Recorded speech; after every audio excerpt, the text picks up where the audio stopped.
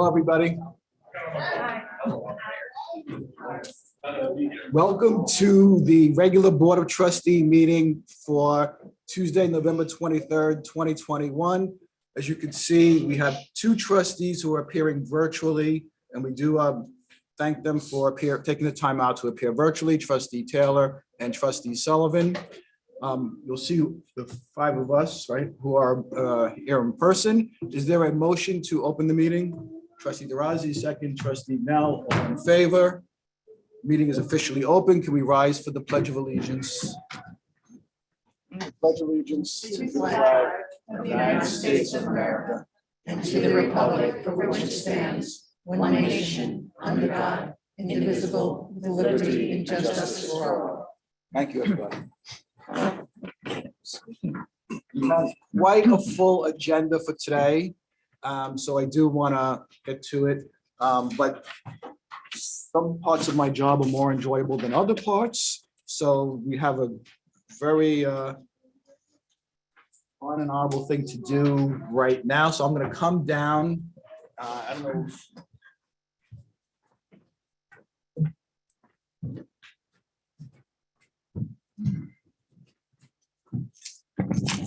we have a proclamation.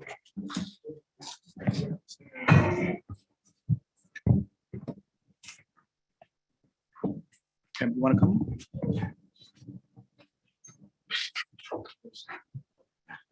Forget about these people. Put your mask on, put your mask off, whatever you feel comfortable doing. If you want, I'll put mine I'm on. so vaccinated thanks to this village that no germ ones. So we have one of the great Dobbs Ferry residents, certainly in my time in Dobbs Ferry. This is a man that's been to every event. He is the lifeblood of the American Legion. Without him, I don't know if we would even have Memorial Day parades, Veteran Day parades. Him and his wife, Pam, make it happen. So it's my pleasure. They are being, well, he's being honored, but Pam, I think you should be honored also. He is being honored with the Westchester Hall of Fame. And we have given, in light of that, we are also having a proclamation for the man. And I just want to read a little bit about it and say, whereas the village of Dobbs Ferry has no greater spirit than those who give back to the community, and whereas Commander of American Legion Post 1048, William Bill Florin, has been overseeing the rebuilding project of the American Legion building, which collapsed 8 years ago, and Bill helps coordinate the Memorial Day and Veterans Day ceremonies in the village. Whereas as a member of the Rotary Club, Bill organizes the Toys for Tots drive during the holiday season, whereas each year Bill gives a Flag Day program to the students of Springhurst Elementary School so the children can learn an appreciation of our history.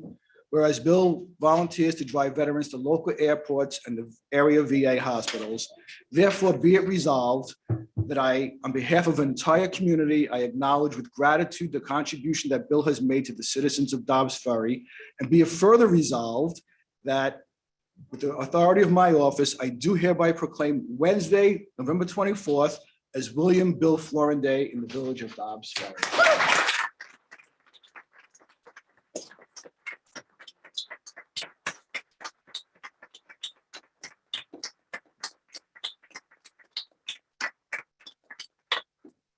Thank you, Mayor. Thank you from all the people of Dobbs Ferry. Gee whiz, you know, I've been resident for 55 years. Pam and I started off in Yonkers, but at a very early age of third and fourth grade, I was in uniform.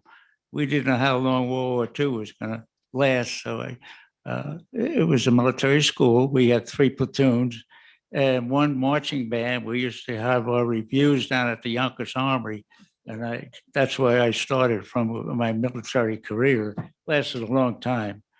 So I was in the Cub Scouts and the Boy Scouts and then the band. And I had 2 more years to go in high school, and I enlisted voluntarily for 8 years in the Army National Guard and got a part-time career out of it. The best part-time job I ever had. So what if I got called active duty a few times? Pam and I were only married 5 weeks, and I got called up for the Berlin crisis. At the end of that, 29 years later, she got me a chunk of that wall that came down. So I have it home someplace. Anyway, the most exciting day of the week of the year was when George Sweetlicky was the music director up in Springhurst. And he would invite me up to give a presentation of the flag. And it was so great because the Harmoniers would sing all patriotic songs, and the women organized that the students would sing also. And it was a great time. It was always June 14th, because that's Flag Day. And I was always very patriotic, and I love that stuff. So, especially teaching little kids. Anyway, thank you again. Thank you.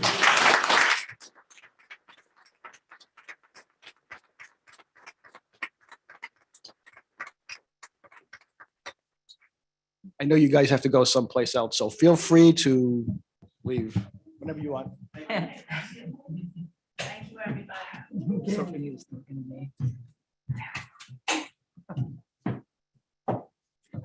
Back and forth. You should stay down there. We have a number of appointments today, and I'm happy to say that we're going to appoint a permanent village administrator. I don't know, is she online?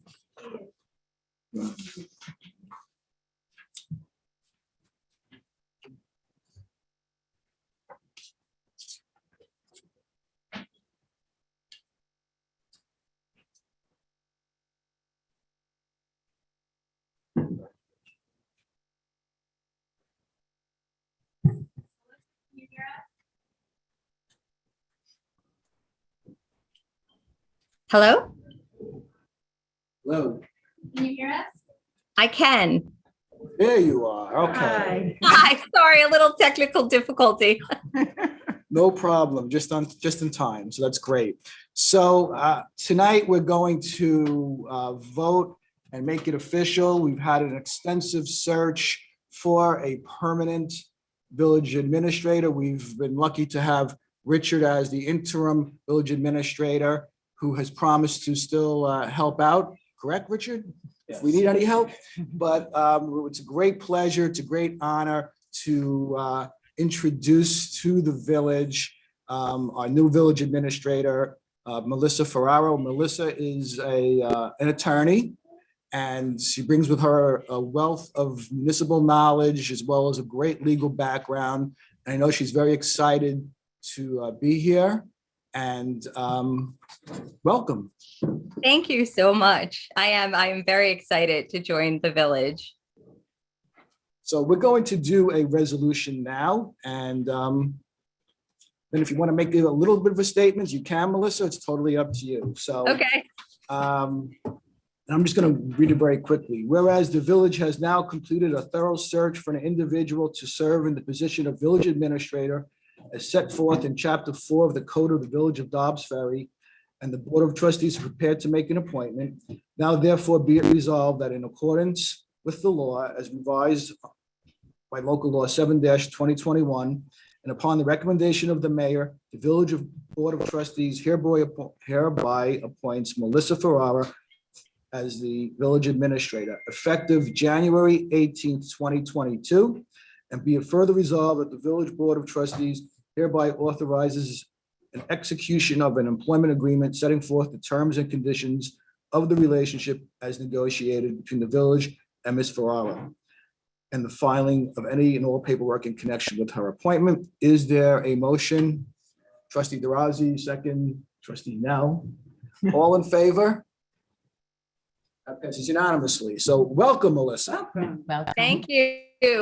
Thank you so much. I'm so excited to join the village, and I look forward to serving the community. I apologize for not being there live tonight. I had previously had a vacation scheduled with my family in North Carolina for Thanksgiving. So I'm not able to attend in person, but I'm very excited to join the village and become part of the community.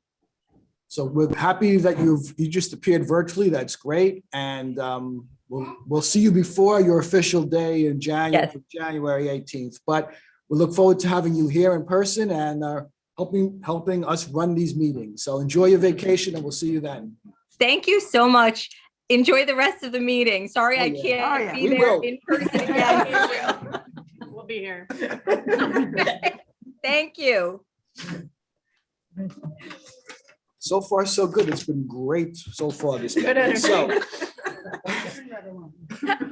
energy. we now have two other appointments, also very happy occasions. And let me just do the resolutions first, then we'll do the signing in. So we have an opening for the lieutenant position. Chief, why don't you come up and just talk a little bit about it? I know you wrote a letter to us explaining it, but if you could just tell us all.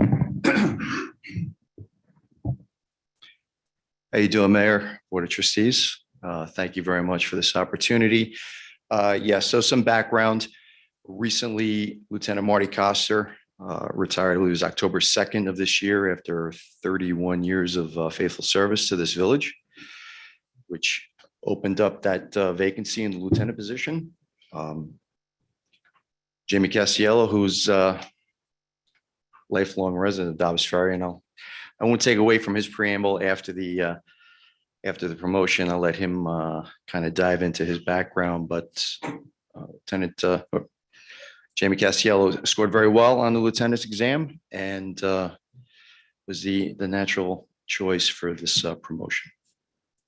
Thank you, Chief. So is there a motion to appoint Jamie Costiello as police lieutenant, probationary permanent of promotional eligible list at an annual salary of $155,843 effective on November 24th, 2021? Is there a motion? Trustee Now, Trustee DeRozzi, second. All in favor? We're gonna have them all. That passes Getting it all unanimously. tonight. I'll come on down and swear you guys. Do you want to do the other guy at the same time? Stay like, do you want to do the other guy at the same time so you can stay down there? But I'm gonna- Okay.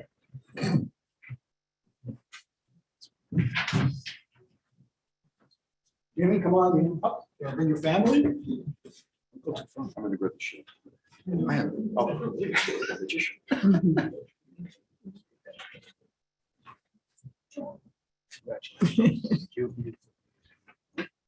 Congratulations.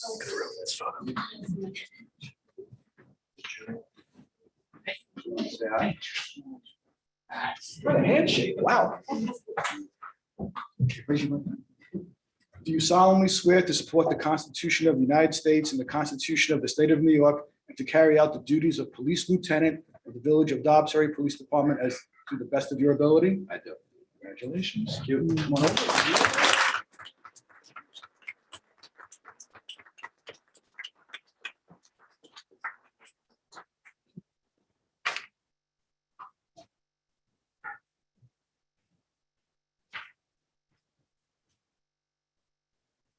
It's always the longest minute, right? Everyone hoping. Did you know you were gonna do this? That's good. Congratulations. A big round of applause.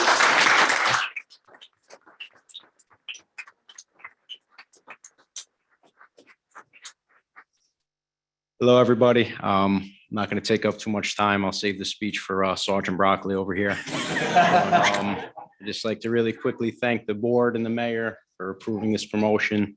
I'd like to thank you, Chief Guevara, for always having confidence in me and pushing me to be better. I'd like to thank all my coworkers. You guys make my job as a supervisor easy. And most importantly, I'd like to thank all my family. You know, you guys have always been so supportive and understanding this career and everything that comes with it. So thank you. I love you guys. wife Evelise is here with my son Julian, who came up, my brother John, my crazy little nephew Luca right there, my sister-in-law Allie, my mother Charlene, and my father Mario. That's great. Why don't you all come up, we'll take a picture.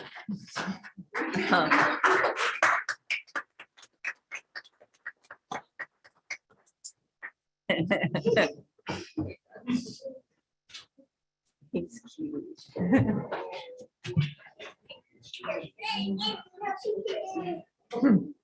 Just look at her around.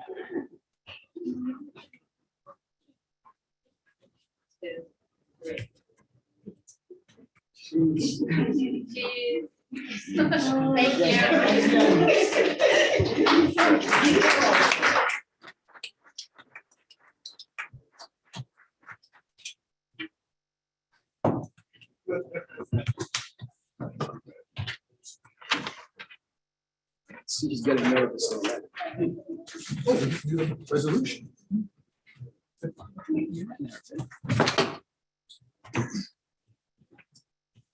So, and Chief, why don't you explain why we have to, what the next step is? Thank you, Mayor. Thank you, Board of Trustees. So as we, with the recent promotion of Sergeant Jamie Castiello to Lieutenant, we now have a vacancy in our sergeant structure. So with that being said, John Broccoli did score #1 on the recent sergeant's exam that came out recently. And I felt that it was a natural choice.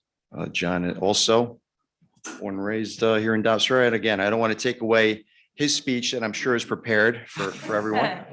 But this is a great day for the police department and the village as a whole. So I thank you all very much. Okay, so let's make it official. Is there a motion to appoint John Broccoli as police sergeant contingent / permanent off of promotional eligible list and an annual salary of $139,144 effective November 24th, 2021? Trustee now, second trustee DeRosa. The reason I'm picking on these two is this is their last meeting. They're not running for they haven't run for re-election. Today's their last day. So we're going to make them work.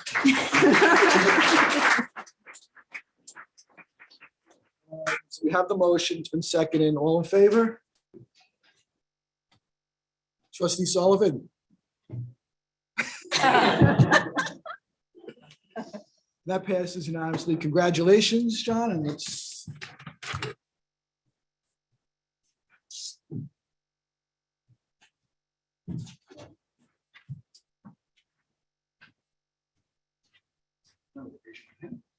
You solemnly swear to support the Constitution of the United States and the Constitution of the State of New York, to carry out the duties of police sergeant of the Village of Dobbs Ferry Police Department to the best of your ability. I do.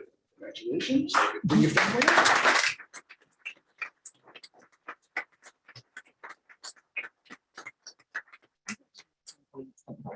Thank you.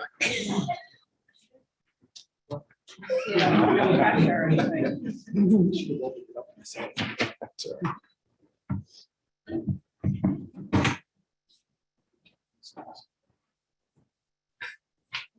The microphone is yours. All right. Don't go anywhere. Thanks, everybody, for making this speech very easy for me. They say it all rolls downhill, so here I am.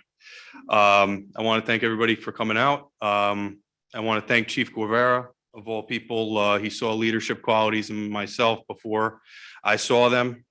I want to thank my wife, Daniela, who constantly challenges me to be the best version of myself. I want to thank my father, John, my mother, Nancy, my sister, Jacqueline. Thank you for keeping me on the straight and narrow. Growing up, you guys were instrumental while I'm standing here today. And I want to thank all my coworkers for coming out and showing their support. And thank you.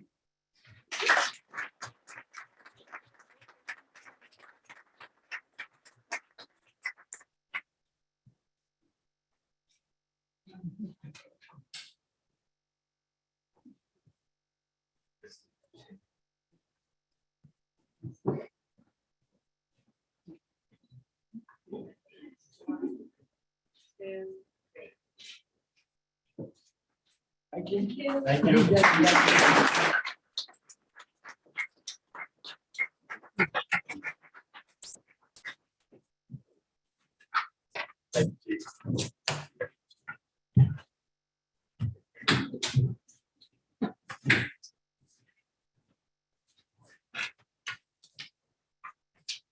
Now's the time for you guys to leave if you want to, because, so. It's about to get fun. You won't be offended. I'd rather see, go celebrate.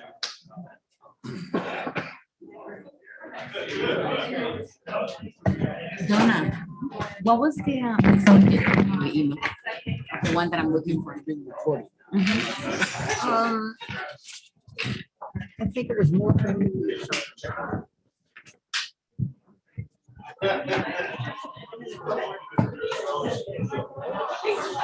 Oh, wait. Yeah. Now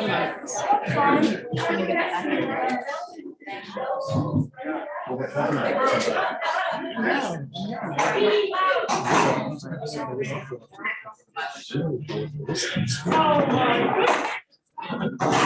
this case, whatever.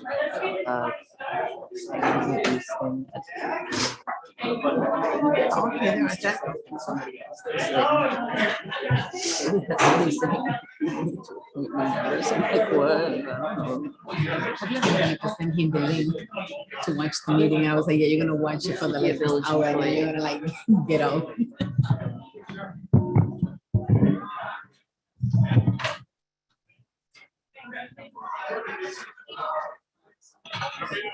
Yep, nothing new here. This is 10:17.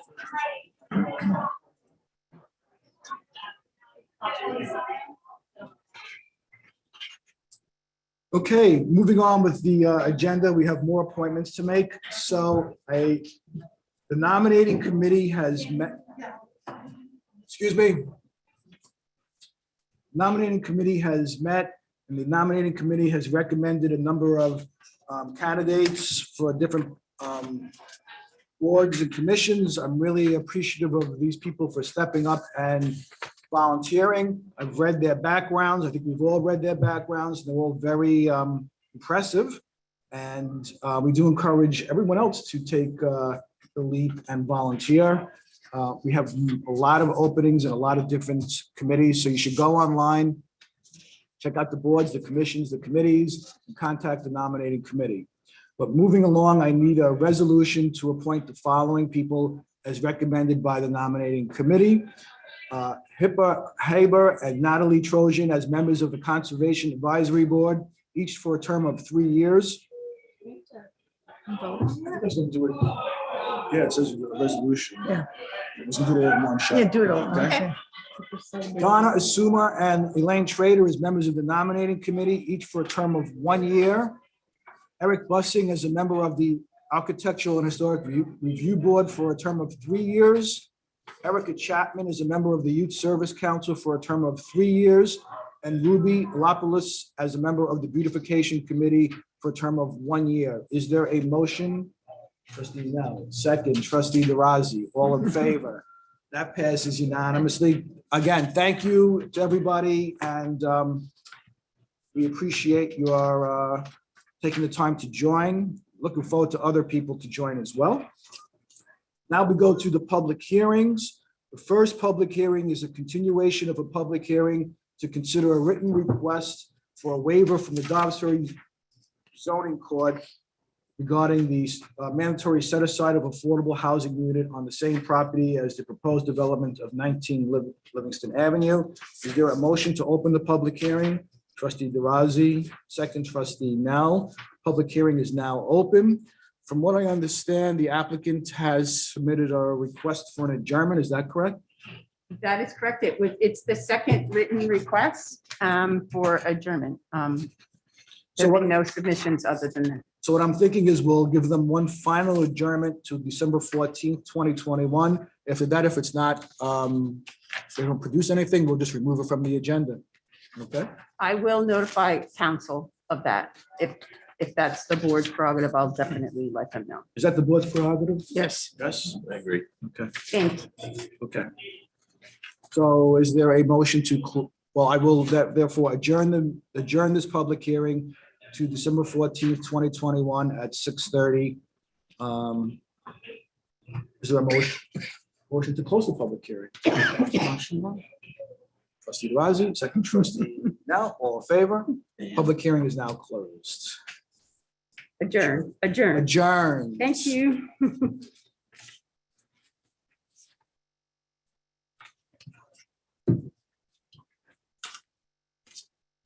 Now we move to public hearing number 2.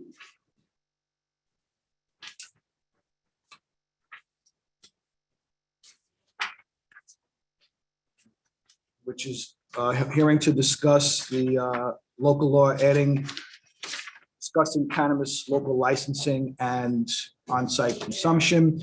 Is there a motion to open this public hearing? Trustee DeRozzi, second trustee Nell, all in favor.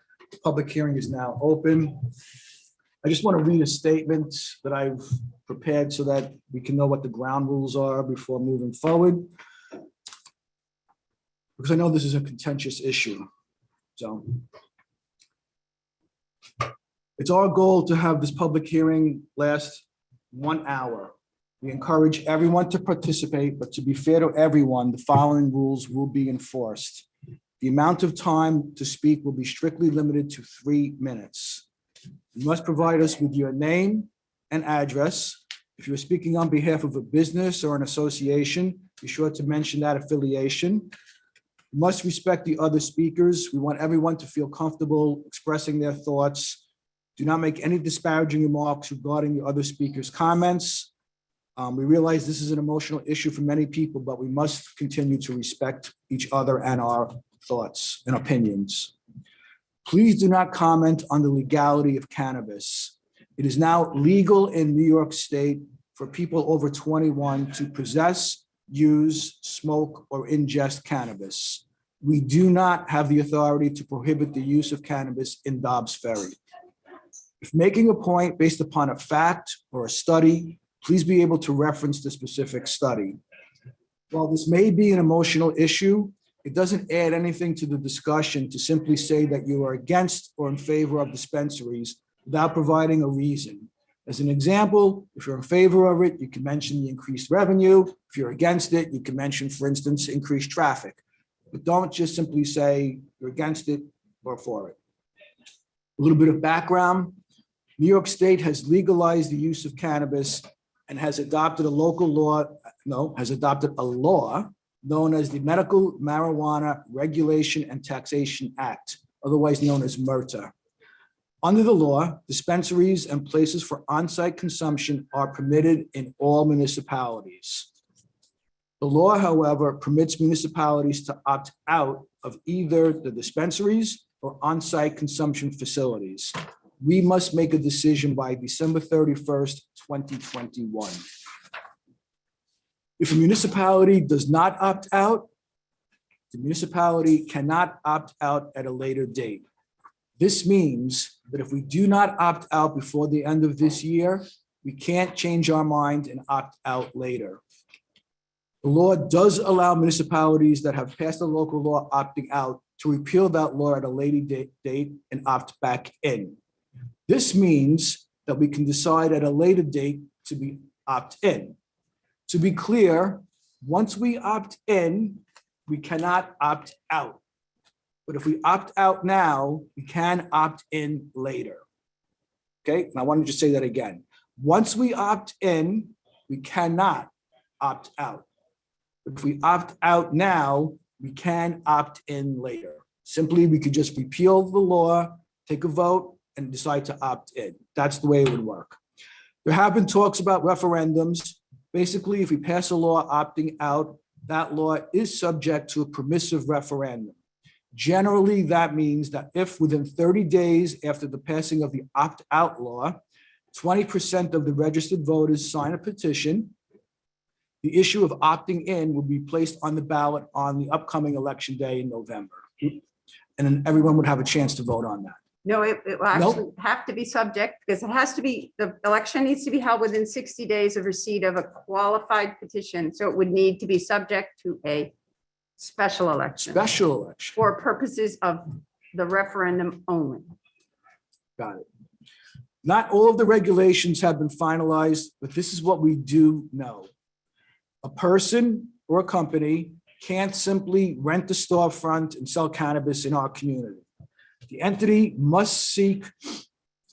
seeking to sell cannabis or allow on-site consumption must apply for a license to be issued by New York State. MRTA, that's the law, created the Cannabis Control Board. That board is made up of 5 members. They are responsible for drafting the rules and regulations implementing the law. The public is permitted to submit comments regarding the proposed rules and regulations. The primary job of the CCB, Cannabis Control Board, will be the issuance of licenses. The following criteria must be considered by this board, the CCB, in determining whether to approve an applicant for a license. They will review the applicant's finances. They will look for evidence of good moral character and the number of licenses that are already granted within the community.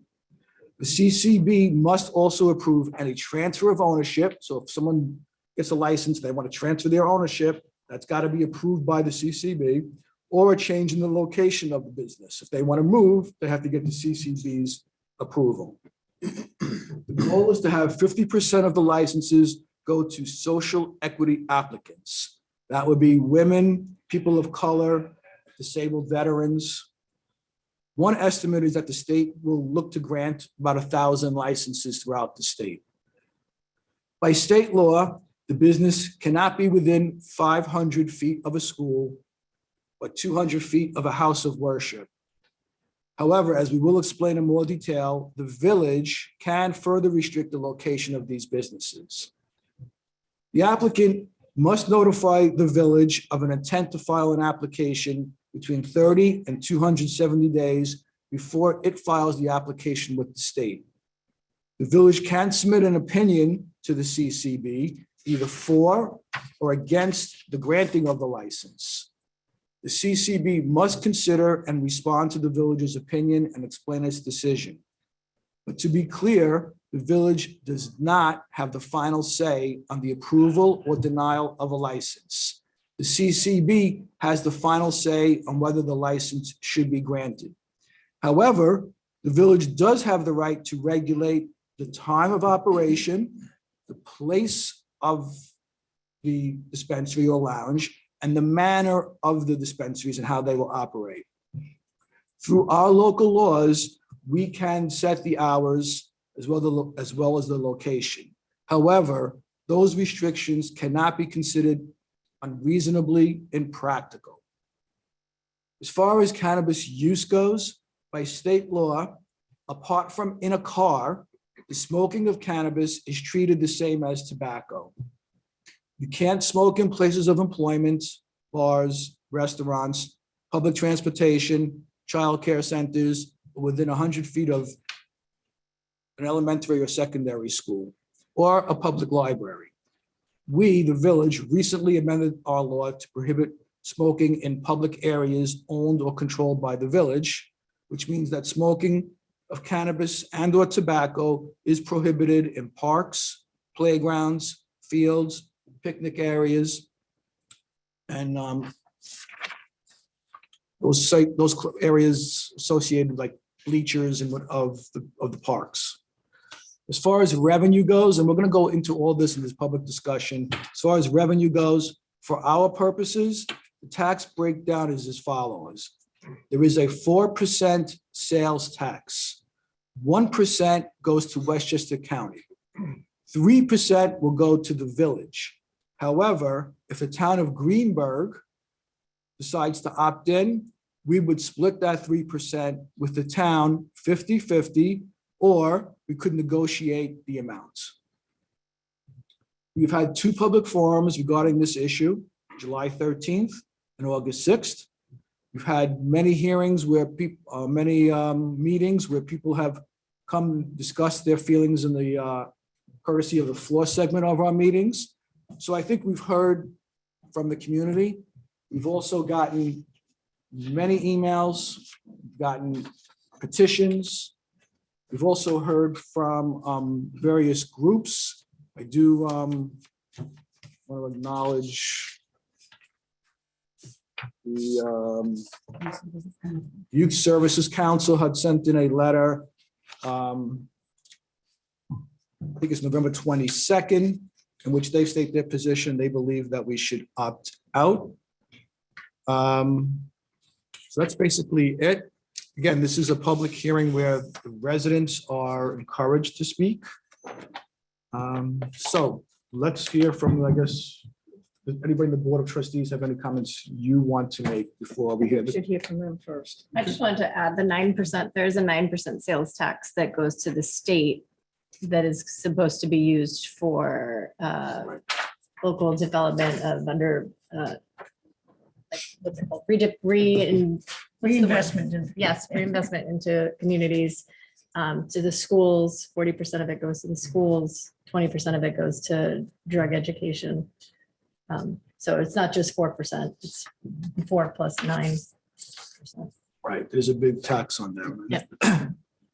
And just make sure that your record is complete. We are incorporating all of the comments received to date into the record. So that is included in today's hearing for purposes of your decision making. You've heard all those comments, you've accepted all those comments. So all of the testimony and written comments you've received to date will be included in the record for this decision. Yes, and that's, I just want to make clear, although we may not have acknowledged everybody's email and submissions, we have read them. The sheer volume is tremendous, but I can assure you that we've taken the time to read them. And I know I appreciate the fact that some people sent attachments or links that we could go and look at, either videos or studies that we have looked at. And anything else that any of the trustees want to add at this particular time? Okay. Anybody?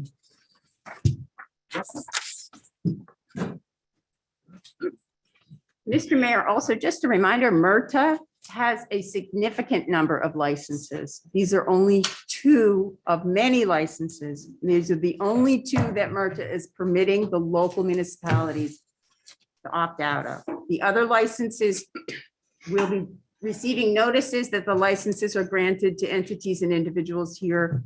There are many aspects of the industry that will be licensed and will be permitted in your community, but you do not have the option under MRTA. Only 2. Section 103 allows these 2 only for you to opt out of. Yeah, and I saw that some of that be like delivery, they have delivery of cannabis, so the delivery can be made to your house, I guess, right? From different- Delivery, right? transport, cultivation. I mean, there are many aspects of the industry itself that will be in your community. It's just these 2 of, I think there's 17 total. Isn't the delivery active as we speak right now still?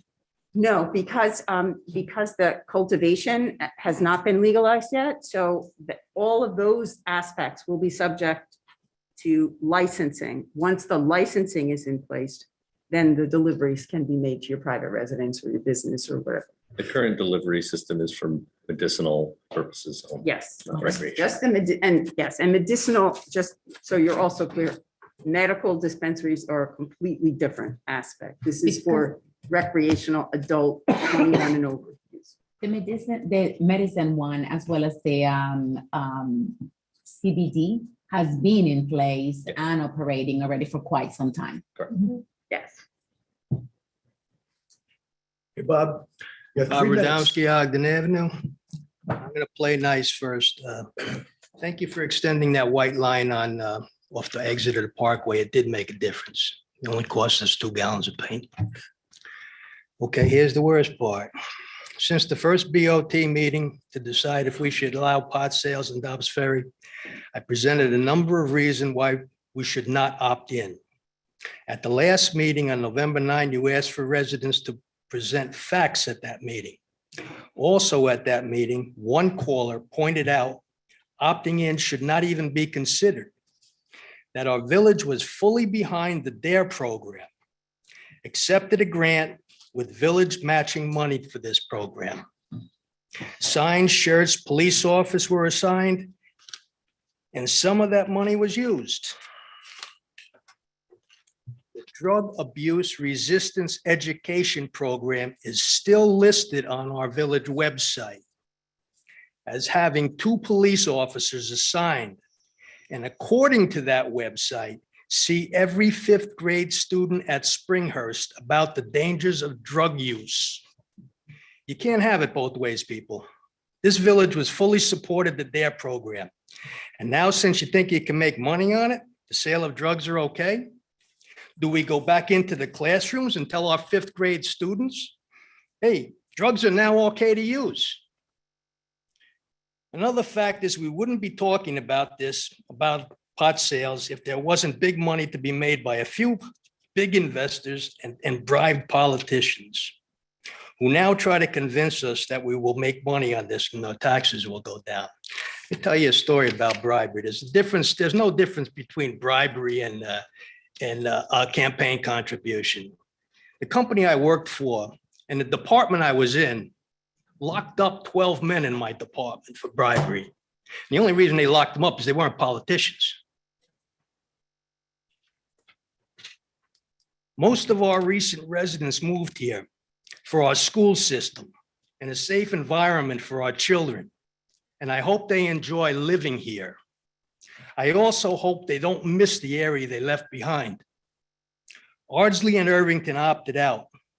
And for all our residents that need this, Hastings opted in and is only a mile away. Don't destroy our village. There's no reason to now. Hastings is there. I was born and raised in Hastings. It was a great place to grow up in. When Anaconda closed, it went downhill. I don't remember seeing such a downward slide in this country in a short period of time, and we don't have to be part of it. Before seeing the effects, you can't defend a decision to opt in before seeing the effects it has on other municipalities. 3 minutes. I'll give you 30 seconds more. Okay, I'm just about done. Good. That decided to opt in. And I don't think any of the outgoing trustees should vote on this. Stay and take the heat. Thank you. Anybody?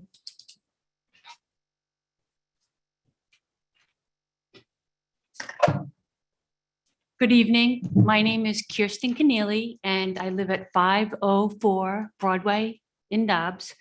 And I'm here this evening to urge you to please opt out of both recreational dispensaries and on-site consumption lounges in the village. The New York State Cannabis Control Board has not yet published final regulations about precisely how this law will be enacted. Opting in before New York State regulations final regs are in place is like agreeing to start using a credit card and telling the bank, it's okay. I have no idea what I'm signing on for, but I'm agreeing, you just send me the terms and conditions in 6 months, a year, 24 months. Opting in also undermines the longstanding, excellent, ongoing work of the student assistance counselor in the Dobbs Ferry High School and the Dobbs Ferry Youth Services Council Coalition. It also undermines the purpose of the DARE program and the very recently launched school districts initiative, Prevention Needs Assessment with Bach Harrison. Finally, Dobbs Ferry's very own school district physician, Pediatrics on Hudson, sent a letter urging this Board of Trustees to please opt out. Efficient, impactful, and coordinated stewardship of the village's resources requires a strong opt-out position. Thank you.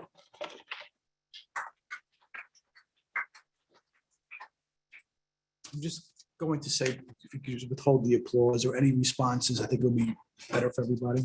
Anybody else? Mayor, can you ask the people online not to use the chat to comment? Can we stop that anyway or no?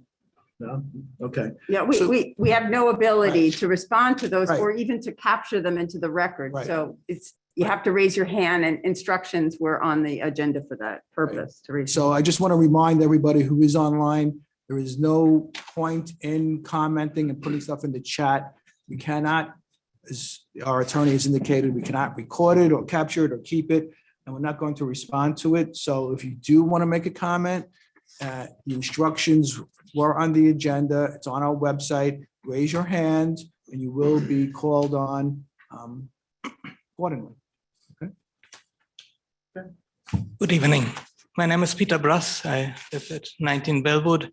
I moved here to Dobbs Ferry 9 years ago, and I moved here like many other parents because it is a good place to bring up my children.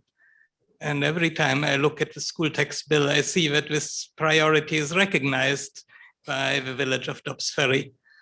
And so I think I ask you, Mayor Rosillo, honorable trustees, to opt out because it would make Dobbs Ferry a less good place for our children. Would also reduce the value of our homes. But the only thing in favor of making cannabis more available here, apart from those who are using cannabis themselves, that I heard at these meetings is the added income to the village. At some point, a number of $40,000 was mentioned. Now we just appointed a police sergeant for $139,000.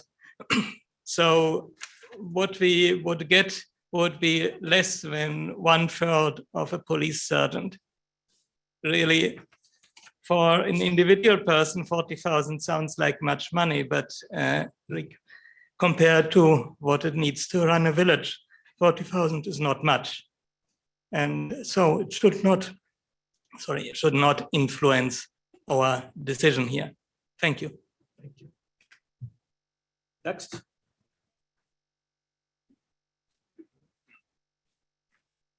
Mr. Mayor, trustees, Chris Frizziello, 74 Briary Road. I've lived in Dobbs Ferry for 21 years. My kids are in a school system. I've been running my business here for the last 20 years. And just because something is legal doesn't make it right. Each and every one of you know, unless your head's been in the sand, what a toilet this place can turn into if you start getting the trash running through the town. It's going to come to a pot dispensary, legal or illegal. Oh, I'm sorry, legal or medicinal, either one, recreational or medicinal.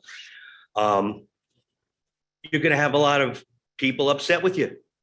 You're going to have to see these people in the store and in the street if you vote for it, and they're not going to be happy. It's not a threat, it's just the way it is. I think you all know it.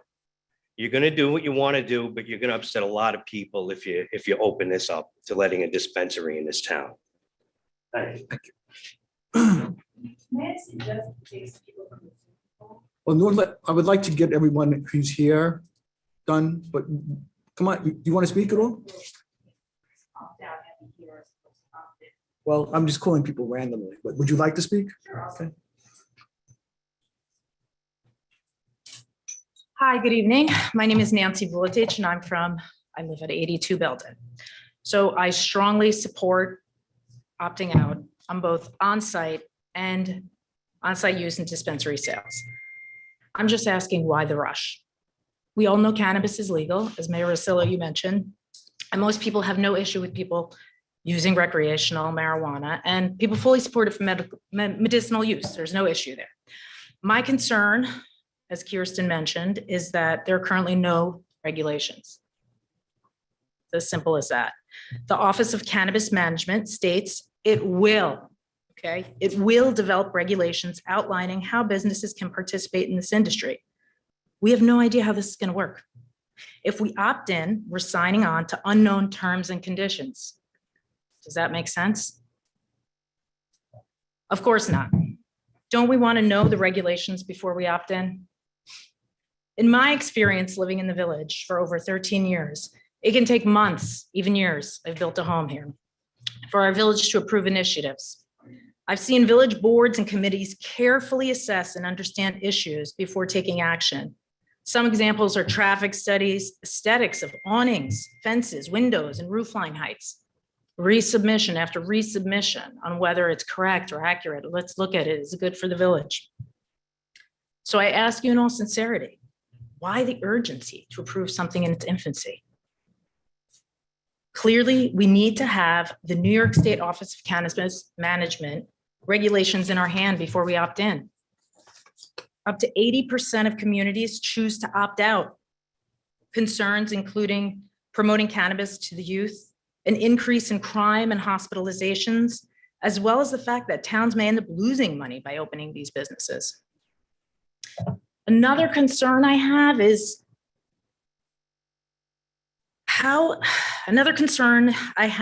are we being fair to the residents who live in the commercial areas of this village? It's very easy for someone who lives in Riverview Manor or Belden Park to think having a dispensary and a lounge in town is a great idea. They're not in the middle of town, easy, from their backyards, their lawns, so on and so forth. But is it fair and equitable to our neighbors downtown? How will their lives be affected by these establishments? These residents will have evidence-based negative consequences of cannabis sales thrust upon them. This is something you should consider. Many people move to Dobbs Ferry for our great schools. Sometimes their budget may only allow them to live in apartments downtown. An opt-in policy undermines the village's demonstrated commitment and effort to advance inclusion and equity of all community members. I urge you to uphold your oath to serve the community of Dobbs Ferry as responsibly as possible and opt out until we have the New York State regulations in hand. I also want to add that this issue may further divide our community. If we just wait and see and get the regulations, we can revisit this. We really don't need any more division in this world. And lastly, I just want to confirm that you all received the letters from both Dr. Lisa Brady and Dr. Huff, the medical director of the Dobbs Ferry Schools. Were you able to get those? Okay, just want to put that on the record. And at the same time, I want to thank you for all you do. We really appreciate it. I can't imagine that it's an easy job. Thank you very much. Thank you. Anybody else?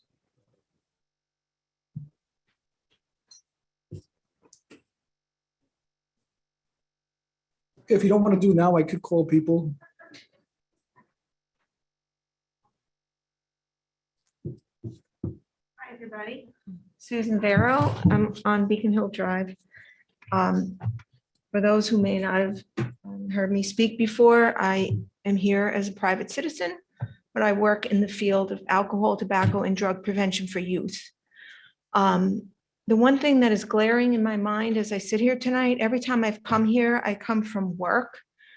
I am rushing to get here. And in the past week alone, I've been called to 3 emergencies with youth with the use of edibles and marijuana. I cannot imagine having dispensaries in this town, knowing as we do, that families come to live here to have an environment that's free and safe from influences that could lead their kids towards harm. There's a lot of harm out there.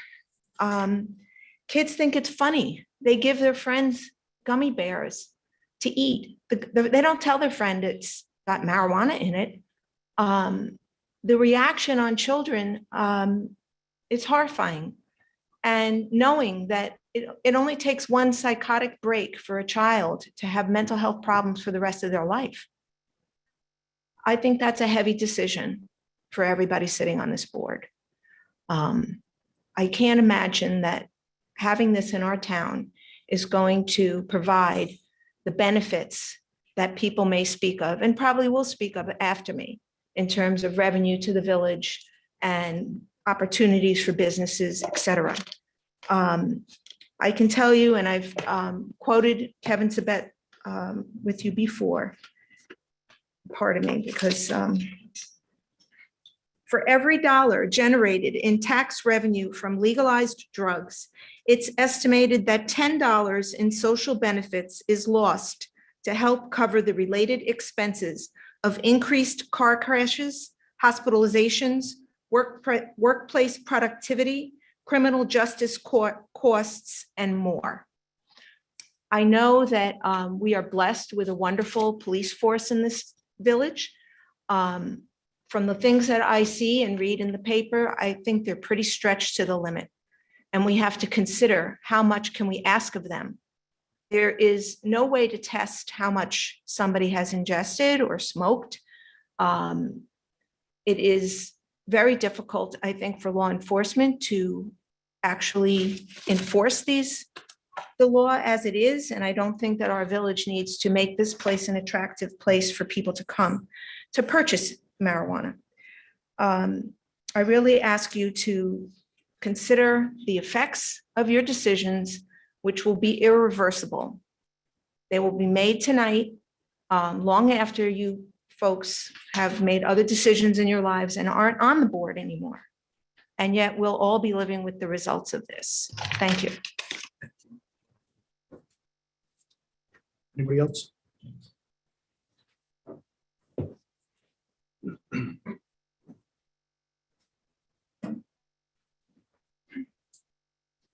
Good evening. My name is John Moss. I live at 111 South Lawn Avenue. I've been in Dobbs Ferry for about 12 years. I think my wife sent a rather impassioned letter earlier. And for what it's worth, I sit on the Zoning Board of Appeals here. So some context. I think a fair question here is one of what is Dobbs Ferry's calling card? How do we want to present ourselves? Why do people find our town attractive, and how do we want to present ourselves to others? It seems to me that the question is really not one of economics. I mean, careful control of economics and the money in the village is important. But it's the primary concern here is really not about making money for the village through tax revenue. And it's really not about preventing access. As it's been said, Hastings is right there. It's not going to be hard to get. If my 15-year-old wants it, he'll be able to find it. But it is a message. It is about a message being sent by our community. It's hard to raise our kids today because we have little control over the messages that are reaching them from all sides. I find that my wife and I are constantly trying to explain to our kids what's going on, but most importantly, what those goings on actually mean. So it seems to me that the message that's sent not only by the mayor and the Board of Trustees, but importantly, the parental community by allowing dispensaries is one of normalization, and that not only is its use no longer controversial, but that it's safe. Kids do what I refer to as the short math on issues like this. Unless guided by parents, they typically opt for the less nuanced conclusion. No child is going to bother knowing, let alone being comforted by the fact that the state prevents locating a dispensary within 500 feet of where they go to school and why that's the case. But kids get the message of safety and normalizations through so many other channels. And the use of marijuana is permitted and will slowly be normalized over time. But that leaves an opening for a strong counterpoint, I think, to be made by Dobbs Ferry. The marijuana use is still controlled by age limits for a reason, and that those limits should be respected, and that its use requires second thought. Thank you. Thank you, John. Anybody else?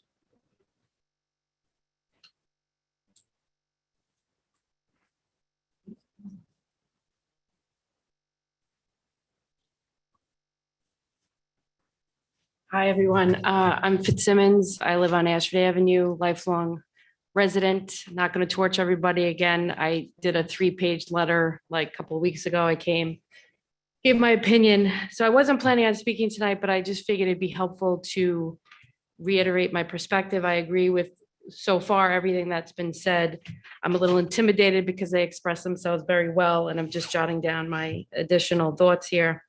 But I do want to say, I come from a family of law enforcement, and I have some members in the Yonkers Police Department, and they have dispensaries in Yonkers. And I wish I had some like hard facts or numbers to share, but I can tell you that since they put in those dispensaries, there's been an increase in crime.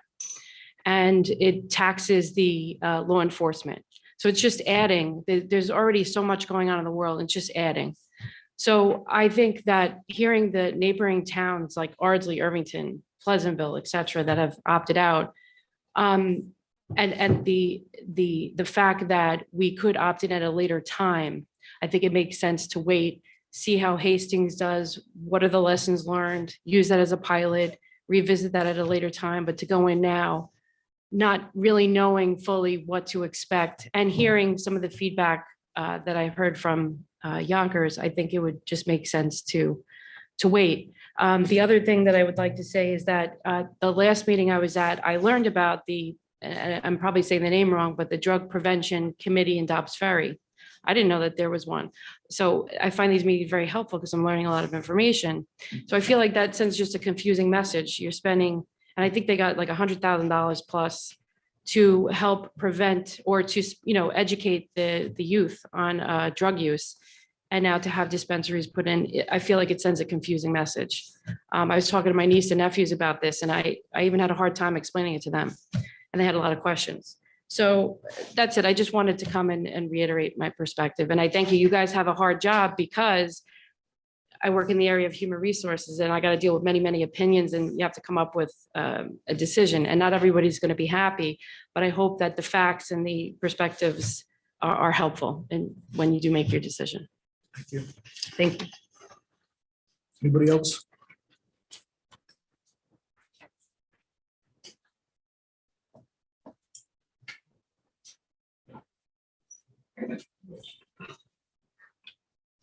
Justin Curian, 32 Haynes Avenue. Okay, good evening, Mayor, and the board.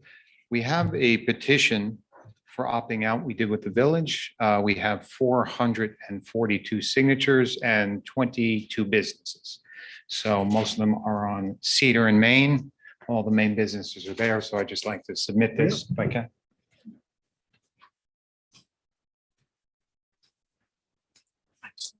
Names and comments.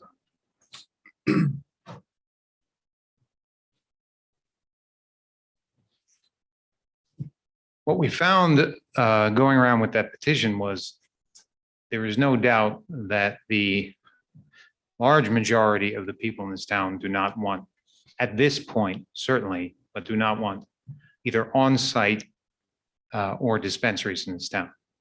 You can see that through the petition.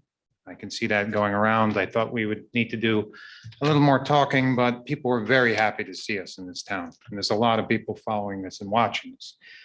And there's a reason up to 80% of communities are opting out. There's a reason. And the reason for that is obviously there are many reasons. One is a lot of people don't realize, but these businesses are cash only. You set up a dispensary or on-site, it's cash only.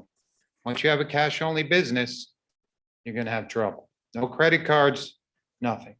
So already you have some question about, nobody here is naive. What happens? Are you reporting your income? There's always an increase in crime when you have cash only businesses.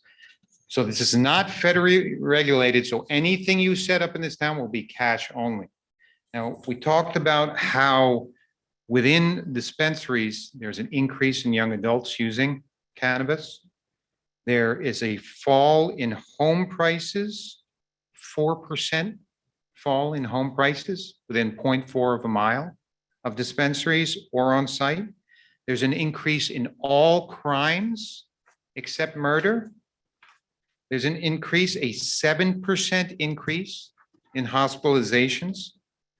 And so, it becomes to the point where the only arguments you'll hear on the other side, you'll see letters and stuff is, well, we're going to make so much money and, we're going to do this and this and that, and we need regulation. But the bottom line is right now, there is no regulation. the control board, the cannabis control board is not functioning yet. So there is no regulation. So a lot of the people opting out are opting out because there's no regulation yet. So unless there's some burning need to open weed shops downtown that we can explain to the community, why is there this huge rush? Let's at least get the cannabis control board in order. Let's see what the rules are. And then we can talk about it and make at least an informed decision. In addition, you'll hear a lot about, well, Then you're over 3 minutes. okay, Are you gonna wrap it up? yeah, And 30 just one other thing, you had referenced, I know you had sent us an email and you had Yes. attached, you had referred, so did you, the study that you just mentioned, is Yeah. that part of the things that you had sent to Yes. us? Okay. That's part of it. Just one other thing, a lot of people talk about, well, it's dangerous in the black market. There might be fentanyl, there might be this on it. The bottom line is when you open these, the black market increases in those areas. Colorado, Oregon, California, when you open a dispensary on site, you have an increase in the black market. So if you don't want unregulated marijuana, you keep these out. The police are against it. We had Dr. Lisa Brady against it. The doctors are against it. School and the community and the businesses and the hardworking police here are against it. So let's show some prudence and a little patience. Let's opt out. Let's calm down and opt out. Let's see what comes down from the state. And then perhaps in the future, we can revisit this again. Thank you. Thank you, Jeff. Okay, let's open it up to the.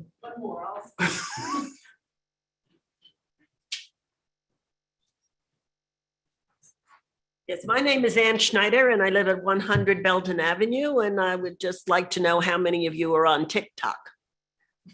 Well, the lady that helps me clean my house, she put it on my phone and I've learned more about it. And it's run by the Chinese, and that they do things to school children, like deface the walls of your school, smack a teacher. I can't believe it. I haven't seen it in print. I'm looking up air fryer recipes and things like that on it, but still, it's something that you should all be aware about. That could this lead to something where it becomes very popular on TikTok? That would be a problem for all of us. Thank you. Okay, let's open it up to people who are online. So I'll leave it to you guys to pick.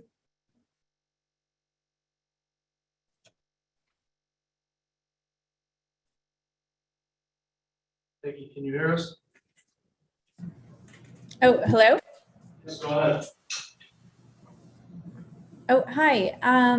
My name is Rebecca Pitts. I live at 5 Orchard Street, and I'm making a public comment today as a representative of our streets Dobbs Ferry on 2 walkability issues. But first, I just want to say as a citizen that I am in support of Dobbs Ferry opting in to cannabis sales. I was actually originally ambivalent about this issue, but the citizen advocacy around this particular issue was really educational for me, and it seems to make good economic sense, and there is a public health benefit when marijuana is regulated. And now in my Our Streets hat, I'd like to share that Our Streets adds its support to the PTSA Safe Routes Committee and the Traffic Committee, and is supportive of a new sidewalk along. Becky, today, right now, we're just talking about the cannabis. You're gonna have to come back for that other issue, okay? Even though it's on the agenda, Yeah, Mayor? no, we're gonna talk about it tonight, but just right now, Oh. the public hearing is just on cannabis. Oh, gotcha. Okay, I'll be up late then. Thanks. Yes, we all are. Okay. Thank you. Sorry. Next.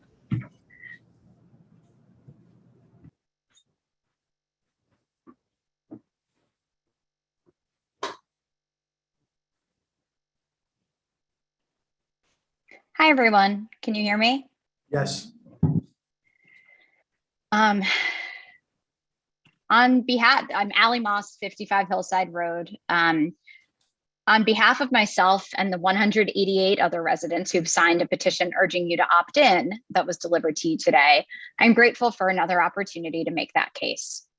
As the mother of 2 young girls, I have, like all parents, tremendous concerns about their health, safety, education, and access to dangerous substances. For those reasons, I keep my laundry detergent and bleach out of reach. I teach my children never to take medicine or any drug without checking with me first. I have communicated with them openly from a very young age about their right to control their own bodies and the meaning of consent. They know not to cross the street without looking both ways. They also know that cigarettes are bad for you, that 2 of their great-grandparents died of lung cancer as a result of smoking. They know that alcohol is a grown-up drink, a potent liquid that requires the judgment of maturity to consume, and that people can become drunk or succumb to alcoholism, though they don't know yet that alcohol contributed to the death of the grandfather they never met. They know, likewise, that cannabis is a product meant only for adults. My husband and I have taught our children to come to us with questions as their curiosity is aroused, whether about sex, drugs, the meaning of life, or what happens when we die. And they do so because we are raising them in an environment where no question is bad, only secrets are bad. And we don't keep secrets in our family. What do kids do when you try to hide something? They seek it out instead. At 8 and 5 years old, that principle applies in my house more to Halloween candy than to cannabis, but the analogy holds for adolescents. We are doing our part at home to instill our values in our children and to educate them with the most up-to-date evidence-based information about various dangers they will face in their lives. I can only hope that the school district is doing the same, and to learn that the DARE program is still in use here is quite concerning. But back to the question, am I afraid of a dispensary opening here in Dobbs? No, not one bit.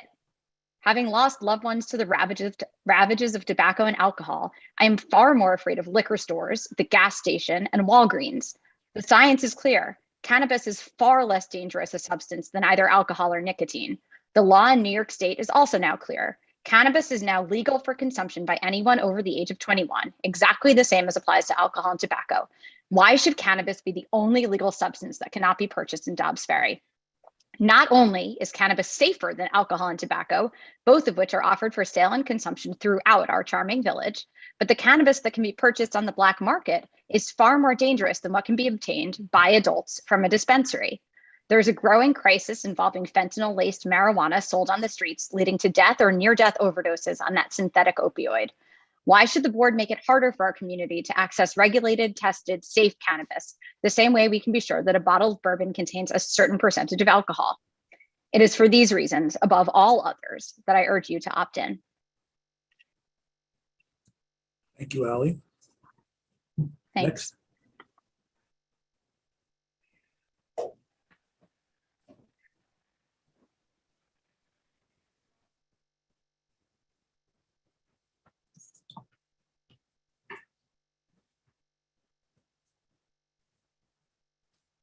Rebecca, can you hear us?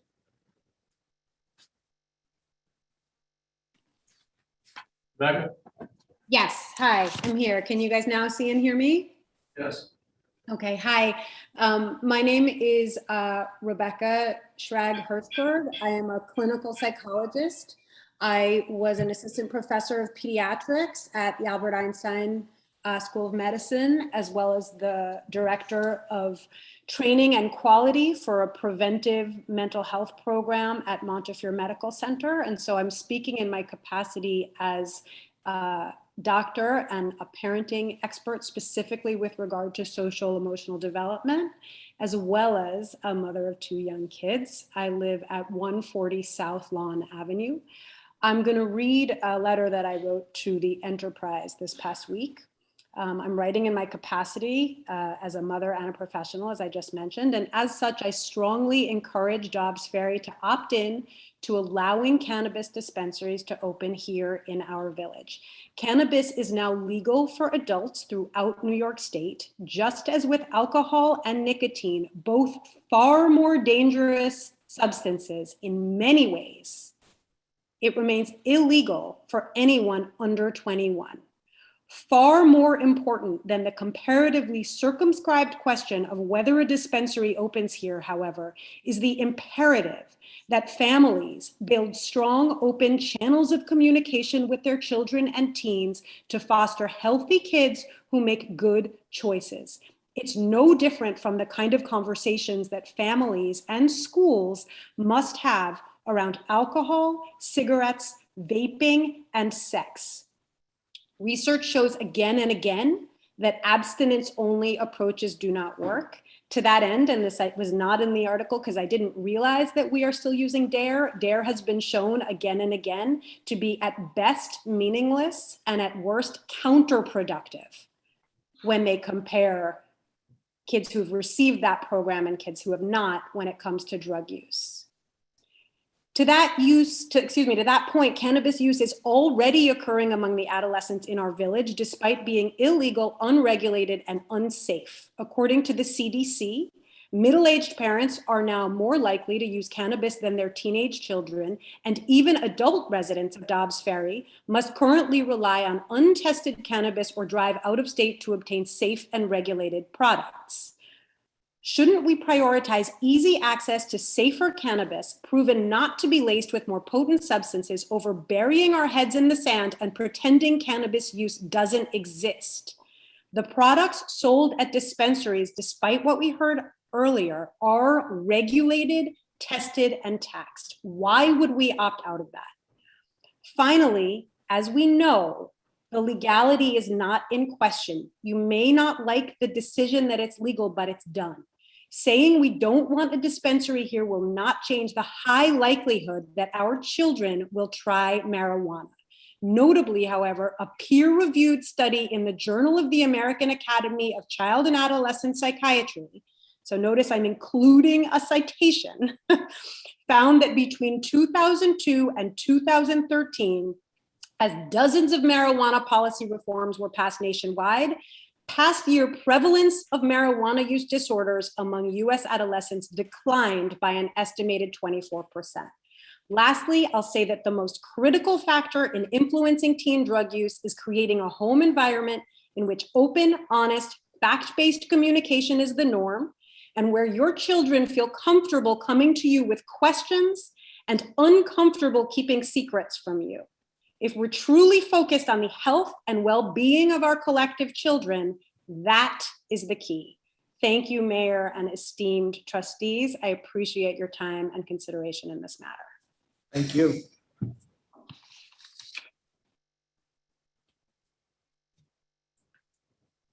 Can you tell how many people are raising their hand? We have 9 left. 9? Okay.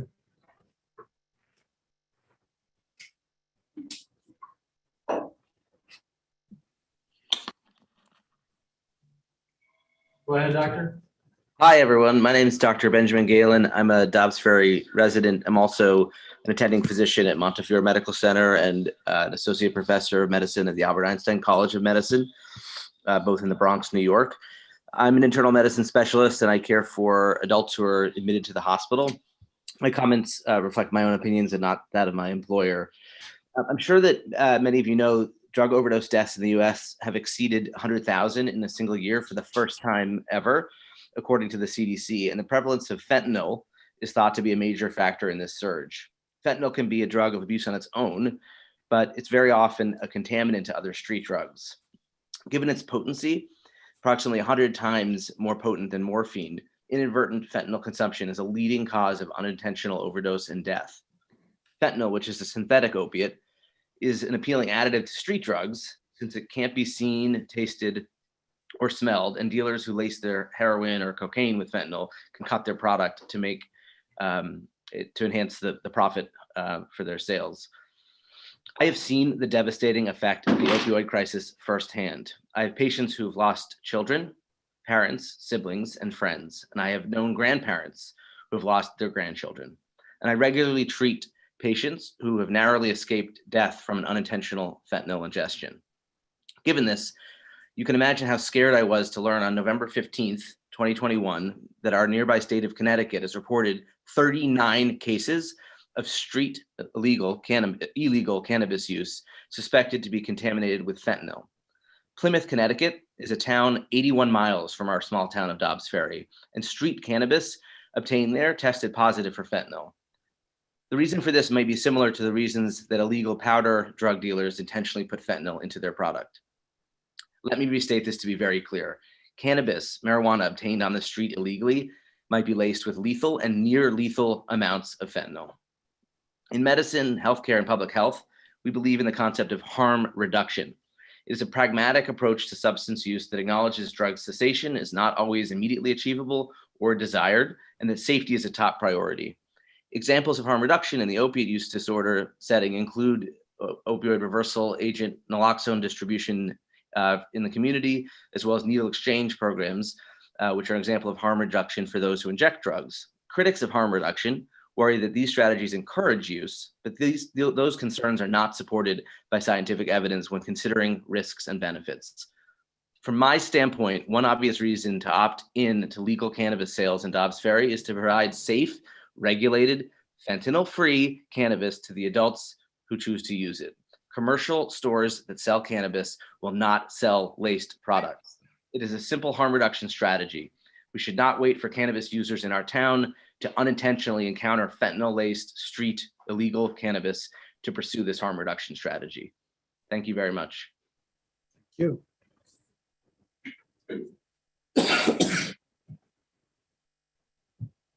Next.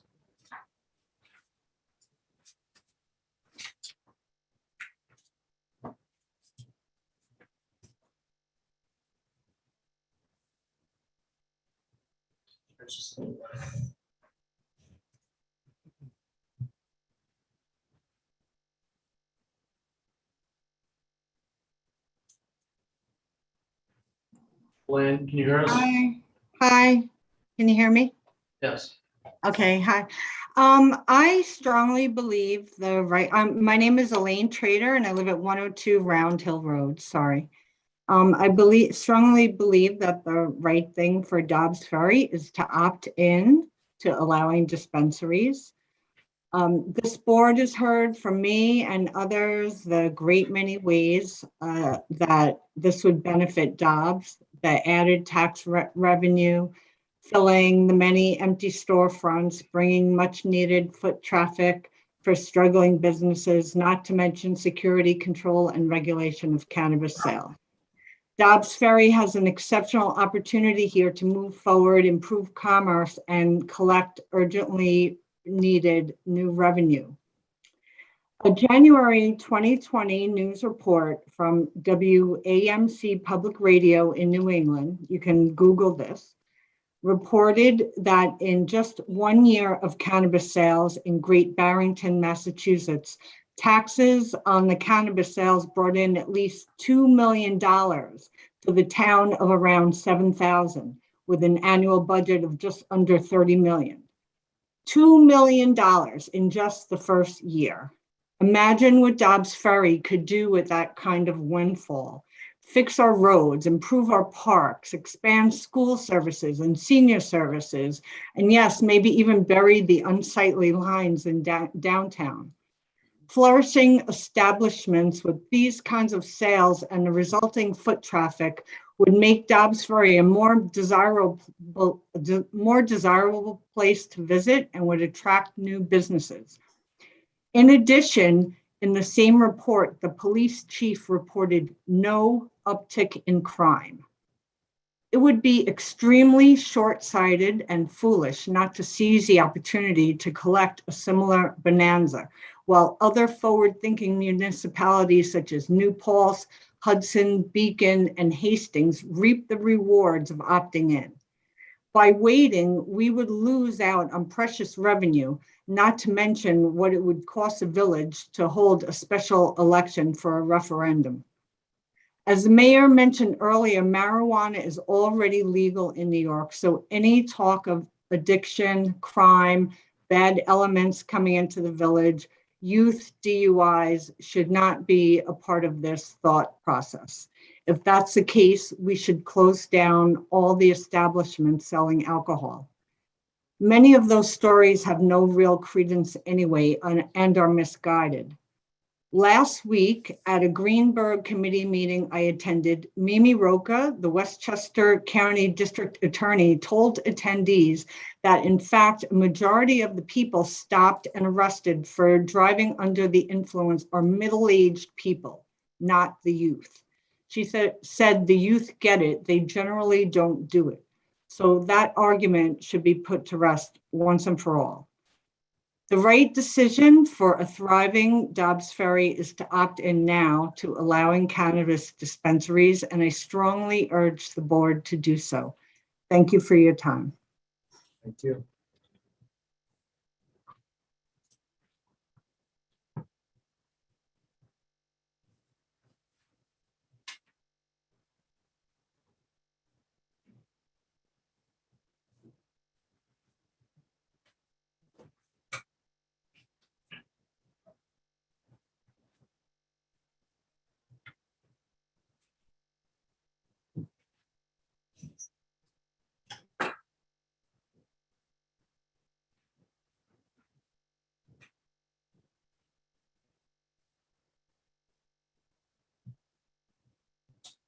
Just takes a while for it to process.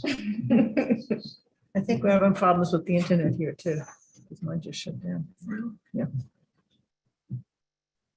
Nicole and Larry, that would be. It's a good phone. Smilo? Sorry if I'm mispronouncing that. Can you hear us?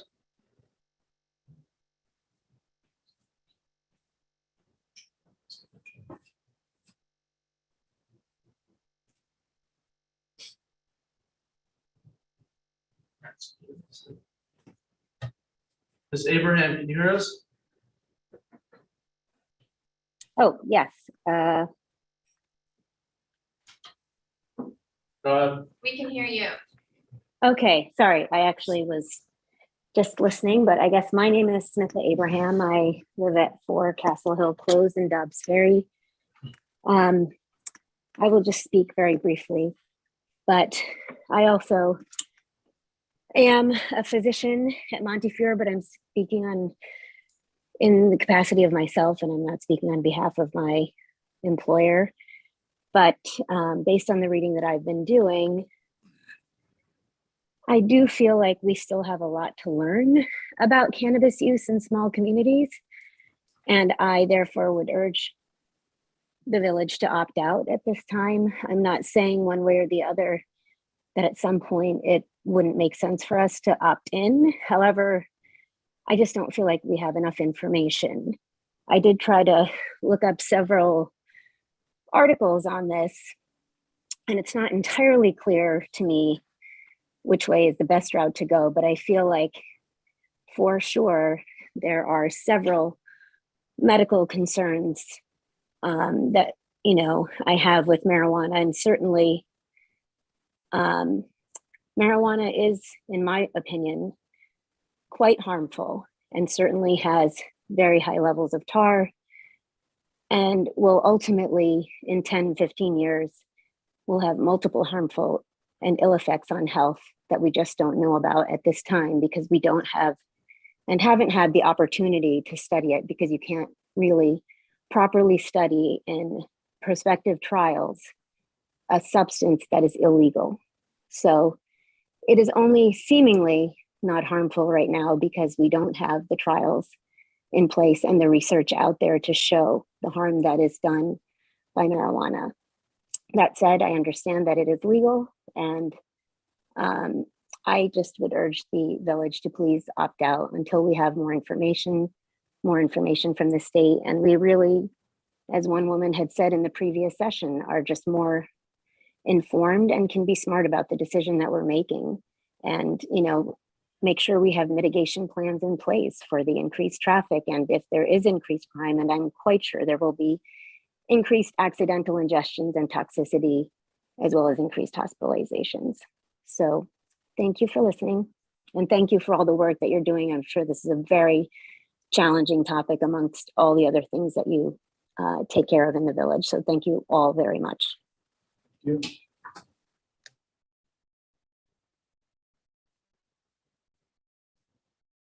How many are left? 8. We had 9. They They just keep coming. They just keep coming. They can come in at any time. We did limit our time period, so. But we can't not allow people to speak, can we? We can, but I wouldn't do that. I wouldn't take any new, Yeah. hands up, but yes, everyone here has spoken. Maybe you did limit it to an hour, so let's see what we can do here. A lot of people are reiterating what they've already said in their written comments, so I just, Okay, the last three. we'll keep going. We'll, we'll. Mark, can you hear us?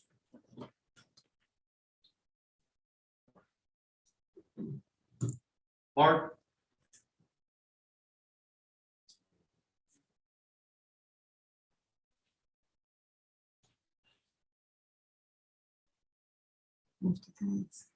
Mark, are you there? I'm asking each of you. Oh, Can't do it for him. All right, move on to this.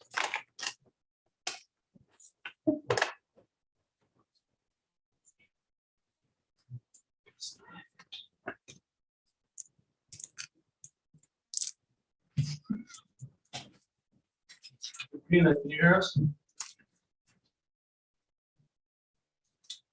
Regina, can you hear us? Yes, I can. Hi.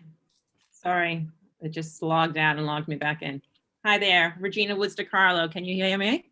We can. Okay. Hello, Mayor Rosillo and the Board of Trustees.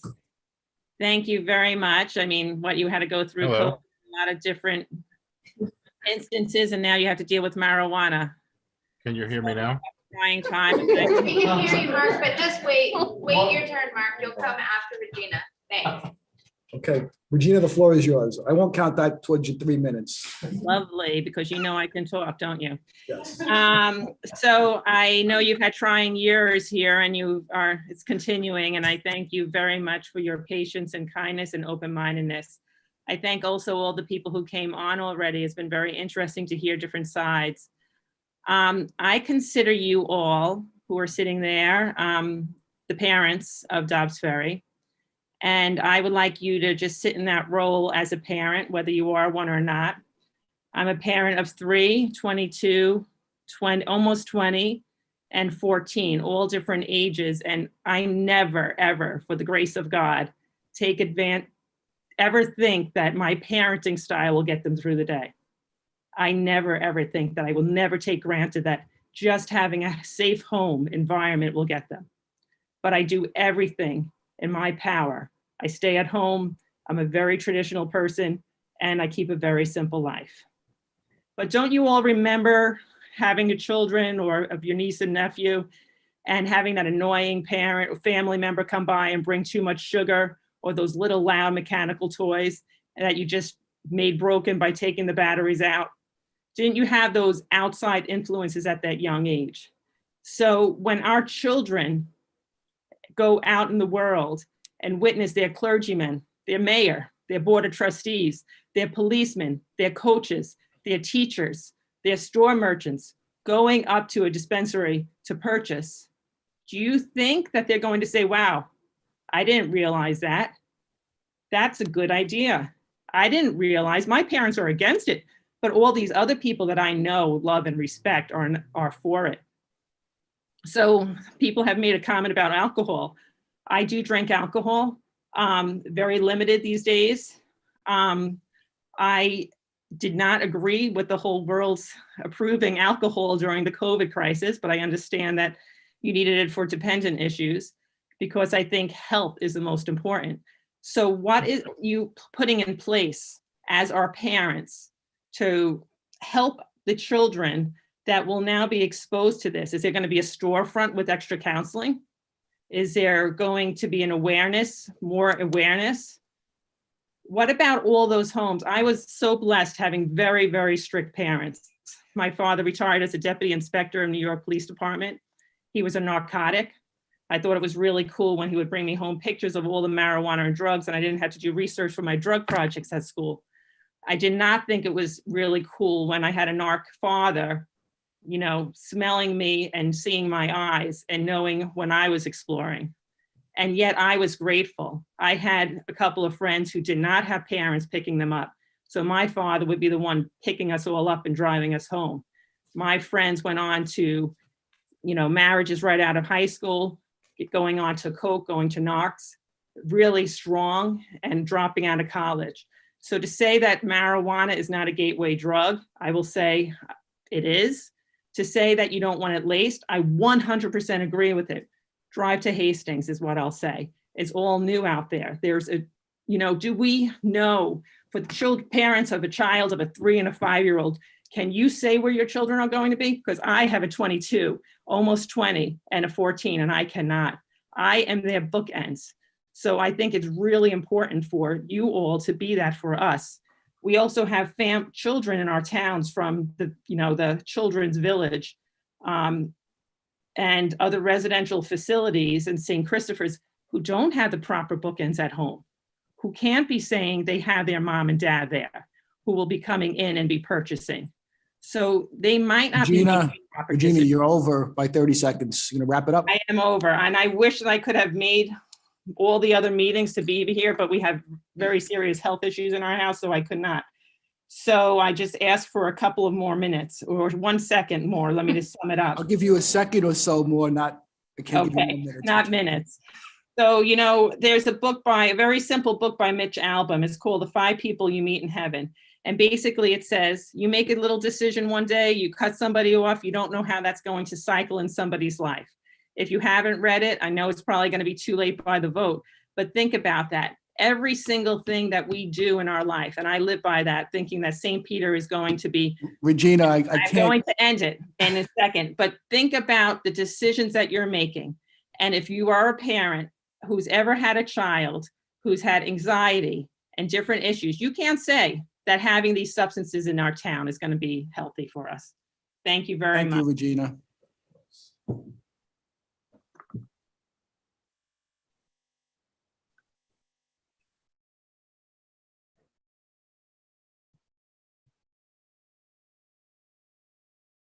Did we lose Mark?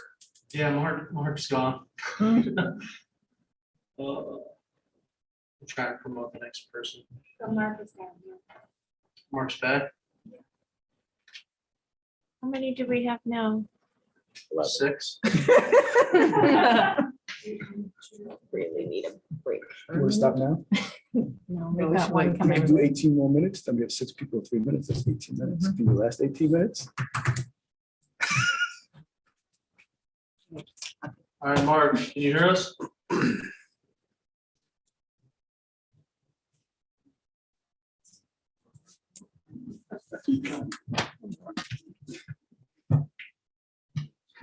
Mark, can you hear us?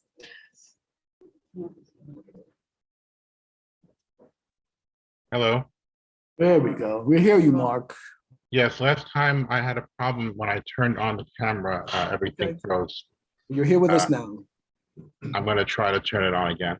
It's okay, we can hear you, Mark, so just get to it, please.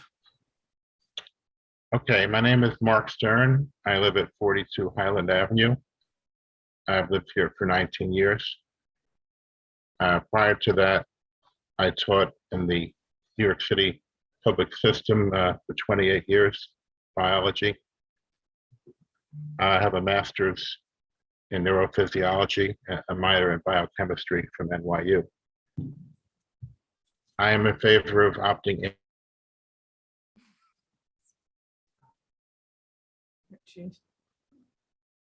You should just go on Mark, you voice. still there? Yeah. You should cut the camera. Oh, here, yes. Did you lose my volume when I turned on the camera? We heard that you wanted to opt in. After that, we didn't hear you. Okay, so you heard most of what I said.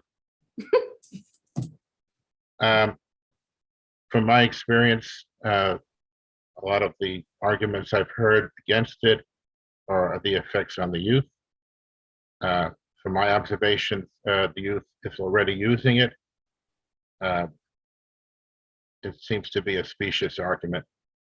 I have been a member of the Youth International Party for 40 years. It was a difficult struggle to get marijuana legalized, and now people are trying to stop access to it. This is an adult issue. This is not an issue that we want to stop kids from using it by not having a dispensary.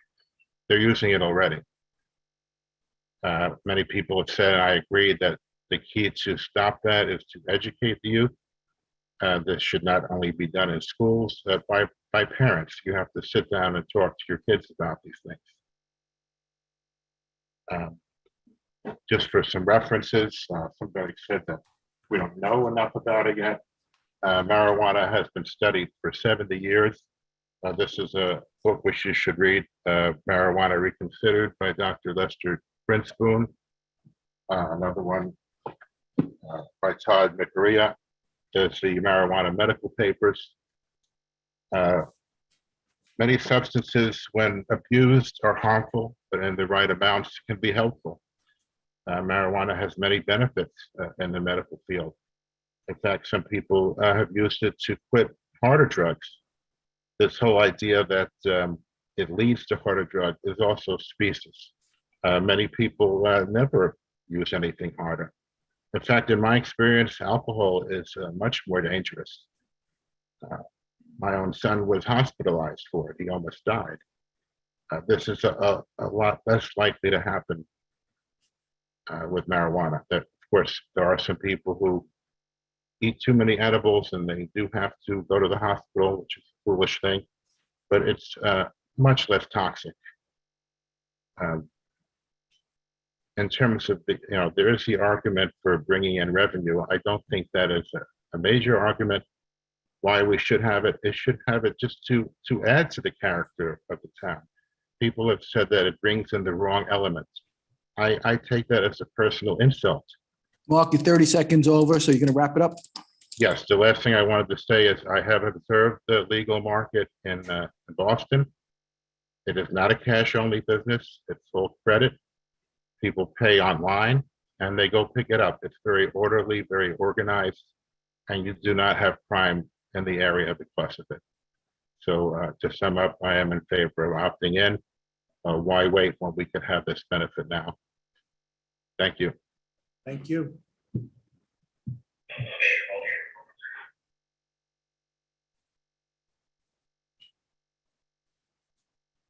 Mary, can you hear us? Yes, I can hear you.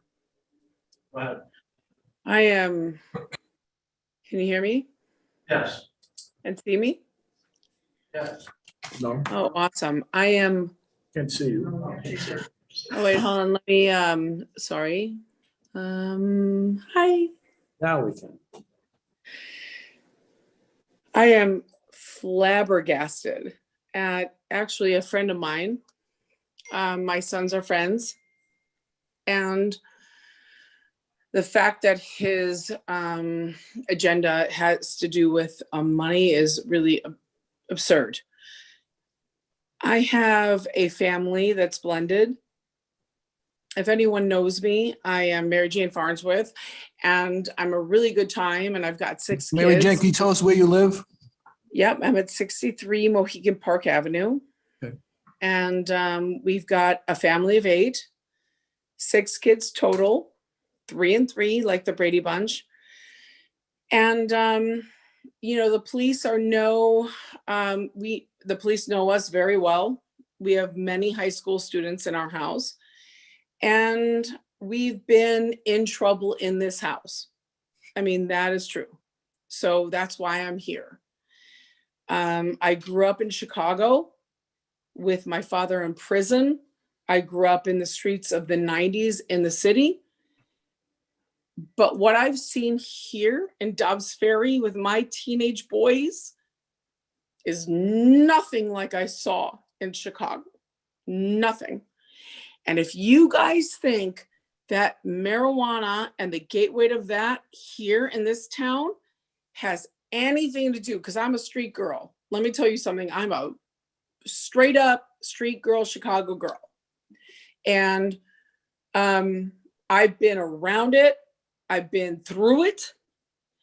And if you think that what you're going to do here is going to like manifest itself somehow into some really beautiful situation where you're going to have storefronts and adults are just going to be like going in and out and buying their buds, and the kids are going to like, what are our kids going to do? When our children who are welcome to go into town during their lunch hour, what are they going to see and what are they going to do? They're going to see next to the doghouse open dispensaries. They're going to see all of this. And when we're talking about anti-drugs, anti-alcohol at our house, and they see open dispensaries, what are we supposed to say to them? And on top of that, we've got then, we're one of the tiny little town, we're a tiny town. We're a tiny little town, we're 2 streets. Why would we bring this here? We're the 1% of the United States in terms of taxes, money, whatever. So like, why do we need this money here? You know, literally, like, ask yourselves, why do we need it? Because I have one son in rehab and I've got another son in recovery because of marijuana. Not because of alcohol, not because of anything else, because of marijuana. And so you want to bring that into this town when our little children, and I saw all those moms with their kids were 2 years old, 3 years old, 5 years old, 6 years old. Wait until your kids are walking the streets in 6th grade, 7th grade, 8th grade, and next to the doghouse, there's a dispensary. How are you going to feel then? Mary Jane, you're over. So can you wrap it up? Thank you. Done. Okay. How are you going to feel then? It's a parent thing. Thank you, Mary Jane. Next.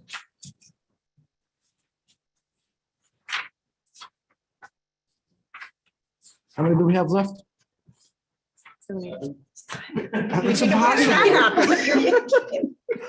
Can we pause? Yeah, we have to take a bathroom break, so let's pause for a few minutes, please. Can we, do I need called a a recess. motion to adjourn for recess? Yeah, if I would take a motion to recess, then. Can I have a motion to recess, trustee, no. Second trustee DeRozzi, all in favor. We're gonna take a 5-minute recess. Everybody online, please stay there. I'll be right back.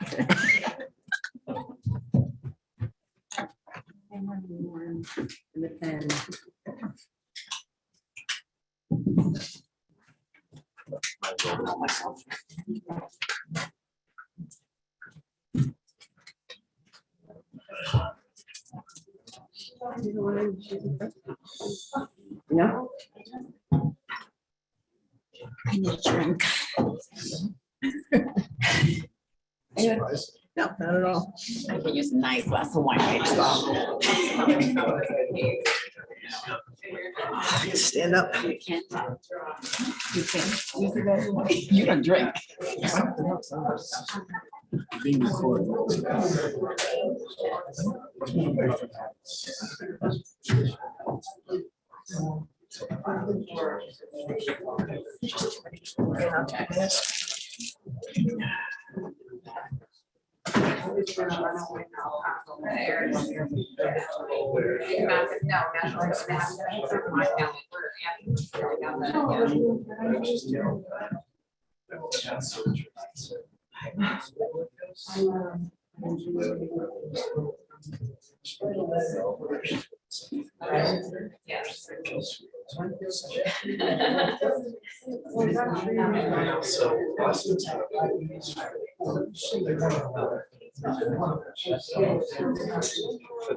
Just fine. Thank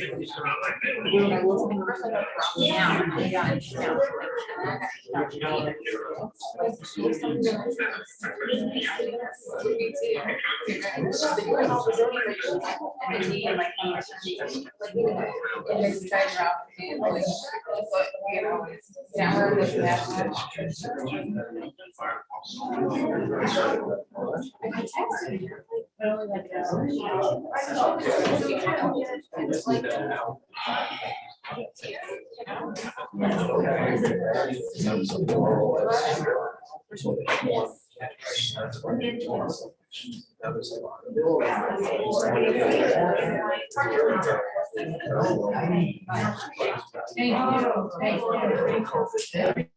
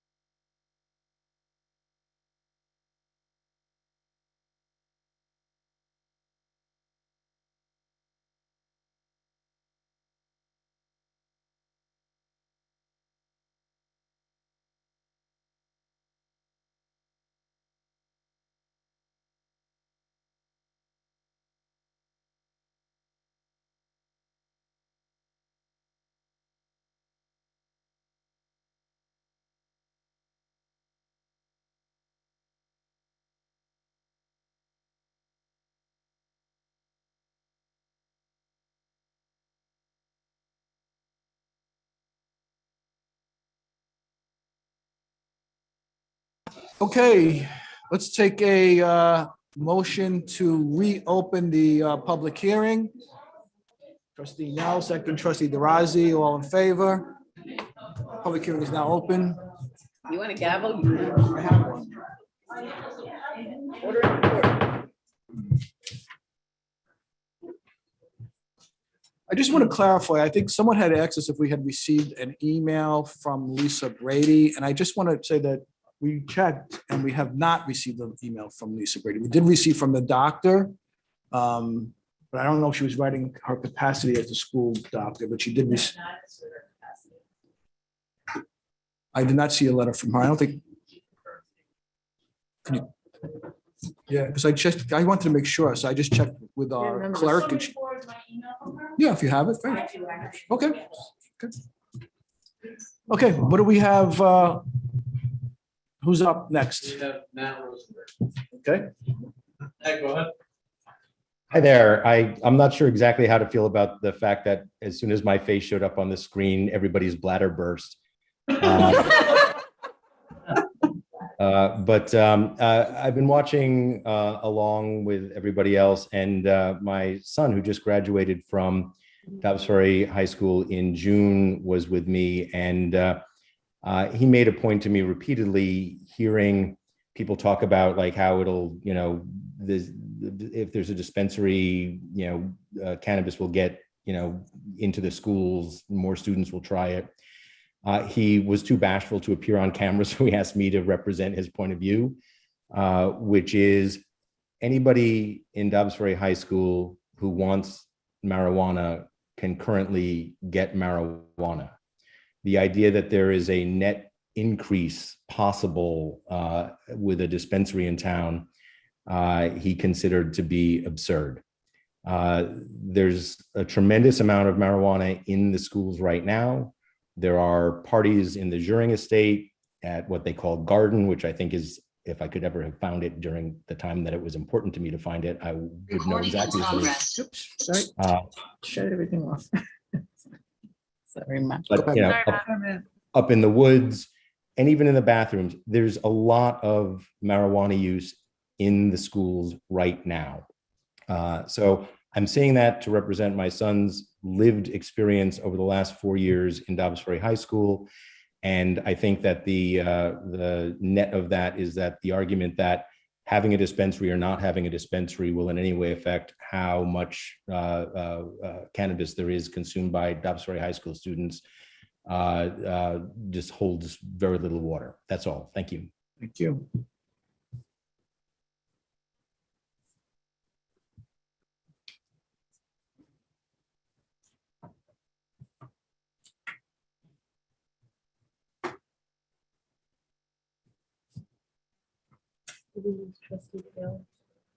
Oh, We just need to make note that where's trustee Taylor?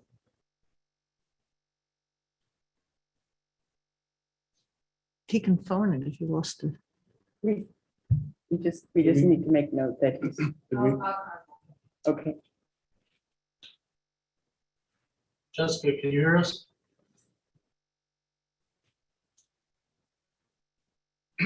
Jessica, can you hear us?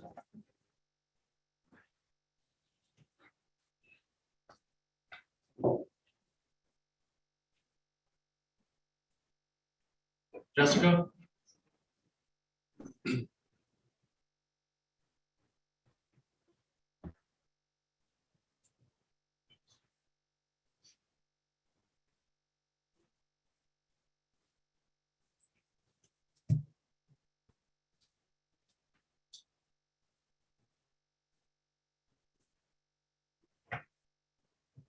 Lisa, can you hear us?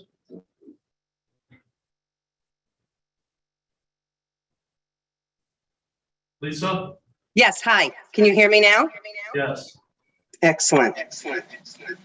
I think I have some back feed, so hold on. So the first thing I wanted to do is I wanted to thank Trustee DeRosa, Mayor Russillo, Officer Kamke, and the high school football coach, Joseph Cox. And the reason I want to thank them is because they were so instrumental in bringing together the Youth Service Council Coalition and having us win $1 million payable over the course of 10 years. And I really appreciate them having done that a few years ago, and it really showed how important it was. The current vision statement for that coalition is to create a sustainable drug-free community. That's going to be very hard to sustain that vision statement once we incorporate a dispensary and smoke lounge. Thank you, Superintendent Brady and Dr. Huff, for their letters. That means a lot to us. Police officers in the village have spoken to me and they have expressed their concern about opting in. Student Assistance Services has also advised us that 18 municipalities have opted out. 4 have opted in.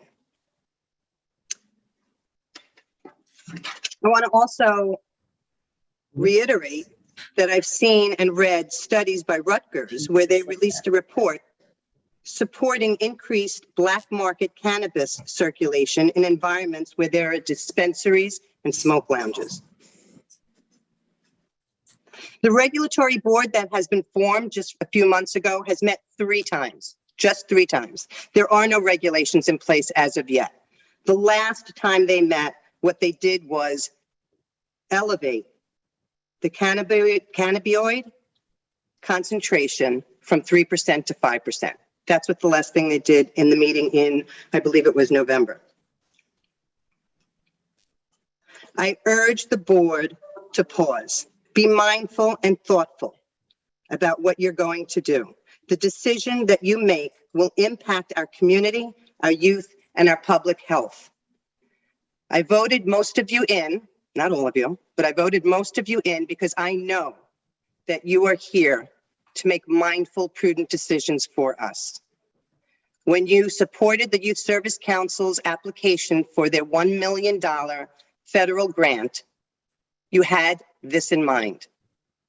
Please do not support sending out mixed messages to our youth and our community by voting to opt in. I urge you to opt out. Thank you. I just want to, for the record, share that Trustee Taylor has phoned in and he tells me he is listening. So he's marked as an attendee only for now. I think he's working on becoming part of the panel, but he is listening. Anybody else? Mr. Mayor, for the record, can we just note that that last speaker was Lisa Bai? Oh, yes. Thank you.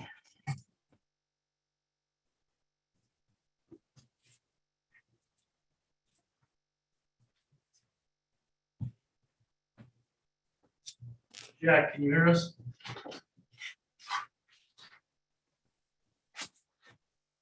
Jack? Hello. Yes, go ahead. Hi, I would just wanted to go on the record and state I wish you guys would spend half as much time on the roads in this town as you do on weed. Thank you. State your name and address. Yeah, who are you, please? My name is Jack Niehoff. That's Jack Niehoff of Ashford Avenue. Okay.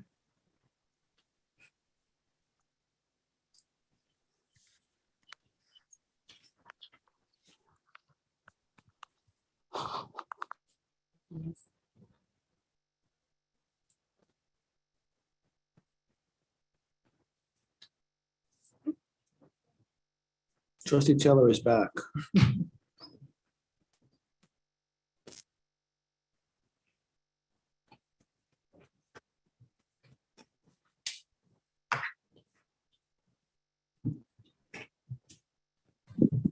I just had to switch to a different device. For some reason, my laptop wouldn't link in. And actually, I would say for anybody who does get cut off from internet or whatever, you can dial in and listen on the phone. There's a phone number in the link that was sent to you.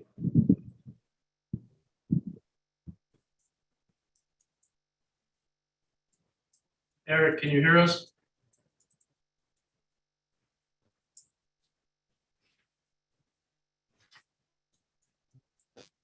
Eric?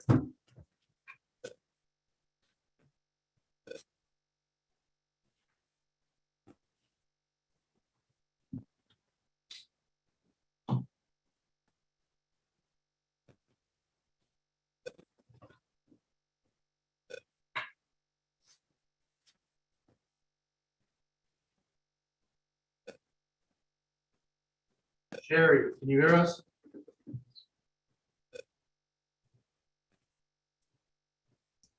Can you hear me? Yes.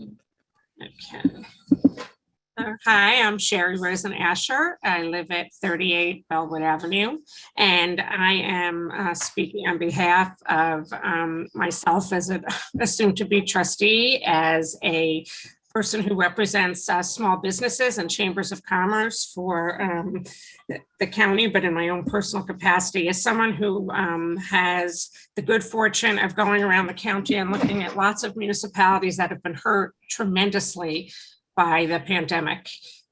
You can't go anywhere without seeing empty storefronts, and Dobbs Ferry is no exception. I agree with what's been said about the fact that cannabis is readily available, black market, underground, available to everybody. When you have a dispensary and things are regulated, it is for adults only. It is no more of a scourge on our village than all of the bars and all of the liquor stores. And if people are worried about their children being exposed to things, there's people who are probably, belly up to a bar in the middle of the day at many of the establishments in town.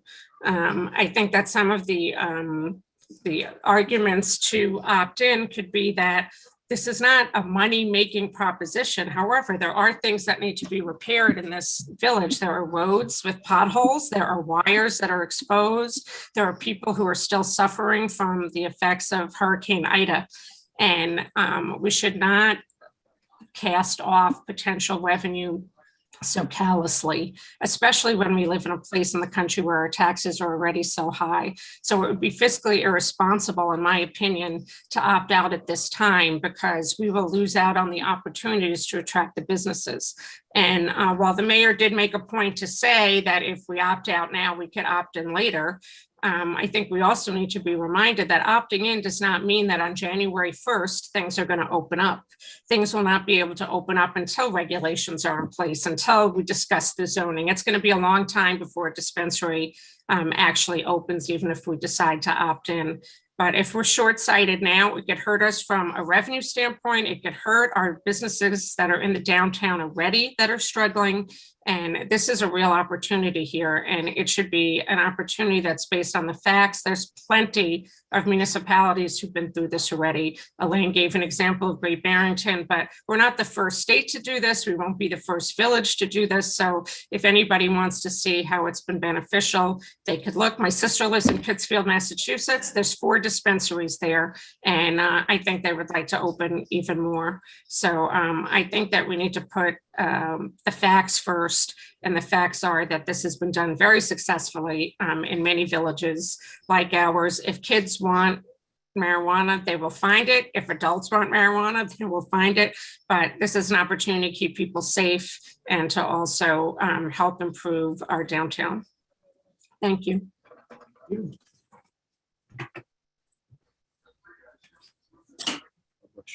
All right.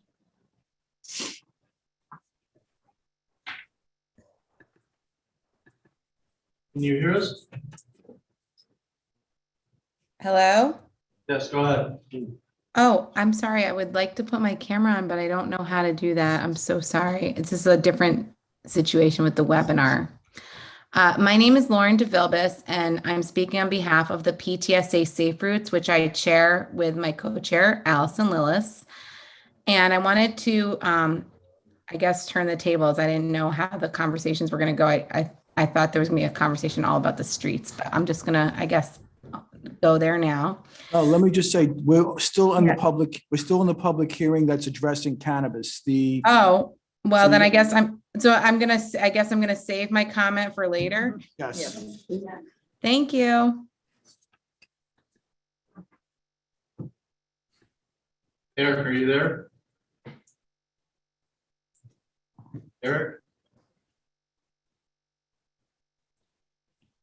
This is our last person with their hand raised. No. But the other person has already spoken. Yeah, he's already spoken. That's it.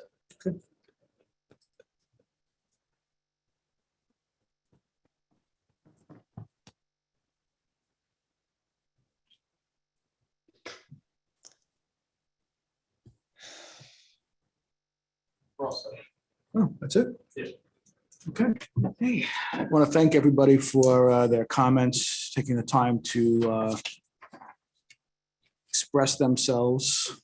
And before we close the public hearing and express ourselves as far as what our decisions are, I just want to know if there are any other comments or questions from the board. And then my plan is after everyone has spoken, we will then close the public hearing, and then we can each trustee can take the time to either read a statement to talk about why or how they will vote. So is there anything you want to add before we close the public hearing? There's one more. We have one person who just raised their hand. Well, I think the time has passed for that, so. Let me start with online. Does trustee Taylor want to add anything before we hear your position? You have any questions or comments?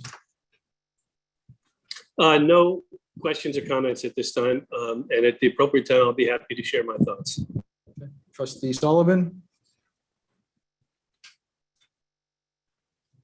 Can't hear you. Can't hear you.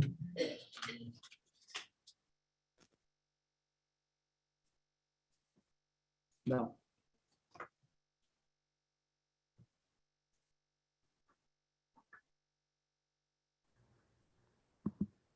Did that work? Yes. Okay, sorry, I had the wrong audio on. I just want to understand the referendums, if there's a permissive referendum or a petition by residents, that's only if we opt out. So if the board opts in, that's it, there's no opportunity for a referendum? Opting in is the default. And the cannabis law, MRTA created the New York State cannabis law. Section 103 says that opting out is subject to permissive referendum. There would be no referendum for opting in at this time. If the board should opt out of one or more of the licenses and then later decide to opt in, because the law requires you to take action in the same manner in which you took action originally, that law would also be subject to permissive referendum. Meaning if we opt out now and 6 months from now decide to opt in, that could be a permissive referendum? Yes, because what you would be doing is revoking the local law, and you'd need to take action with the same level of formality it took to create the local law. So the only things that can be done, or you can only do a referendum on something that has been voted on and made legal. And the only thing right now we can vote on and make legal is opting out. That is correct. It's because this specific law, the New York State cannabis law, provides you with the opportunity to opt out of these two licenses, subject to a permissive referendum. Oh, I forgot. The chief. Do you have a statement or comment that you'd like to make about this? Yes, thank you.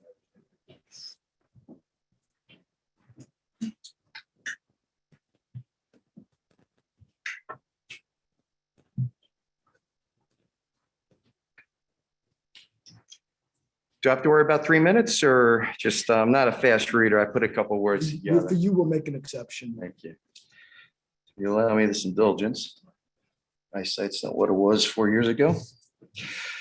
I put a couple words together. Thank you for this opportunity. I'm going to cut out some of the preamble since it's been covered already. But just wanted to give you the law enforcement perspective as far as the detection, bring you and everyone present as well as online sort of up to speed. I'm not here to discuss any potential monetary windfalls as a result of tax revenue, as this falls beyond the scope of the Dobbs Ferry Police Department. Specifically, just some quick history. Back in January of 2019, the Westchester County DA's office unilaterally made the decision to stop prosecuting low-level marijuana offenses.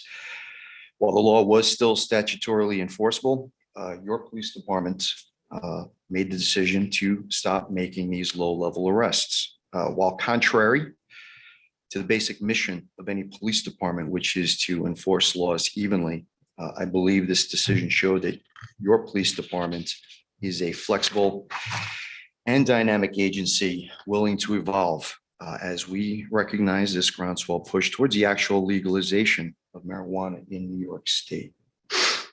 Unfortunately, this does not necessarily mean our village is ready for dispensaries or on-site locales. While I have been hearing for some time residents comparing the use of marijuana to the use of alcohol consumption, in that the two are the same. While that may or may not hold true for the personal use in one person's home, neither really translate well once the use exits the home and finds itself behind the wheel of a motor vehicle. It is here where the use of marijuana versus alcohol consumption affects our ability to properly detect impaired operators. Make no mistake, being impaired by marijuana is the same as being impaired by alcohol. And both are public safety issues that challenge our training in detecting in different ways. In regards to driving while intoxicated by the use of alcohol, I believe that we as a police agency and our neighbors are well positioned and trained to detect and charge drivers who are impaired by alcohol.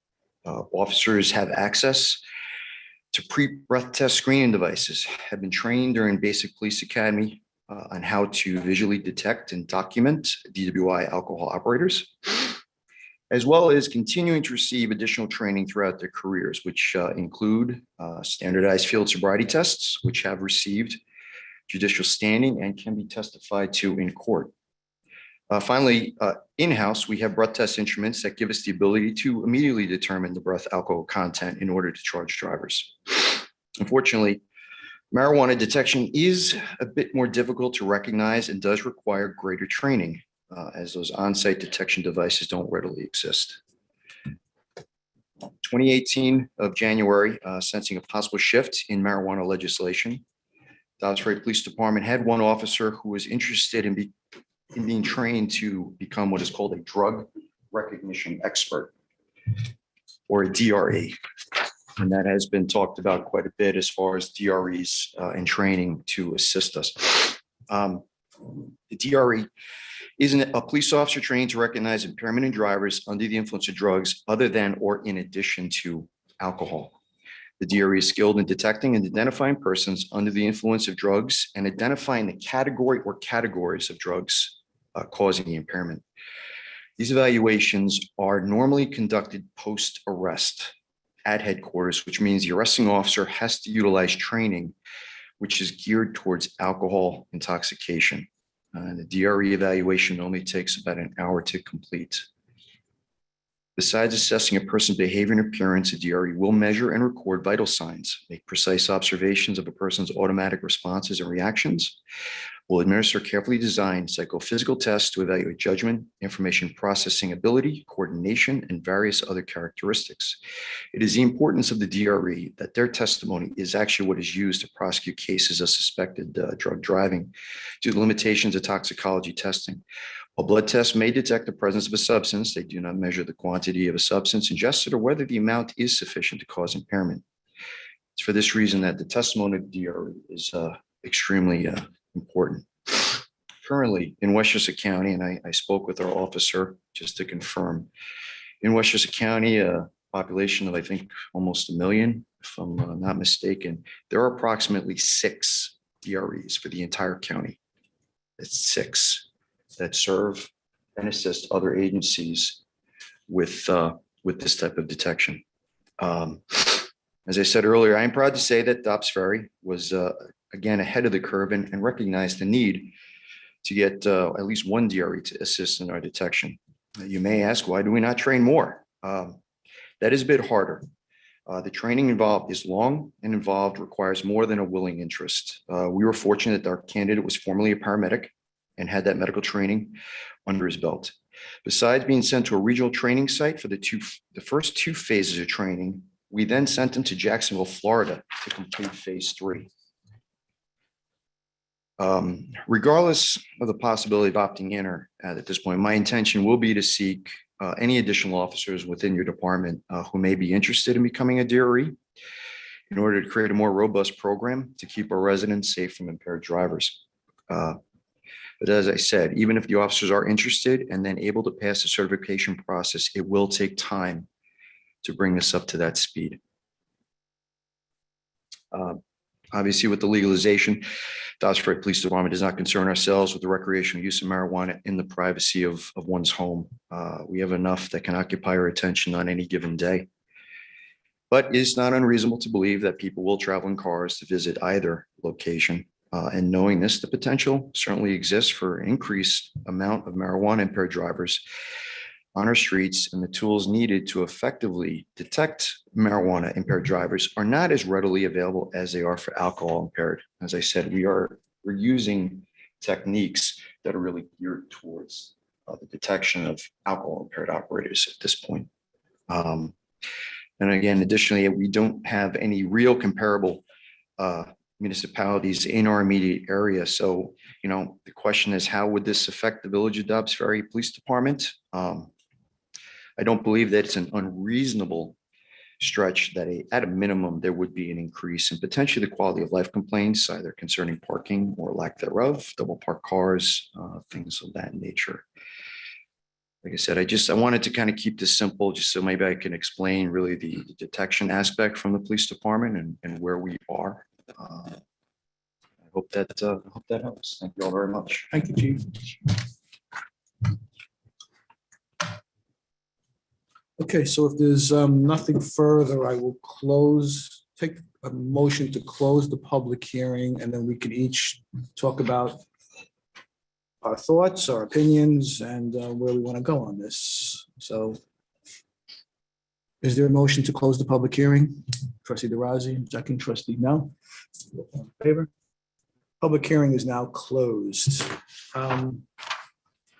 So what I think is best is that I will ask every trustee to comment on what their thoughts are. Some of us have prepared something in writing, some of us haven't. And I'm going to take the privilege of being the mayor speaking first, and then we can go from there. First time. Yeah, I know. So we've heard from a large number of residents, and it's good that so many people are engaged in the topic. Many people have told me that even though they have lived here many years, this is the first time they've attended Village Hall or a Board of Trustee meeting. So I'm glad that everyone's taken the time to come here and to express their opinion. I believe the strength of this board is that we approach issues from different perspectives. And while we don't always agree, we all want what is best for the village, although we may disagree on what that looks like.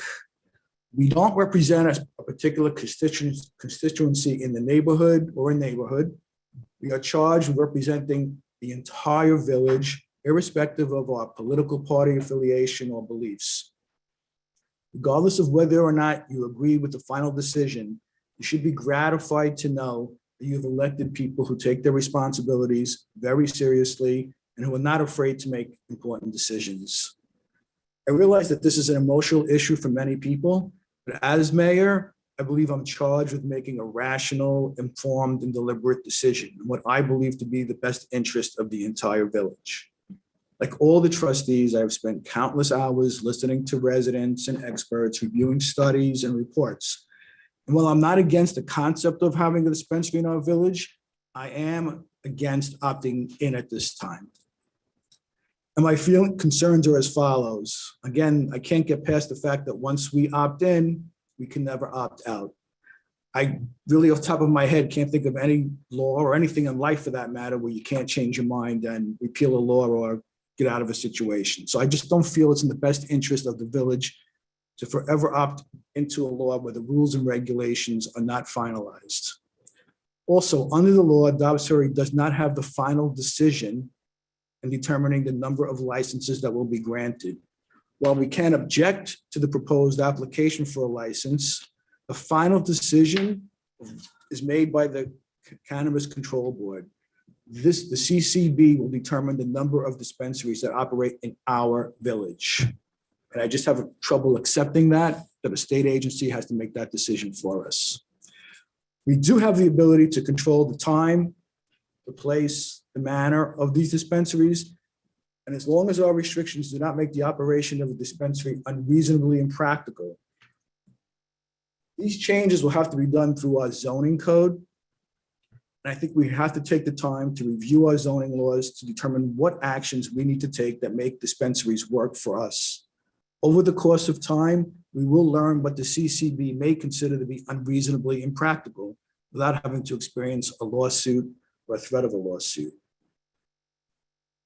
Taking the extra time will also allow us to see if there are any issues such as increased traffic or crime, decreased property values, or increased youth addiction in other communities. By not opting in now, I don't think we're kicking the can down the road and leaving it to other boards to make a decision. Rather, we're making a prudent decision. I think we have nothing to lose by waiting to see how this law evolves and the experiences of other communities. If no issues arise, we can happily opt in, or at least opt in, being fully aware of the issues that these communities have experienced, and we could have laws and plans in place to address these issues. Should we simply trust that the state of New York is going to develop rules and regulations that will protect our village? Should we trust the state agency to enforce and interpret the laws to our best interest that will grant the appropriate number of licenses? I don't think we should. I think Dobbs Ferry is unique in that we are not a vacation town. We are within yards of two major highways, one of which abuts the major shopping area, Rivertown Square and Dobbs Ferry. We've already seen a rising number of crime in that area. I've heard where communities in Massachusetts, some of the dispensaries have 500, 300 people come to their dispensaries in a day.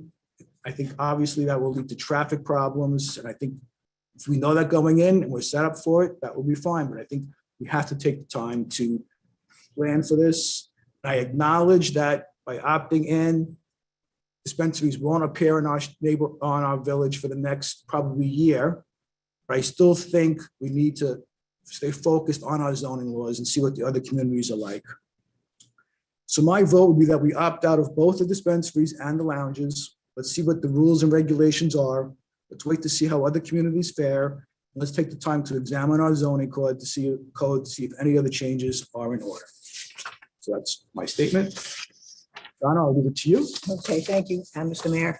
I also want to point out that Trustee Tell and Trustee Sullivan are actually on vacation and have given up their vacation time to sit in on this meeting. So thank you.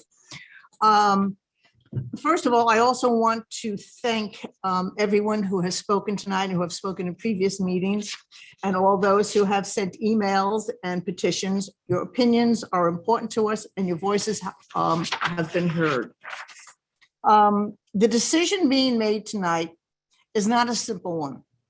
Personally, I have been going back and forth with my decision for weeks.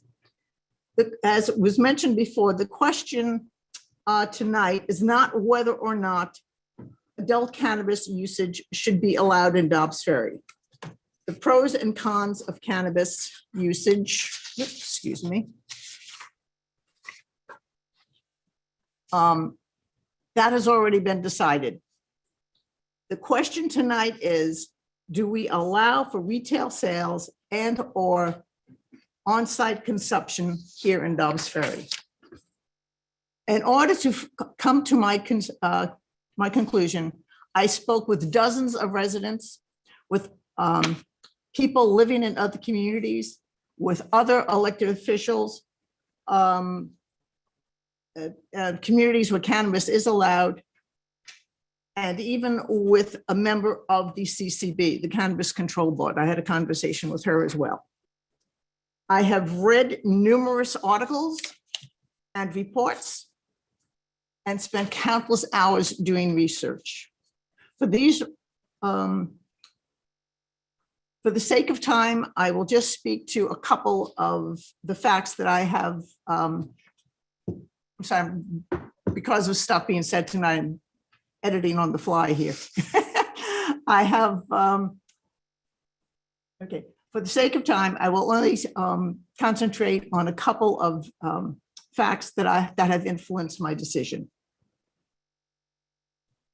As for lounges, there is little information on regulations for them or experience in other communities. For that reason, and also for the fact we are a car-centric society, and anybody who drives to a lounge is going to be driving home. I am adamantly against the allowing of lounges in the village. As for retail sales and dispensaries, that's another story. I believe that there are enough regulations in place now that will give us an idea of how retail sales and dispensaries will work. New York State legislation is not arbitrary. It is based on experience and the experience of 18 other states and carefully designed to control sales, quality, and address social injustice issues. The regulatory framework created by by MRTA is in many ways similar to that now that the state has for alcohol. And the smoking and vaping of cannabis is based on the laws pertaining to tobacco, vaping, and smoking. Additionally, cities, villages, and towns are allowed to pass their own local laws and regulations governing the operating times, placement, and the manner of dispensary operations. This can be accomplished through zoning code changes and the issuance of special permits. As a consequence, we can help to ensure the integrity, safety of these establishments according to the needs of our community. As for the encouraging of cannabis use by adults and young adults and teens, whether we like it or not, Dobbs Ferry residents are already have access to cannabis and are using it. They are obtaining this from the black market. This market is uncontrolled, unsafe, and untaxed. Regulation of cannabis dispensaries sets high standards for quality control, making cannabis much safer than it is at the moment. And there are strict regulations and procedures to prevent underage usage.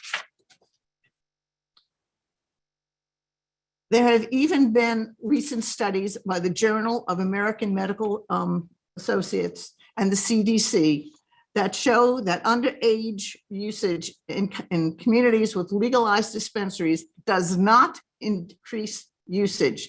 And in many instances, it slightly decreases it. There is also the question of why don't we just wait and see? The reasons for wait and see are that we do not have enough regulation, enough information, and to let other communities go at it first, and we can learn from them. But I feel that that is not accurate. We do have enough information to make a reasonable call here. There are hundreds of communities in the states that have legal cannabis that we can look to for examples. All we would be doing is postponing the inevitable. That there is, then there is the financial aspect. This is not the most important consideration for me, but it is a consideration. Whether it is a lot or a little, any additional income through these taxes would allow us to reinvest in our community. It would add more stores to our downtown and to Rivertown Square. It would bring more customers to the Dobbs Ferry and more revenue for our local businesses. Again, as for the placement and the number of licenses issued, a lot of that can be controlled by us by prudent zoning. For these and other reasons, I will be voting to opt in on the retail sales. I know that this will disappoint a couple of my friends and neighbors who have spoken here tonight and in other instances, but I do believe that in the long run, this will be best for Dobbs Ferry as a whole. Thank you, Donna. Going in the seniority, I think Larry, you're next. Yes. My views on this subject actually align fairly closely with those of the mayor. I believe longer term that Dobbs Ferry will have dispensaries. I think consumption lounges are a much more complicated question. But, you know, marijuana is legal in New York State. It will be available and will be more commonplace going forward than it has been. That having been said, there really is no reason for the village to rush to opt in to dispensaries in the case of not having full information about how the regulation is going to work. I also think the public commentary that we've seen, and I thank everyone for their input from both sides, demonstrates that there's a significant divide. And it's my belief that as time passes, that the experience of New York State communities, including adjacent communities that are opting in, is going to be that this is really not going to be a big deal. And I think our community is probably going to be able to reach a much better consensus, having seen that experience from other communities. So I'm against consumption lounges. Longer term, I expect that dispensaries would be something that could make sense in the village, but I just don't think it makes sense to opt in now. So I am for opting out. Nicole, I think you're next. Figured, Mayor. Okay, I want to echo what Deputy Mayor Cassell said, and that I personally appreciated all the conversations, comments, letters, and emails that we've had from the community on this issue. I've learned a lot over the last, I guess, 7 or 8 months since New York passed it, and we knew this was going to be coming to us. And we've definitely taken it all into consideration. There's a lot of passion on both sides of the issues, and it definitely helped inform my decision tonight. I've also done a significant amount of research. I read all the studies that were sent to us. And I also read a study and did a lot of research into Massachusetts and Colorado in particular, since they've had the legalization longer. And it's really important that we balance all the factors to determine what is best for our community. Colorado had medical marijuana legal since 2000 and recreational since 2012. And just in July of this year, their Department of Criminal Justice issued a 10-year report on the impact of the legalization on different groups and public services. I like to do things with facts, and so I carefully reviewed that report to understand like the real world impact on legalization, to understand if it would have some of the impact that we've heard. And it showed that there was decreases in arrests involving marijuana, and that there was no increase in youth consumption of marijuana, which remains similar to the national numbers. But it also showed that there was an increase in hospitalizations, an increase in ER visits, and an increase in calls to poison control, particularly for adolescents and youths. And they had the same concerns and issues that our own police chief have about the driving under the influence and the ability to test for that, and whether there would be an increase in that circumstance if Dobbs Ferry had dispensaries here. So from my perspective, with the New York law as it is today, I think it's really unfortunate that they asked us to opt in or opt out by the end of the year, when there won't be any regulations for more than 12 to 18 months from now.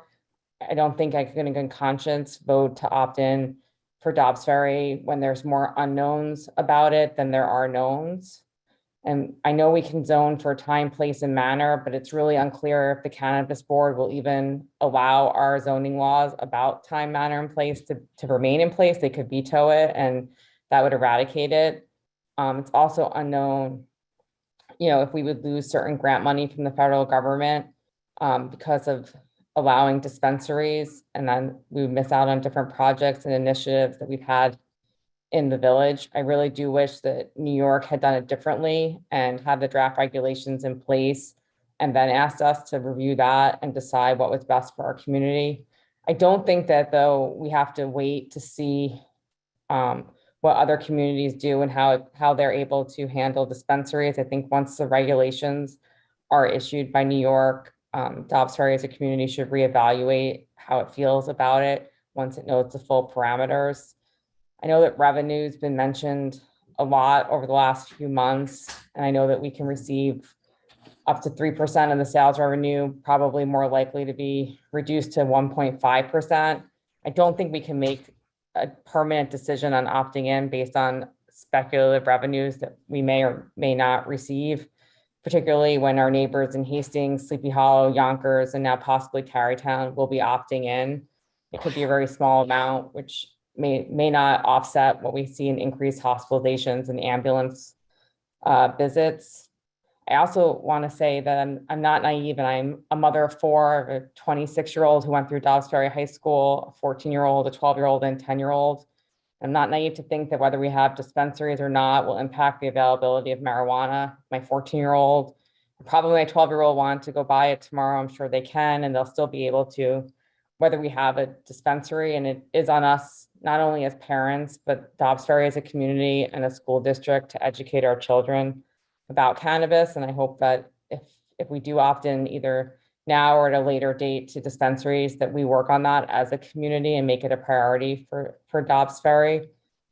I also don't think cannabis dispensaries are exactly the same as alcohol and liquor stores. While they seem the same in concept, alcohol and liquor has been regulated for decades by the federal government and the state.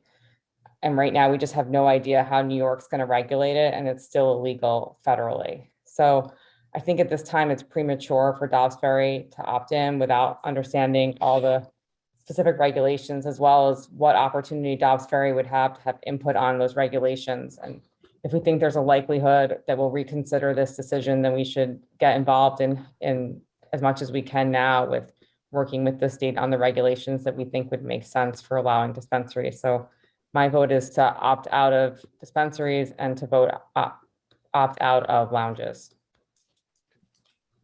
No. This is clearly an issue that sparks some emotion. This vote on cannabis has brought up a lot of emotion for me as well. I come from a line of women who abstain from drugs and alcohol. I grew up believing drugs and drinking are bad. I really made that part of my identity for a long time.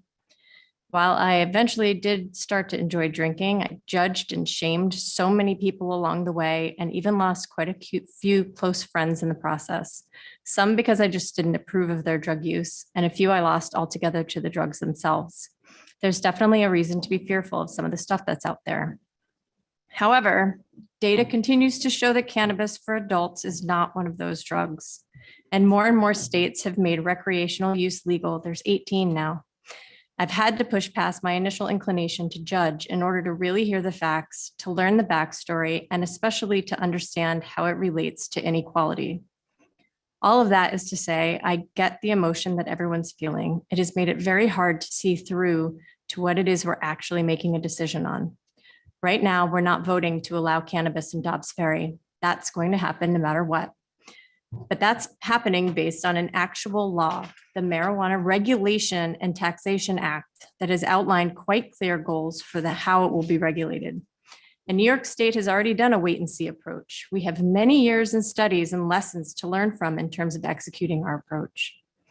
We can begrudge the state for placing this decision-making burden on local municipalities without the full exact details of execution.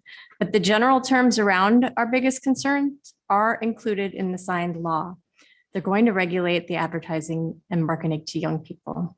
They're going to allow local municipalities to use zoning to designate where dispensaries can open. They're going to listen to municipalities regarding all applications, which is why the municipalities are noticed before an application even heads their way, just like with alcohol. Plus, they're going to make sure the vast majority of the 9% state sales tax money goes to the schools, 40% of it, reinvesting into communities, 40% of it, and drug treatment and education, 20% of it. In regards to normalization of use in our youth, I have two young kids, Somehow, whatever my mom said growing up made me avoid pot until I finally tried it in my mid-20s. I did not enjoy it, and I still don't smoke very often. I own the responsibility with my husband to teach them to make smart and healthy decisions. My kids go to downtown Hastings as much as they go to downtown Dobbs. Plus, we go to White Plains and Sleepy Hollow and Ossining and Yonkers, and all of them have not opted out. We would not be the standalone destination in Westchester. Dispensaries are going to exist in the world regardless of whether or not we opt out. So the onus remains on us, the parents, and maybe with more state funding for drug education from these taxes, our schools can help with that too.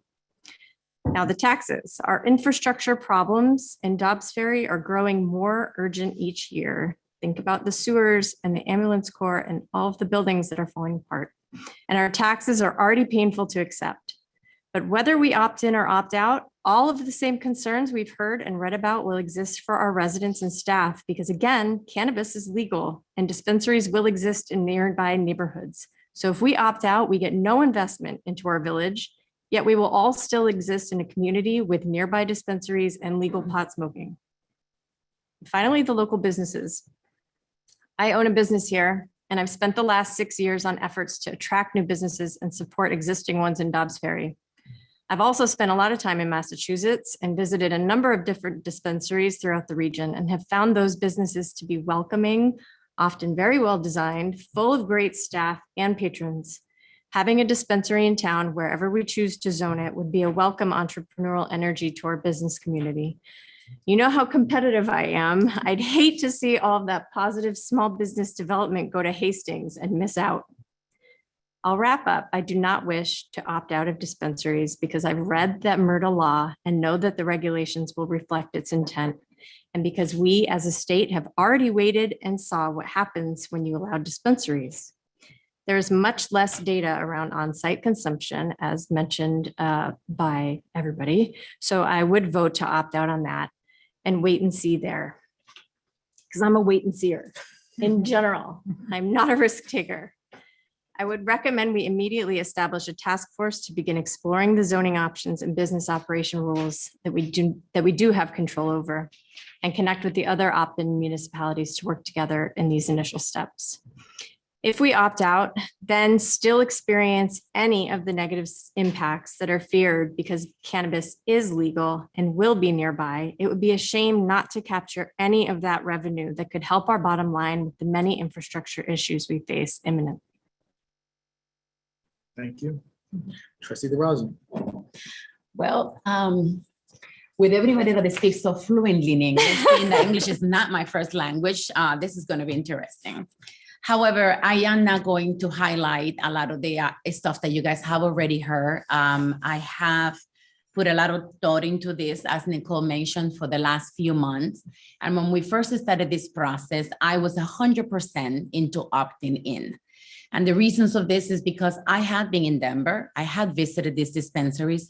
I do not come from a family that promotes use of alcohol and drugs. I come from an island who does not actually uses marijuana. So it is something that is new to me. And I have learned it just by actually going to college in the United States, at which time, as you mentioned, nobody was allowed to even put that thing out in front of me because I did not like it. And I was only 17 years old. However, with everything that we have learned through the past few months, I want to thank everyone that have been coming into the meetings, that have been sending so many letters, and that actually have taken the time to participate in this process. I was originally afraid that a lot of people were hiding in the shadows and not speaking up. So I'm very grateful to everyone that have actually spoken up in the last couple of weeks, which our emails are bouncing, and we have read and studied every single thing that you have shared with us. I honestly believe that this research that we have done and the different ideas that we all share will eventually prepare us to make the right decision for the village, not only economically, but also socially. I came here tonight with a very open mind because I had made my decision prior to coming here, and it continues to change, as Donna said. I was back and forth because every time that we spoke with somebody, a new idea came into mind. And I had spoken to a lot of people in this village, a lot of parents, a lot of leaders of our community, and I have taken all of your opinions into account. My original position, as I said, was to opt into the canvases because I feel that being that there's 18 states that already have this in regulation, we do want our town to move forward with other villages and town. This is going to be around us, and this is going to be part of our village, even if we opt in or if we opt out. For the many reasons surrounding this, not having clear regulations and rules that will help us manage this decision, I do not feel that we have to rush into opting into the law at this time. We are taking a chance with the quality of life of many of our residents. I have sat in this board for 4 years, and I have strongly fight for the quality of the village, for the quality of life of our residents, for the protection of our beautiful idyllic village. And at this time, without rules and regulations, I do not feel that that is a responsible decision for us to make. I do trust that this board and my fellow trustees that are staying behind and the two coming on board, once those rules and regulations are established, we'll make the right decisions for our village and our residents. Having proper rules and regulations finalized and established will help us to make a more responsible decision. I am not against having a dispensary on the outside borders of our village. I do have visited many of them. I do think that they are very well regulated, very well run, and they should be properly, and they will be properly managed. But I do not want to see them in our downtown. I do not want my kid to have a 12 and a 16-year-old passing in front of a canvases in the downtown.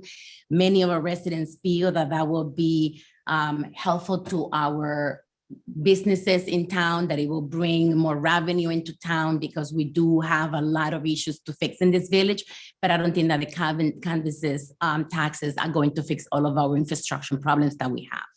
Therefore, for that reason and many more, I will stand and continue to protect the village from having the use of drug and alcohol for our youth. And I am opting out of the law into a specific rules and regulations of zoning and many other concerns that we probably have are in place. Thank you. Thank you. Trustee Patino. This would have been longer if I had gone earlier. So I will keep it brief because my vote will, the die's been cast. But, you know, there are two arguments circulating in favor of opting out. The first is, let's call it the corrupting forces of cannabis. And the second is a wait and see kind of approach. At the core, they both have a similar basis. They look at cannabis in a kind of historically negative light. And I think there's also some element of anxiety about the unknown. But I'd like to address the first one, the first rationale, which is, you know, the corrupting forces of cannabis. You know, we've heard people talk about the increased crime. There's no evidence for that. I also read the report that Trustee Sullivan mentioned, which is the Colorado Department of Public Safety and Criminal Justice. It notes this is a 10-year study, which is fairly comprehensive. If there is anything as comprehensive out there, I'm not aware of it. So, and there was no evidence of that. The second is this question of increased emergency services.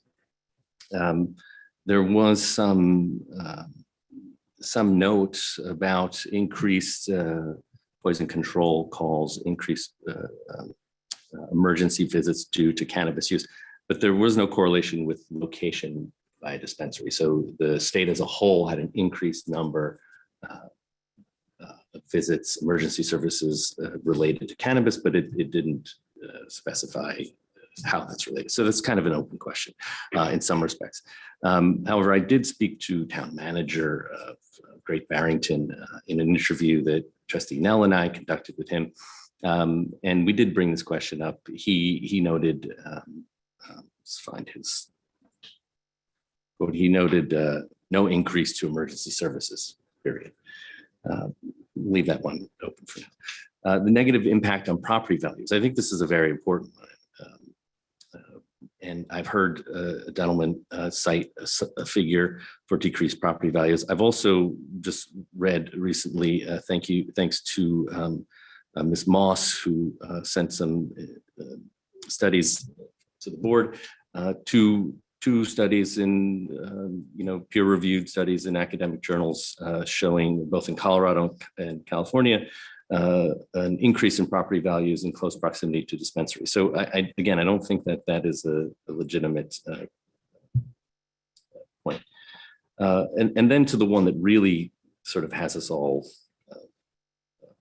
upset is increased usage by underage residents. No one really cares what adults are doing. We're adults, you make your own choice, it doesn't really matter. I also have a young child in Springhurst, and I am, of course, worried about the same things that all the other parents are. But I have also looked at a couple of studies, one from National Library of Medicine, another from Journal of Adolescent Health. And these studies are not showing increased usage to underage individuals via proximity to dispensary. So there's a sort of, your gut tells you that there's something to this. You put a dispensary, that kids are going to be attracted to it. But the evidence doesn't show that that's the case. And I think that's a very important element to consider. The second rationale, wait and see, it's a little, that's a bit, there's a lot of validity to that approach. But it's also relying on some somewhat poor logic. So it's taking the unknown quantities of the regulations, and it's using that to undermine the known quantities about the items that I just went through. So you can't say that because we don't know some very specifics about policy, that will somehow impact crime, underage usage, emergency services, property values. We know what those things are. And I think secondly, we to say that we have, we're a sort of guinea pig for this isn't really accurate either. We have a very similar region, Western Massachusetts, to ours, that has undergone this experiment for 2.5, 3 years. And we can see what that is like, and we can speak to those people. And many of us have. And they're overwhelmingly, their opinion is that the dispensaries, and I'm not talking about on-site consumption, so dispensaries are similar to having a liquor store, a pharmacy, a market, in terms of their impact on the character of the towns, on crime. In our interview with Mark Pruhensky from Great Barrington Town Manager, he noted no change to the character of the town. He's a lifelong resident. He was born there, works there now. And he also noted that his fellow colleagues in other, the adjacent towns, small cities, have noted essentially the exact same thing. He also left us with, when we asked him for his impression, he said he speaks for himself and the board at Great Barrington. He says that this has been a very, very positive experience with no negative impact at all. So, my conclusion from those things is that there is not really a convincing case to opt out. The arguments to opt out are not research and data driven. They're about personal anecdotes. They're about people's fears. They're about our emotions. So, and I'm just not willing to proceed with policy based on those criteria. I think policy needs to be data driven. That was the reasons I would vote to opt in. On both or one? On both.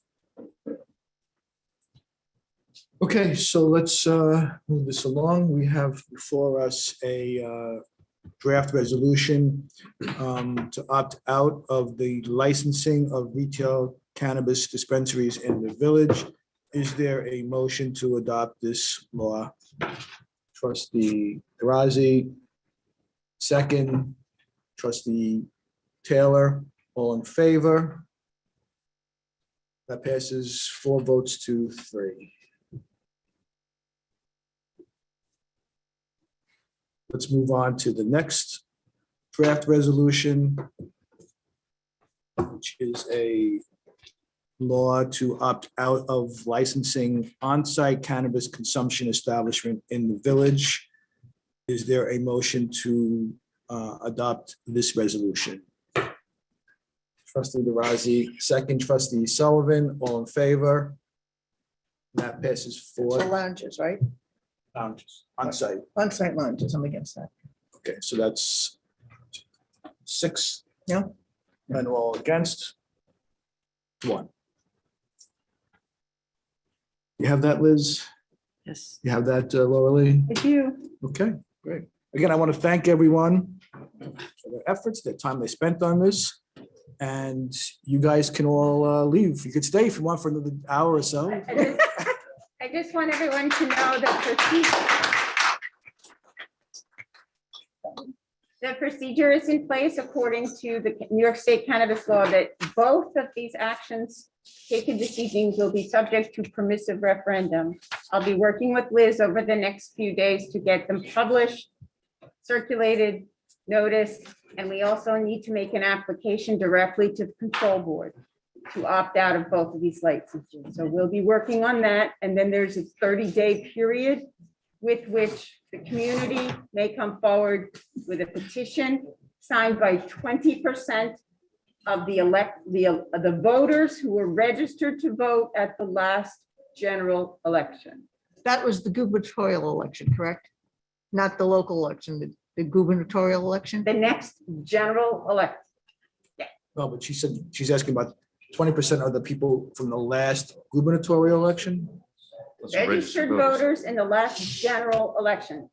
Okay. The villages are subject to Article 9 of village law. So there's a slight difference in the required petition. Okay, so that would be of our last election that we just had? November. Okay. Registered to vote at the last general election. And the Board of Elections will be providing us with that. Can I have another clarification? That's not people who voted, it's people who were registered to vote. That is correct. Thank you. Yes, and we have 10 days now to publish in a circulation, a newspaper of general circulation, and we have to post it, and we have to provide an abstract with the votes, and we also need to go up through the portal of the control board to make the application to opt out. Okay. So let's move to courtesy of the floor. If you are here to talk about something that's not on the agenda. So on the agenda, if you could see, there is a discussion about the planning and AHRB. There is a discussion about Main Street sidewalk. There is a discussion about Washington Avenue. So don't talk about those issues. If you're here to talk about something that's not on the agenda, please come up to the microphone.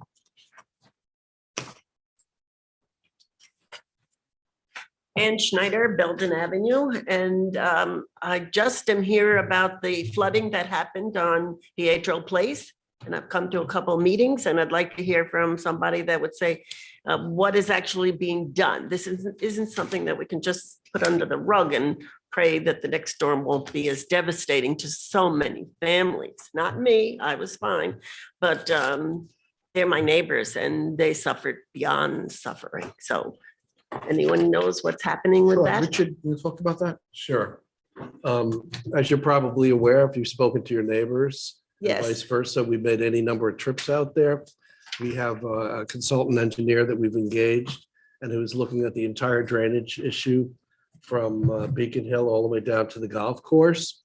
Those sewer lines, the stormwater sewers have been cameraed, so we can see what the status of them are in terms of capacity, if there's any breaks, if there's any blockages that's been impeding the flooding.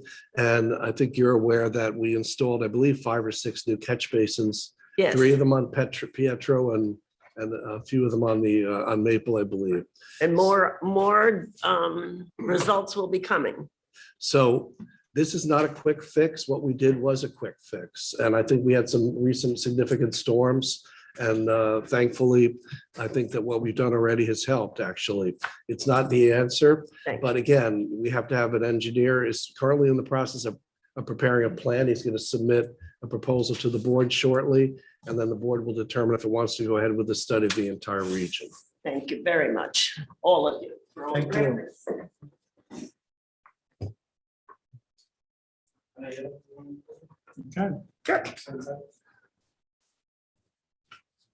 Yeah, I'm Yair Rosenkranz, so I live next to Anne on Belden Avenue, or Belden, 120 Belden.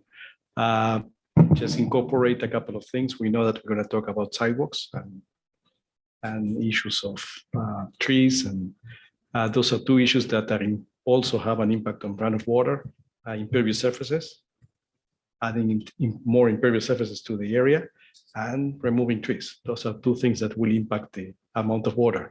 The amount of water that comes to Pietro Place also comes down from Washington all the way to Belden and erodes a lot. So those are things that the engineer should look into. Yeah, point well taken. He's aware of another sinkhole, major sinkhole on Washington further down, right on the corner of the golf course. We've looked at that Well, one as well. that's across the street from my home, and that entire line, which is about in the golf course, was Yeah. literally collapsed.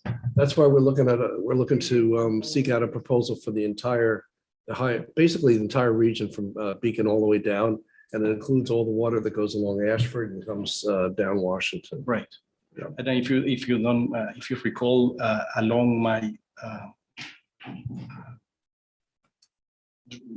along Washington on the corner property, they built a curb, and that curb considerably, helped her house for flooding. So, and one of the issues there is the catch basin that is always clogged by dirt, and that has to be maintained. Those are issues that will need to be taken into consideration. So, thank you. Lee. Okay. Lee, go ahead. Yes, can you hear me? Yes. Hi, Lee Constantine Stanley. I just would like to congratulate all the new appointees tonight, and I would also like to express my gratitude to Trustee DeRozzi for all her service. Thank you, Trustee DeRozzi, for keeping an open mind and reviewing matters objectively, along with looking towards the best interests for all the citizens. Best wishes to you in the future. And I'd also like, oh, you're welcome. I would also like to say thank you to the mayor, Trustee Sullivan, Taylor, and DeRozzi for your well-thought analysis tonight regarding the dispensaries. That was well said. And I just had one other thing. Mayor, when you mentioned earlier, I know you said there's been an increase in crime in the area. Did you mean Rivertown Square, I thought you said? Well, I Did didn't I mean, catch it? I didn't want to mean an actual increase in crime. If I said that, I misspoke. You said, But certainly- crime, you said, I know, the quote was the rising of crime in that area. And you meant that area was Rivertown's? Well, I would say that there has been police activity in the Okay. Rivertown Square stores, yes. And was it That'd be like more accurate. like store issues? Is that the type of crime?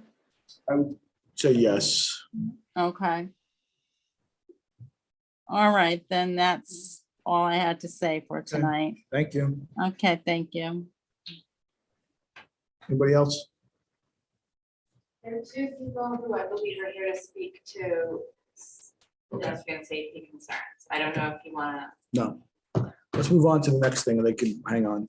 So we have a discussion item, which number 1, which is the proposed reorganization of the planning and AHRB. I know we have our village planner here, and we know we have the chair of the AHRB and a member of the planning board here. So Valerie, why don't you speak first? Sure. All right, well, good evening. I will try to make my comments brief. I know it's been a long night for everybody. So basically, I just wanted to start off with the discussion tonight is the reorganization of both the planning board, architectural review, and historic review boards. So I wanted to just give a little bit of background really quickly to this board and also the public that's listening in. So currently, when an application becomes before the planning board, it requires site plan approval for the following types of projects, specifically excavation and filling involving more than 300 cubic feet of earth, disturbance of more than 2,000 square feet of land, construction of new building with more than 500 square feet of floor area, expansion of any existing building by more than 500 square feet of floor area, the reduction or expansion of an existing 1 or 2 family structure by more than 500 square feet, and then change of use by more than 1,000 square feet in an existing building.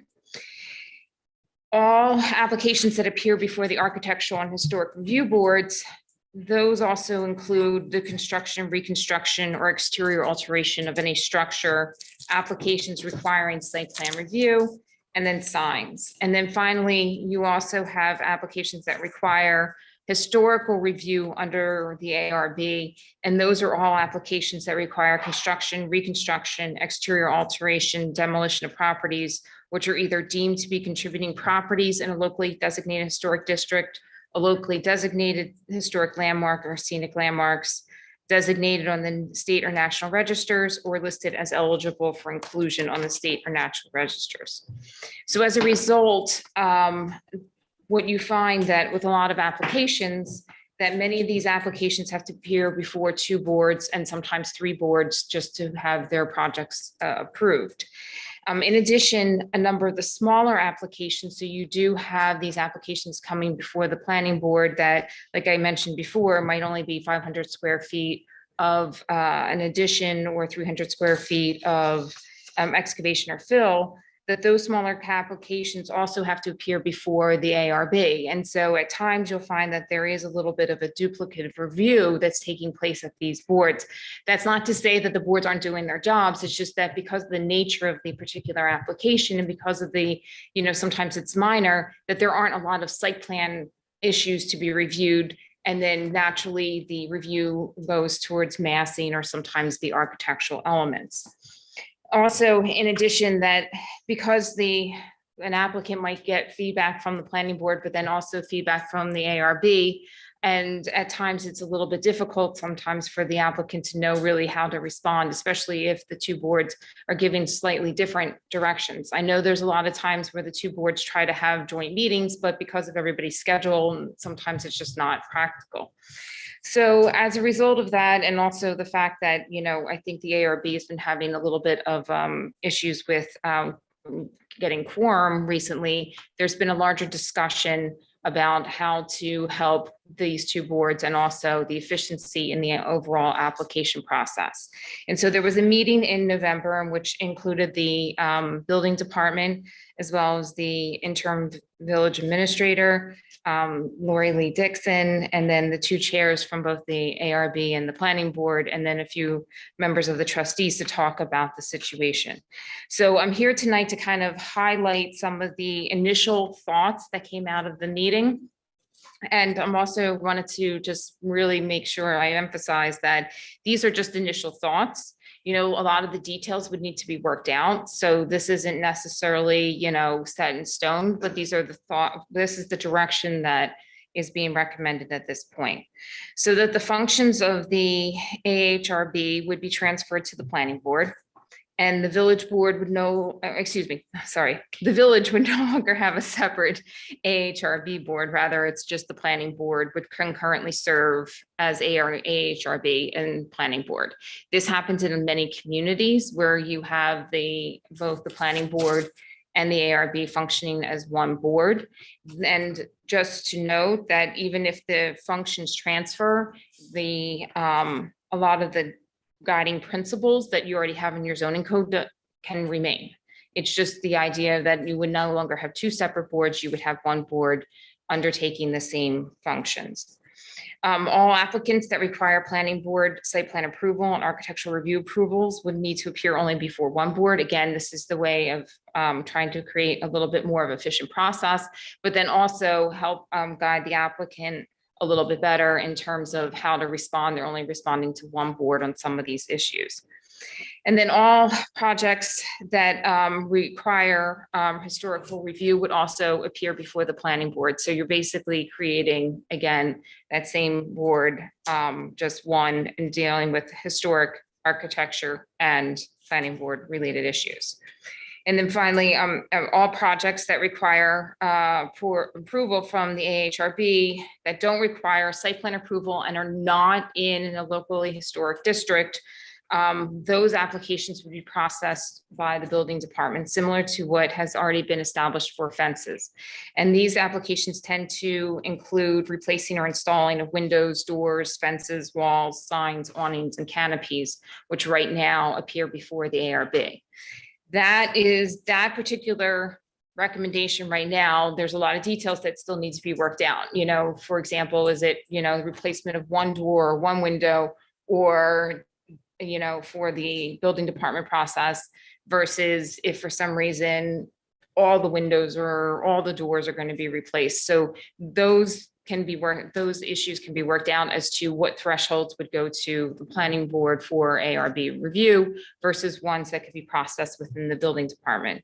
But the building department has found that this process that it's set up for the fences has been very successful, and they feel that they could also incorporate some of the more minor ARB applications that are currently going before the ARB into the building department process.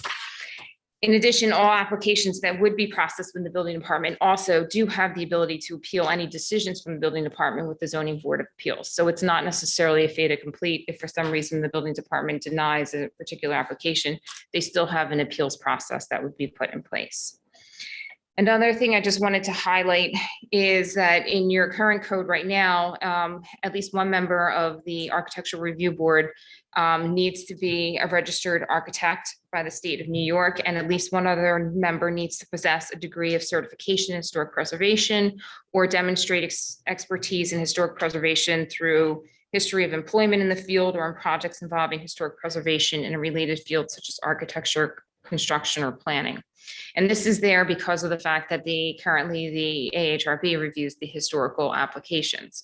So these criteria would also be then applied to the planning board, that you would need to have certain members with these types of criteria in order to be able to have those types of applications appear before the planning board.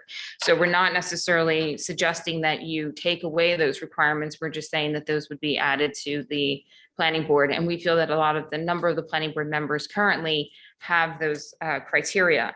In addition, right now, your planning board is a 5-member board. So, and New York State village law allows for planning boards to be up to 7 members. So if for some reason there is, a desire from the village board and also an interest from some of the current ARB members, if you wanted to create a slightly larger planning board, you could, and bring some of those members over, especially ones with architectural expertise or historic preservation expertise.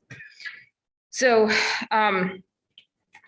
by consolidating both these board functions, you create a more efficient process, as well as the fact that, an applicant would only need to appear before 2 boards at the most, maybe 1 board, depending upon the actual approval process.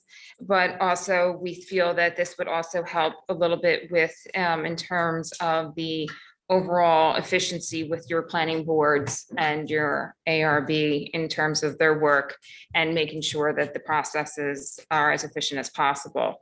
And the one other thing I just wanted to highlight was that we felt that this would not necessarily increase the planning board workload by a tremendous amount, because so many of the applications right now do require site plan approval and are being already reviewed under both boards to begin with. Thank you for that. I think you touched upon it. So they're all communities that have already done this. That's correct. Are they in Westchester or? Yes, you have, there's a number of communities in Westchester, like the village and town of Austining both have combined boards. I also know in terms of, I'm just trying to think off the top of my head of all the boards. Okay. Just I can make a give you. general comment to yeah. answer you about that. Having spent a fair amount of time presenting in other places, it is unorthodox to have two separate boards doing design review.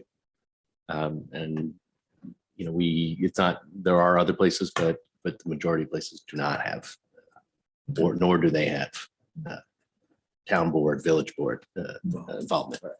Right, and I will say that the other communities that do have a separate ARB review, you will find that site plan approval is not required for single family homes. Site plan approval is not required for a lot of the smaller projects that site plan approval is required for in the village of Dobbs Ferry, which then really separates those two boards and their overall purview.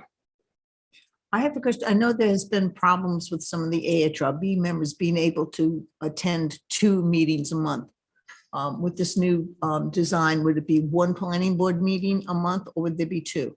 So that's correct. So the thought is there's still be only 1 planning board meeting, because right now, the way the AHRB meetings run, and again, please correct me if I mischaracterize anything, but I believe one of the meetings is supposed to be really focused on some of the smaller applications, and then one of the meetings is supposed to be on the larger applications. So if some of, no, okay, very. But to your point, this has been something that I think many of us have been looking to achieve for a long time prior to this current quorum problem. So, you know, even when there was a full board with alternates, the AHRB, we still were advocating for this for a number of reasons that I think we'll hear about in a bit. So once you remove some of those minor applications, right, then I think that will decrease the overall load that's coming to the ARB or the combined ARB planning board. And then the same applications that would already be in front of the ARB that require site plan approval, that would clearly not increase the overall workload of the planning board. Yeah, that's good, because just pointing out, all the members are volunteers. Yes. So they give quite a bit of Yes. time to the village. Yeah. Absolutely, absolutely. So I'll just real brief next steps, you know, just for the board's consideration. So if you're interested in, you know, this proposed reorganization, we would like to, the next steps would be really to revise the zoning law to reflect this new organization, as well as, you know, additional meetings probably with the same group, just to really start dealing with some of the details and how this would unfold. Okay, thanks. Let's hear from the chair of the AHRB. I'm Yair Rosencrantz, chair of HRB. Thank you, Barbara. I think it was a very good summary of what we discussed. I think at core, what we are trying to achieve is not making the entire process more efficient, but also meaningful. Meaningful for the applicants and for the boards. I find that that also a problem that it hasn't been described, that typical project that is presented to us is schematic at best, most of the times, in terms of the development of the details for a detailed review. And the reason that is schematic at best is because sometimes they don't have an approval from the planning board. So you're not going to force an applicant to develop a full project that goes into an architectural review process when it can be bounced back to planning board approval and redo the entire thing. It's a burden that you put on the applicant, not only time, but cost and financial resources. An example is 253 Judson, that the entire thing had to be redone all over again, and was present, and the applicant, you know, spent like 6 months designing, went back to planning board for a variety of issues, and we had spent time reviewing yesterday and we have a conservatory letter that says, okay, this project will be reviewed and approved, subject to approval of the issues of trees. Now, if the trees have some effect on this application, then they have to do it all over again and spend money on design and spend it. So there are a lot of flaws to the process. The idea of making it more efficient and combining with the planning board, I think it's a good direction. And most important is that, I don't know, anybody who has been trained as an architect knows that, or designer, that the process of design, it's a integrated process of massing, elevations, materials. It's very difficult to take apart. So the effort that we make into splitting the approvals in two, I think it's unfair to the applicants, unfair to the house, and the projects or the only architectural process. Let's take another example, Palisades. We had the applications 156 Palisades. I think it was the first motions to approve, to present this application gave us an opportunity to review the quality of Palisades. I think we provided a good guidelines and took a long time, but it was a joint effort between the planning board and the architecture review. And I think that we managed to provide some new concepts that produce a well-balanced massing for a project that was approved yesterday by us. Again, might not be the perfect fit, maybe not the perfect developed project, but it's still something that is took a long time and a long effort to approve. So in other words, meaningful and more efficient experience is all we are all for. And I think it's the beginning of a long conversation, and we have to make sure that works. Thank you. Let's hear from the planning board.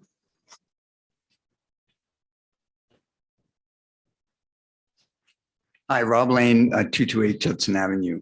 I just had to take 2 seconds and just reflect on the previous discussion, because I have not been engaged at all in the discussion about cannabis.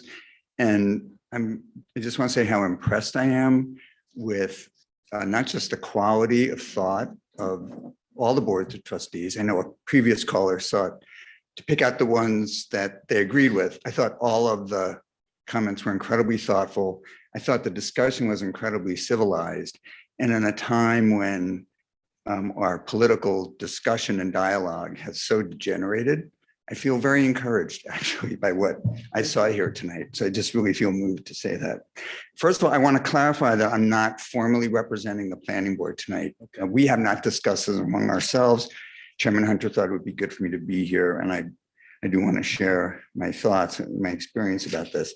I do agree that there's an issue here, a procedural issue, and it is inefficient, but I want to also just put it in perspective. In the 13 years I've been doing this, and literally the hundreds and hundreds of projects I've looked at, I would say the number of projects where the kind of ping-ponging back and forth and inefficiency and so on that has taken place, it's actually very, very small. It's a very, very small percentage of those projects. They attract a lot of heat and light because they tend to be the bigger, more controversial projects, but it is a very small piece of what each of us is reviewing.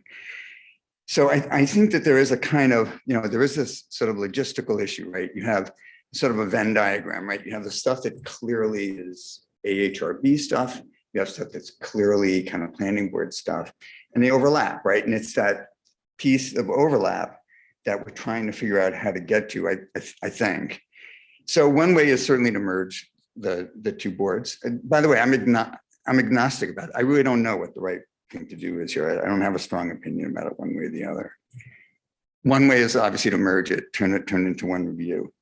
Another way would be to sort of really clarify the process and try to identify upfront by having both boards, or maybe the planning board or the chairs of the boards look at the entire docket and make some determination for the applicant ahead of time about, well, this is really something where the two boards need to conduct a joint review, and that might become something that's less exceptional than it is right now. We usually get to that point when there's a kind of, things have sort of reached a crisis point, or there's some really, really controversial project. You know, those of you who will remember when we first adopted the zoning, there was this concept of the sort of quote unquote roundtable, which was even before pre-submission, that everybody, the fire department, the police, everybody was supposed to get around the table and look at these projects. That did not work at all. And so it was done away with. So I recognize that there are sort of time challenges to this business of trying to figure out when there should be a joint review process. So I think that one of the things that sort of happens right now is that because the planning board and the AHRB have kind of co-equal approval processes, what happens is applicants imagine that they're going to save time if they start both processes at the same time.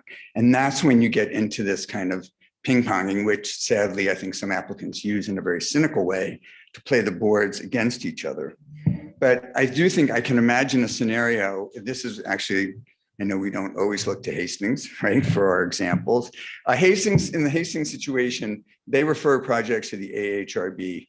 The AHRB conducts their review. They give their opinion back to the planning board, and the planning board creates one consolidated determination, and that goes forward. So that is a model that I think is worth thinking about.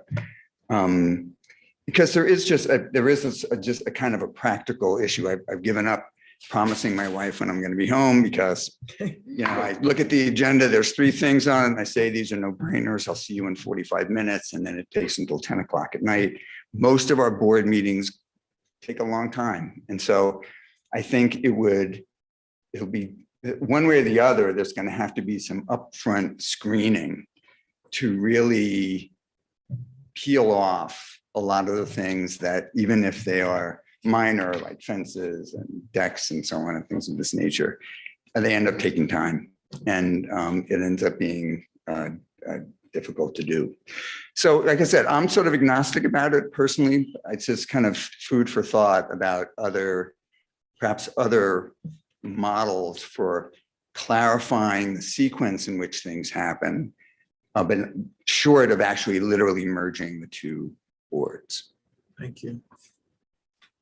Let's go to You have 3 minutes. actually the just forgot to mention that the only time that we had to review like a project that had an historical component, we requested the opinion of a third party, which is an expert. It's something that we can implement just to reduce the load on because I don't know how many experts you have in historical review. I don't think anybody of us is. So that with Michael, we did it and it worked. And you know, not every project is the same. You have like projects that have considerable impact that need to have the appropriate time, and projects that are very straightforward. So the last thing is the only thing that I'm concerned about joining the boards is that instead of going back at home at 10 o'clock, it's going to be at 3 o'clock in the morning. I know. That's what I was just thinking also, because I know your meetings are very, very long. So, Mike, we could. Yeah, there's a few things I want to say. I think that, and there's some good points here, and you touched on something important, which is that our planning, form making, massing, those things all sort of happen together. And historically speaking, and Rob's right, it's just a handful of projects, but they happen to be the ones that are most important. And historically speaking, decisions get made at one board that then have a really big impact on the next board. And I think that is what it leads to, and what it has led to are projects that with lost opportunity. You know, we look around, we see some buildings and we say, and we all know it's exactly which ones those are. I know exactly how that building got built and why it looks terrible because of this convoluted, overly complicated process that sort of pitted the boards against each other in this kind of funny way and sort of locked in one board to another board's decision where that first board couldn't look at those other issues. It just hadn't been brought to them. So I think that, you know, it is a cohesive process of design and it should be a cohesive process of review. So I think we'll have better buildings as a result of this. There's, you know, a couple of issues that, you know, to say that there won't be more burden on the joint board. I don't know if we can say that. There may be, but I think as a whole, it will be, you know, you put the collective time of both together and it'll be a lot less work for, you know, as a whole, because you'll get to look at all those decisions. You can also reach a point where you demand more of the applicant, right? Because they can't tell you, well, I'll show that to the HRB later. I'll take care of that down the road. You can simply reject an application that isn't complete enough for a detailed review. And that's the thing that the boards don't avail themselves of, but really should. And I think our board does that also. We entertain, you know, incomplete arguments. And so, you know, I think it'll just have to be worked. It'll have to be thought through. And I think you have, you know, someone who's thinking about it in an intelligent way. And what the makeup is, I mean, you know, we'll work that all out. But one last thing to your point about, you know, there is this process that does occur. That's only because we all like each other and get along right now. But when that isn't the case, which has been in the past, where as former chairman of the HRB, who couldn't get a meeting with the previous chairman of the planning board, it was just, you just couldn't do it. And sometimes it takes the village board to approach the other boards to ask for this thing. You know, it doesn't just happen automatically. And I think relying on the goodwill and the sort of the individuals on the boards isn't the right way to do it. I think we build a structure where that thing happens through default and gets done in an efficient, intelligent, and meaningful way. And I think this is the path to it. So the next. The next step, yeah. I have some people who want to speak to this issue. Laura Hoff. Okay. Hi, I'm not gonna video because I'm already in bed. But I just want to say that. You want to tell us who you are? And where I'm you sorry. live? I'm Laura Haupt. I am a member on the planning board. And this has all been recently a new thing for me. So I've been watching this all night to see how we can expedite bringing both boards together. Because I do feel when I am looking at projects that a lot of our people that are proposing to do projects feel very frustrated about the process of having to go to the planning board and then to the architectural review board when they're both trying to accomplish a task and they feel very frustrated because we're asking one thing and then we're like, okay, now you have to go to the architectural review board, and they're like, oh, can we do that consecutively? You know, so I'm personally trained as an architect and I have construction experience. And I feel like if we do combine the boards, it may be a little bit more advantageous to assisting in getting a lot of the processes of the construction implemented. And so I hope that that's a positive thing. I do look forward. I hope IAR does come on our board if this happens. But I think it could be a really positive thing for our village to have both boards consolidate and have one time for the applicants to, propose their projects, and hopefully we can implement them in a more timely fashion. So thank you. Thank you, Laura. One more?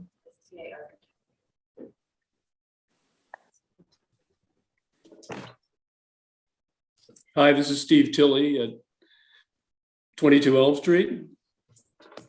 There are two things that I agree with that were recently said. One is this has been a very long meeting, and my condolences and congratulations. And secondly, that with Michael, I hate terrible buildings. But with the long meeting in mind, can I suggest, I've had a lot of experience working with various boards around the region and as a consultant and sometimes appearing. But I think it would be great to have a work session on this where we can talk about, some of the issues that Rob raised. I had a good conversation earlier with Valerie, my favorite planner, and would like to continue that, that discussion, because I think, I had 13 years of, a Purple Heart working as the chair of the Architectural Review Board, and I think there's not going to be any perfect solution, but the kind of thing that Rob talked about earlier, where we tried to set up what we actually called the oval table at the beginning, didn't work. But I think some coordination like that, and maybe a subset of the planning board that acts as ARB for those submissions that have no site plan implication whatsoever, which are increasingly significant around the region, would be, anyway, there's a lot, without extending your evening, I think maybe deferring that to a discussion in a workshop setting would be productive. Thank you, Steve.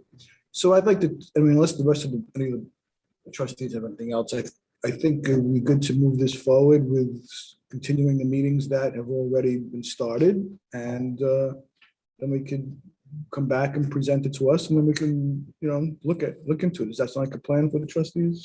That's a good plan. I think we should take Mr. Tilley's suggestion about the workshop and sort of incorporate some comments from, whether they're local practitioners or former or current board members, chairs, et cetera. I think that would be very valuable. Yeah, no, I think it's a great idea. Yeah. Okay. Very good. Right. Why didn't we do this like 3 years, 4 years ago? We tried. It's a long story. Okay, so I'll leave it to the staff and Valerie to work out the meetings and set up that. Okay. Sounds great. All right. Thank you. All right, thank you. Thank you, everyone. Thank you. Hazard mitigation plan update. That's Richard, that's you.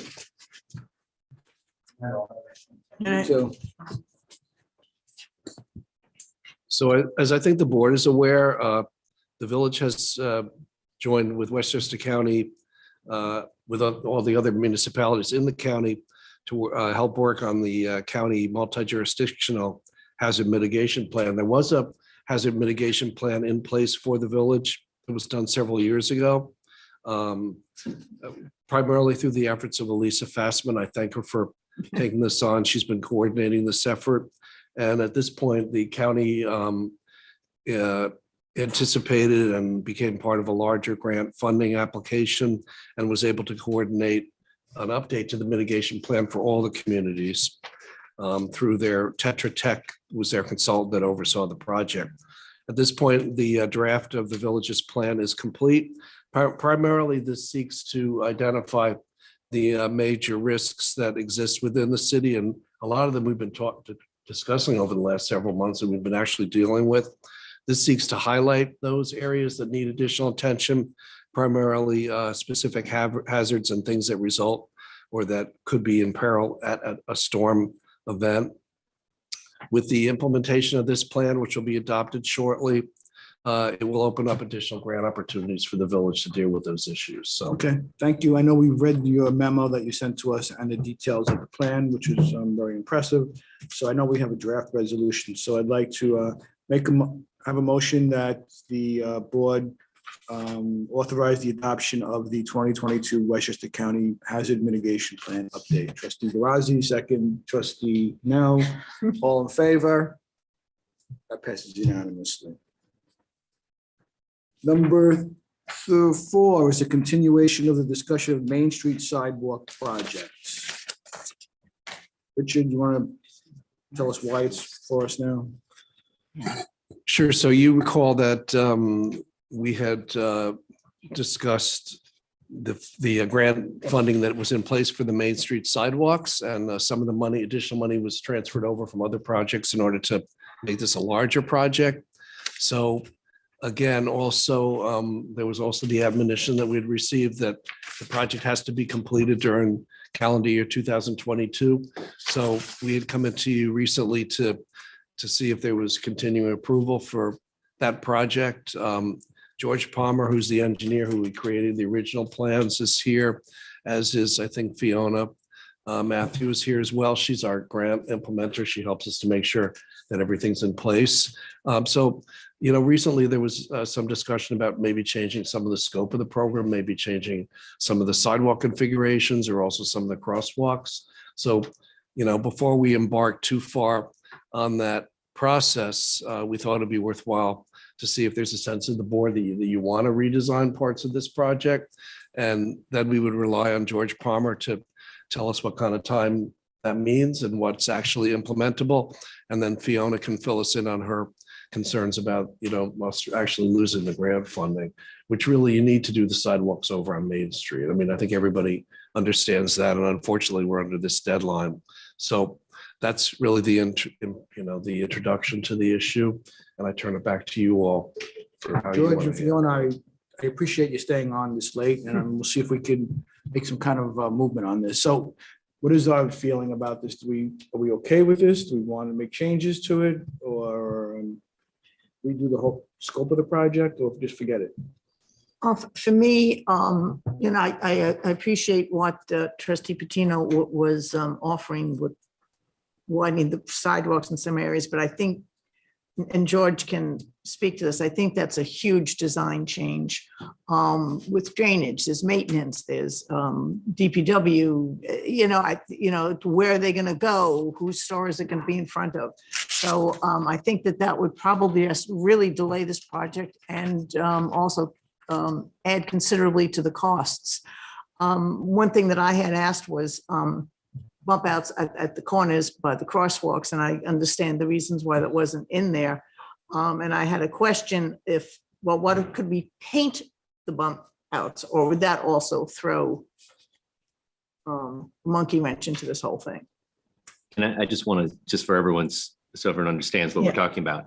The last time we looked at this, there were a couple of questions about some minor alternatives. Do we do real brick? Do we do faux brick inlays? A couple of small things. And since that last conversation, we've had a subsequent one.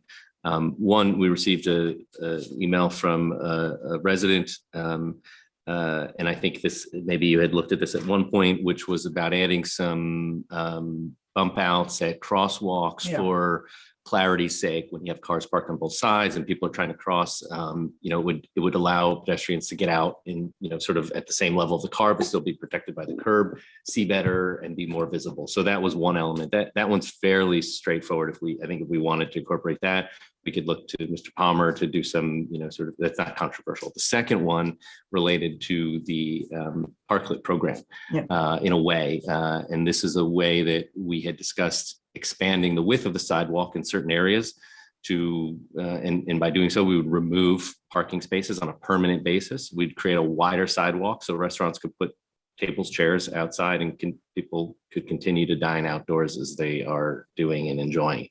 And so I realize that is a much broader change, Mr. Palmer, to the design drawings. And so the question for us all today, and really for you, is what would that entail from a design perspective, approval perspective, and then how would that if in any way affect our grant money. And so let's answer the first question about the sidewalk bump outs, and then the second one about the expanded sidewalk, and see what, if either of those are even feasible, because I don't want to suggest anything that's going to put at risk the funds for the sidewalk as we have it currently designed. Okay, thank you. Good evening, Mayor, Board of Trustees. We did look at bump outs at one point in time, and I sent out something recently about some of the bump outs that we looked at on Elm and how that affects turning maneuvers and what the cost implications are, drainage and so forth. But I also reached out to the DOT early today, and I asked them, what putting it on the other side of the street would do, some striping, some painting, and they said, well, that's a minor change, that's not a problem. But putting it on the other side of the street, we started getting into major changes, and that gets into, when this project started, there was a design report. And if we make a major change, we may have to amend that design report or redo that design report. And it all depends what the DOT would consider major and minor. So if you gave me a list of things and said, okay, I'd like you to look at, bump outs here, crosswalks there, and I could send them to the DOT and say, which one of these are major and minor, and which one's going to send us off into making the project, undoable, and which ones are going to be, okay, that's a minor thing, let's move forward with it. That's what I would need. As with regard to the second question, which is the parklets, that one's a little more difficult because bumping out the sidewalks, we don't have any curbs. We didn't change any curbs in this project. So bumping that out, it actually impacts a lot of things because there's a crown in the road. And the crown in the road, as you start to move out, it starts to impact drainage. So it depends where you put a bump out, how you put a parklet, how you design these things, and what you have in mind. So that could become a larger drainage problem, and widening could be a larger issue. But in one of your emails, I believe you wanted, when you said seating, was seating the parklet or was seating everything? Was seating like seating along the sidewalk? That's one of the things that. Yeah, I mean, ignore the seating. Imagine if you were to expand the width of the sidewalk to include the parking spaces. So that extra 9 feet of sidewalk or 10 feet, or whatever the parking space width is currently. So that's essentially what I'm talking about. Yeah, I think the temporary condition that you have now is probably the best condition. I know in Hastings, we redid a section down there probably 20 years ago, and they did the exact same thing. The guy, one of the restaurant owners right across from the library, he said, this is great. I love the brand new sidewalks. Let me put my seating outside. And he's been out there for 20 years. He's had something temporary. The village came up with some type of permit to let him have it, and he's had it ever since. So it's not something that's new. It's been something that's been around for a while. If you go through a permit process like you do now, I think the temporary condition where it's revocable, you can stop and start it, is probably more ideal in my mind. Just a matter of having that actual land that they can do that on. And right now we wouldn't have that. Right? Like, Yes. odds, is that what they're talking Yeah, about? yeah, Like, it's a more complicated issue with the parklet. So the continued use of the parking spaces dedicated to the restaurants have other repercussions.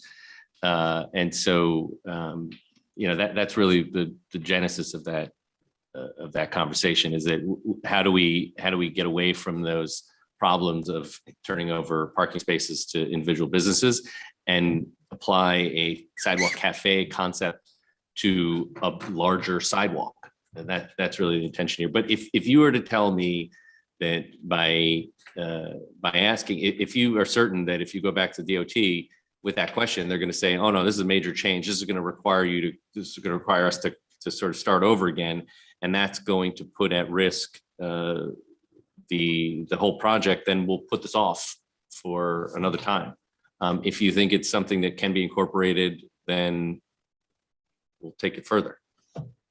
So I would say that the parking issue, I would say that would be a major change, but I won't know that until I ask them. So I'll have to, maybe we can have an offline discussion about what you feel is, this is what I'm contemplating. We could sketch something up and I could send it to them and I could ask them, is this major or minor? And if they just plan on it and say no, and then that's where it ends. Yeah, I'd be And then happy to, I offered to send a sketch.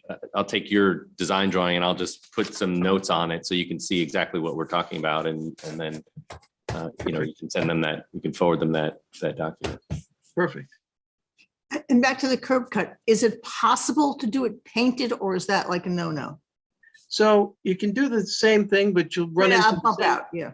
You run into the same issue, but it gives you a good. So we've done this in another community and they actually set up a camera, they painted it and they watched what people would do and see what would happen.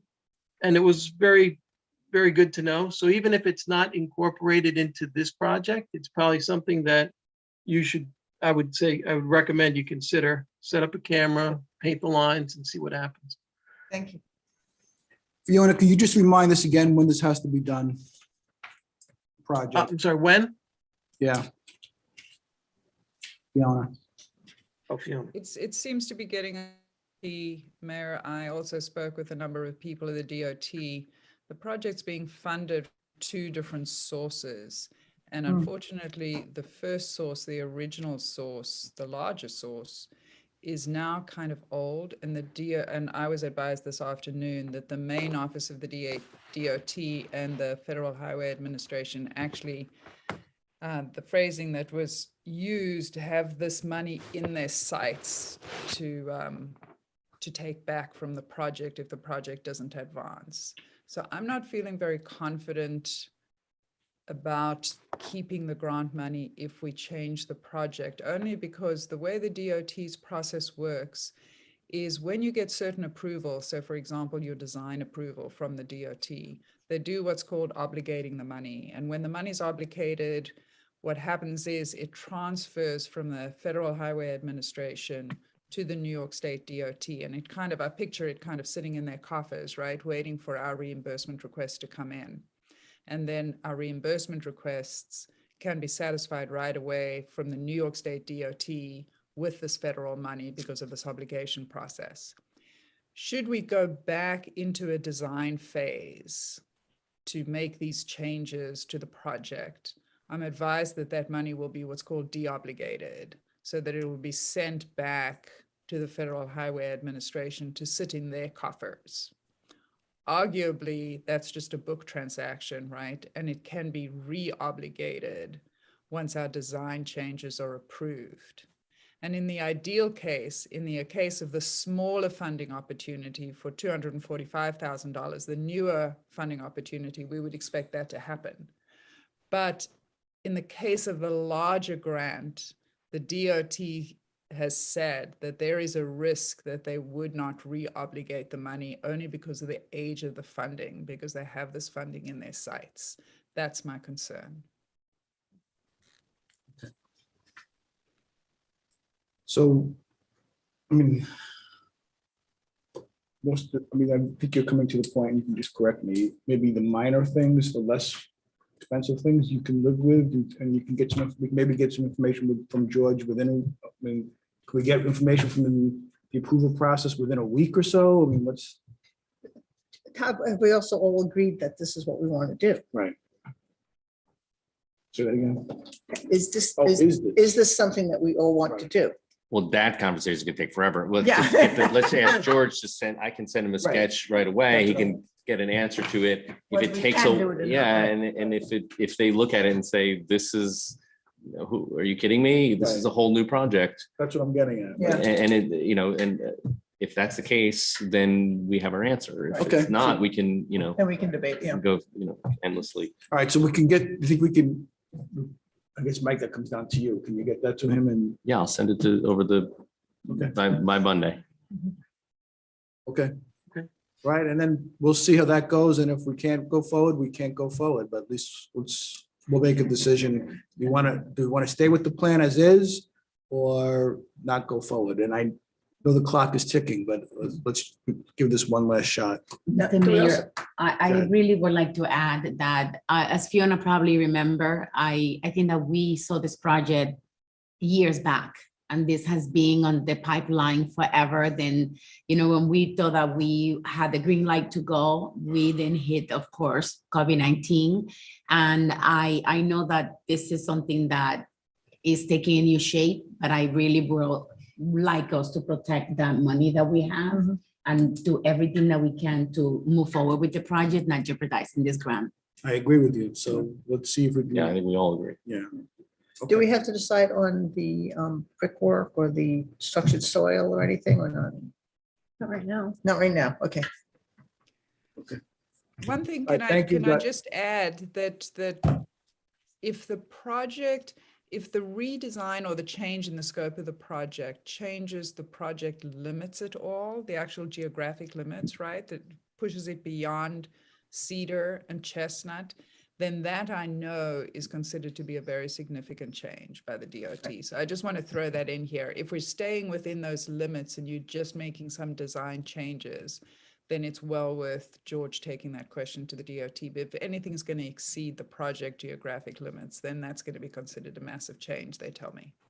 Okay. What does the term geographically mean in this context? Because, I could interpret that a number of ways. We could be talking about where on Main Street, but if we're by geographically, does that include moving a curb out 8 feet? No, I mean, where on Main Street, the fact that our project is along both sides of Main, between the intersection with Cedar and the intersection of Chestnut. Okay. That's what I mean.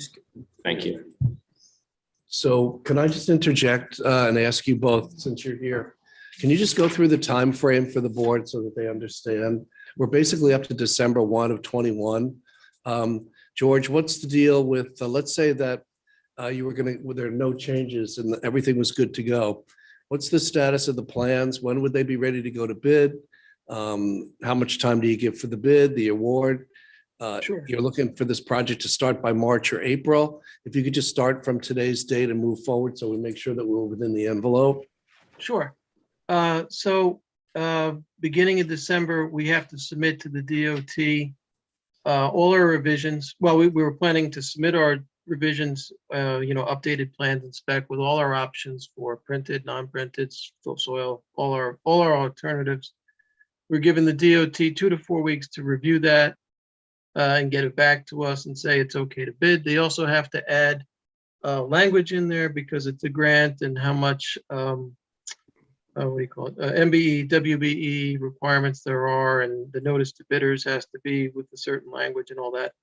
And then if we started in January, we bid it for 4 weeks. That brings us to the beginning of February. We award it to a contractor in February. It would take 8 weeks to get them signed up, bonds and insurances, which brings us to April. We have to get shop drawings. And then once we get them from the contractor, we have to submit them to the DOT. That takes 4 weeks. So we would start in May, and we said it would take 6 months. That would take us to October. And that leaves us 2 months to, That's actually November, not October. I'm 6 sorry. months is. Beginning of May. Fundamentally, you're under the gun. Yeah. Okay, you're up against it. So hopefully Mike can submit something by Monday, whatever. You need a pretty quick turnaround. You're up against it now. If you have any delay in the project whatsoever and you're jeopardizing the funding. Right, so we have to do this by definitely. Thank you for that. No problem. I made that up during that cannabis. You did your taxes for the past 3 years. Easy too. for you to laugh. So we should discount what you just told us.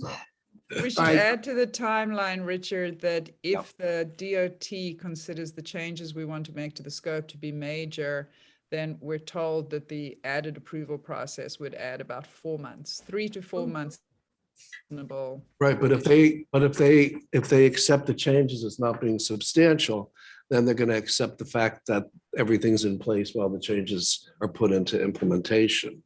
I'm just saying with what you have right now, with no change at all or a very minor change, you're all the way up into November already. And that's cutting it very, close on a project that has to end by the end of the year. That's tough. I mean, I'm. No, I you just know, want you all to Yeah, no, realize, I'm glad you brought that point up because there's a month of buffer, which in construction is a. Right. Okay. And by the way, some of these turnarounds are over holiday periods, which, I mean, it wouldn't take a lot to go wrong to end up in a problem if we delay this at all. I'll sketch it tomorrow. I don't know that's gonna help. We don't time. I have, I'll take a picture of it. Okay, so thank you. We'll have to get this to you as soon as possible. If not, we'll have to make a decision, I think, by the next board meeting. Okay, Correct. all right, thank you. Thank you. But I know I skipped number 3, the remediation of the Embassy Community Center. We'll come back to that, but let's go to the Washington Avenue sidewalk project. I know there are people either online or here who want to discuss that. So, Richard, can you just give us Let's give a very brief introduction. Yeah. Yeah, so I mean, this Washington Street is a sidewalk that's part of a larger grant opportunity that was gotten through a state senator's office. We sent you a memo on it. I think everybody's pretty familiar with it.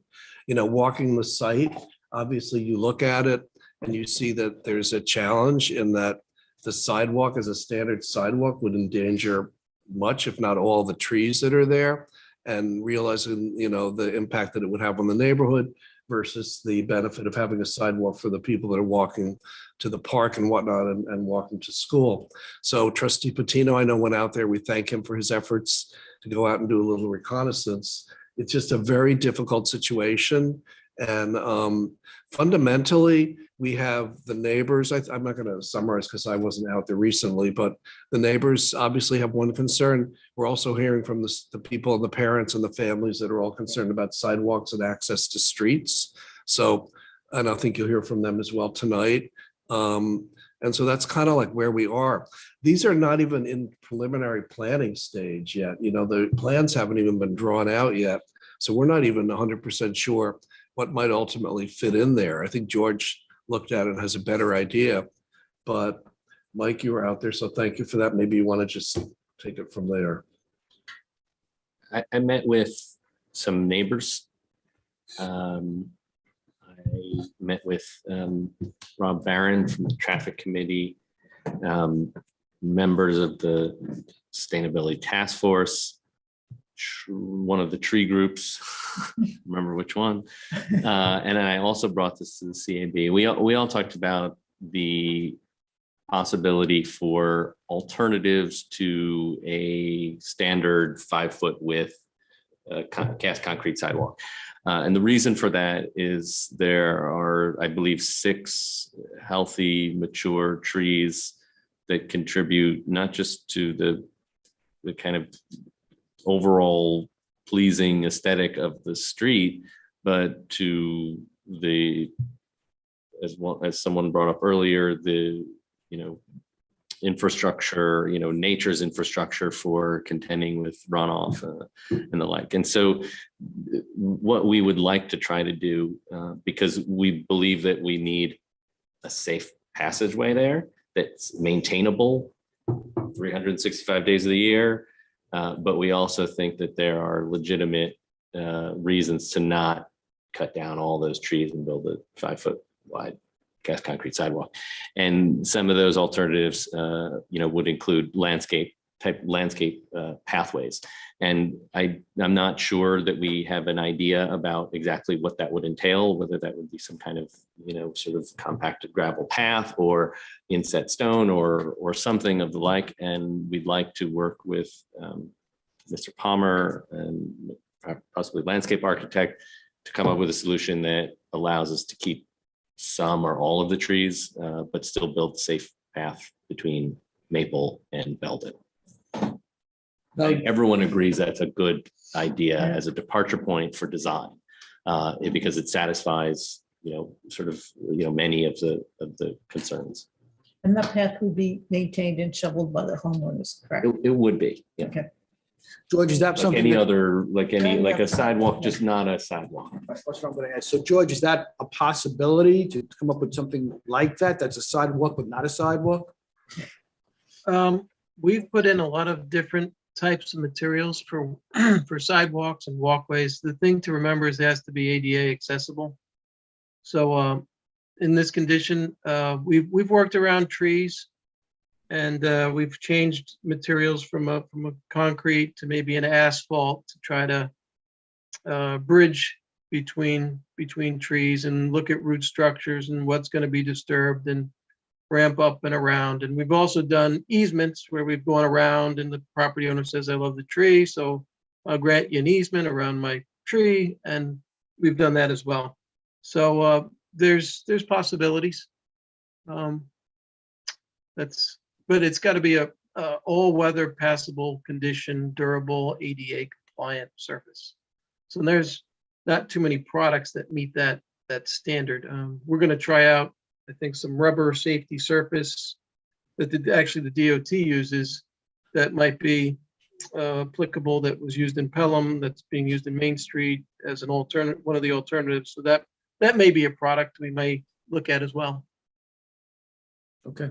I would also like to point out, if any trees are taken down, how do have to come down, the village should look at the possibility of replacing them. Chris, want to go up? Sure, no problem. Thank you all. I'm A. Rosenkranz, 120 Belden, and I'm speaking on behalf of the, I don't know how many years of efforts that we are trying to maintain on our boards to protect a sense of place. And as a homeowner, a value, values of the homes, and as a citizen to protect nature and protect the safety of the pedestrians. The day that, let's say that traffic and cars design our streets, our neighborhoods, I think I failed to the three of them because I don't protect the nature, I don't protect the quality of life, I don't protect the values of the homes, and I don't protect the basic understanding of our neighborhoods. So I understand that to the left is safe to walk, Washington Avenue. To the right, across the street is safe. Only on that stretch is unsafe, and we have to bring smearing cement like a highway next to Broadway, let's say. I don't think what we are talking about is understanding the nature of that street, and the reason people walk on the street is because it's nice. It's nice because it's nature. I mean, we had a year of enjoying walking because of the COVID, and I saw a lot of people walking. I didn't see one accident, but there are many ways to control traffic. There are many ways to control safety. I will challenge, we discussed it with Michael, a landscape solution to it. I doubted that the only solution that will be a handicap accessible ramp on that street. I think it's a non-starter to, it's not sensitive to the area. It's like, I won't give many examples on how to destroy character of neighborhoods, but this is something that is, we are rushing into something that is, it may be the wrong way to go about it. Clearly,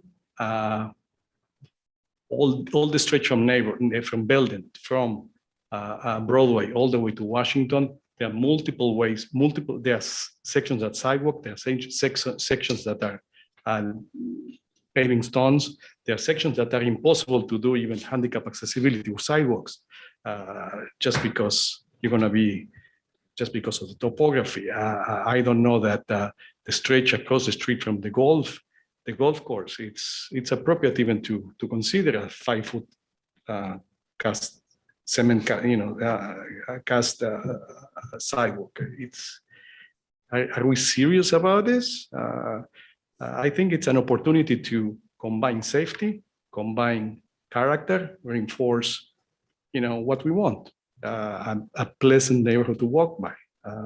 I'm very distressed by the solutions that Mr. Palmer is proposing, because it's the wrong way to go about it. I think that a good landscape designer will really help, and let's evaluate it properly and take this as an opportunity to improve the character of our village. I don't know what the percentage of sidewalks we have in the village, but I think that the sidewalk idea, it's great, but it's not a one-dimension concept. It's could be multi-dimensional concept. It can be evaluated properly and reconsidered. I probably have more things to think, but to say, but for now. Good. Hi, good evening. My name is Roxana Klein Rosenkrantz, and I live on 120 Belden Avenue. It's the corner of Belden and Washington. So again, just to maybe dwell a little bit on what Yair just said, we're very concerned about the character of what's being proposed aesthetically in terms of the possible loss of healthy, mature, beautiful trees. The dramatic change of character that would have a really large impact on the curb appeal of the entire stretch between Maple Street and Belden Avenue, just on Washington, just on that street, which would really encompass 4 front yards, in our case, our side yard. While we understand the concern for safety, we are hoping that we can come up together with a solution. And I know that Trustee Patina has been trying to maybe he mentioned maybe bring in a landscape architect into the into the process, but come up with a solution that maybe resolves the problem without having to go with a cement runway that goes through 4 yards, which really is not in character. In addition to the concern that we have about the possible removal of trees and the addition of all that impervious surface, which would have to be considered very seriously in terms of water and the runoff, not only into our houses, but then down towards our neighbors behind us. So it would really have an impact. And I'm not sure that that has been addressed, and I think that should be addressed in detail. So I'm hoping this is a beginning of a conversation that we can come up with ideas that are really departing from just a cement walkway, which would be incredibly, it would really not fit in with the neighborhood.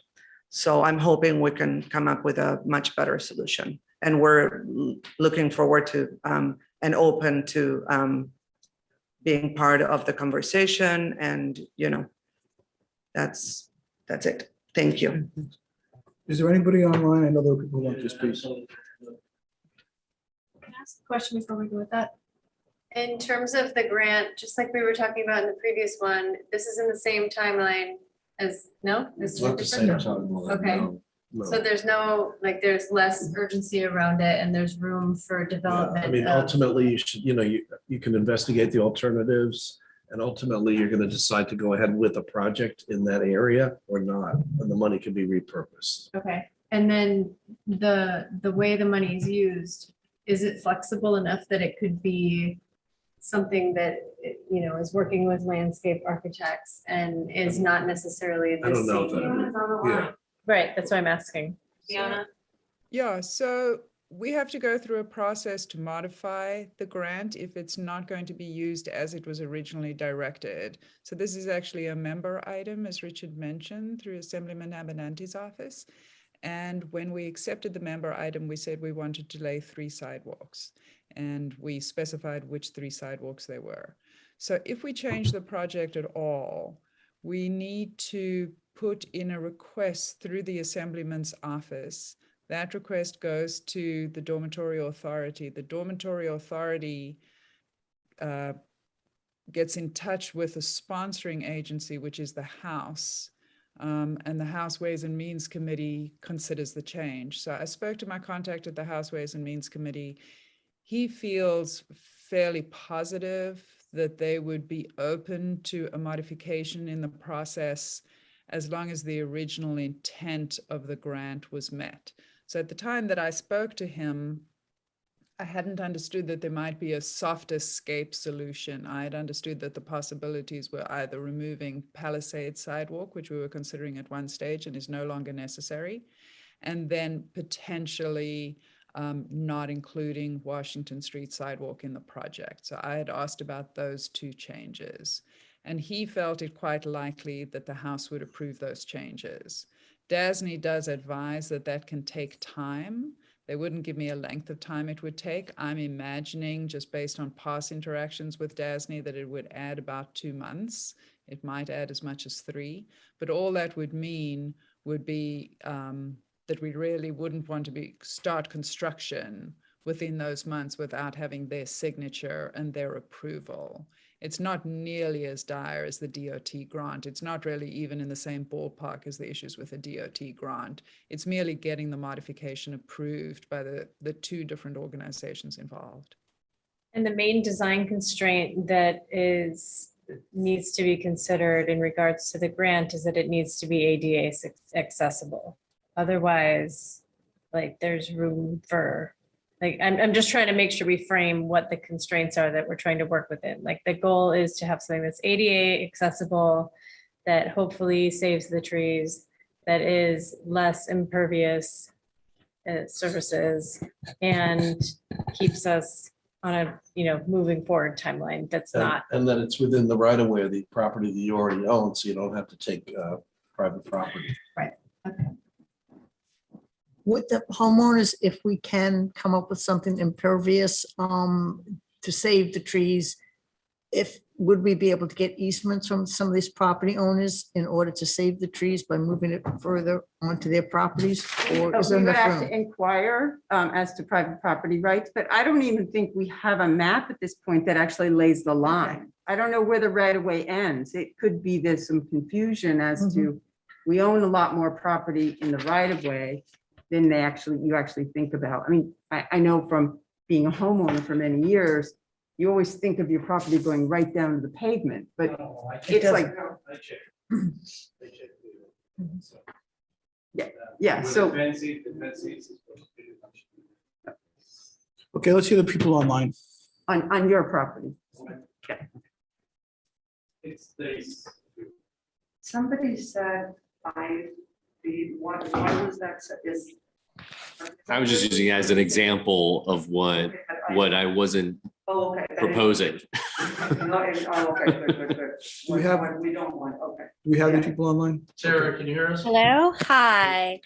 My name's Tara Pataki. I live at 189 Washington Avenue. I wanted to say that this is my first board meeting, and I was really impressed with just what people brought to the table tonight and how well the mayor and the trustees responded to everything. And I do want to say this will not be my last board meeting either.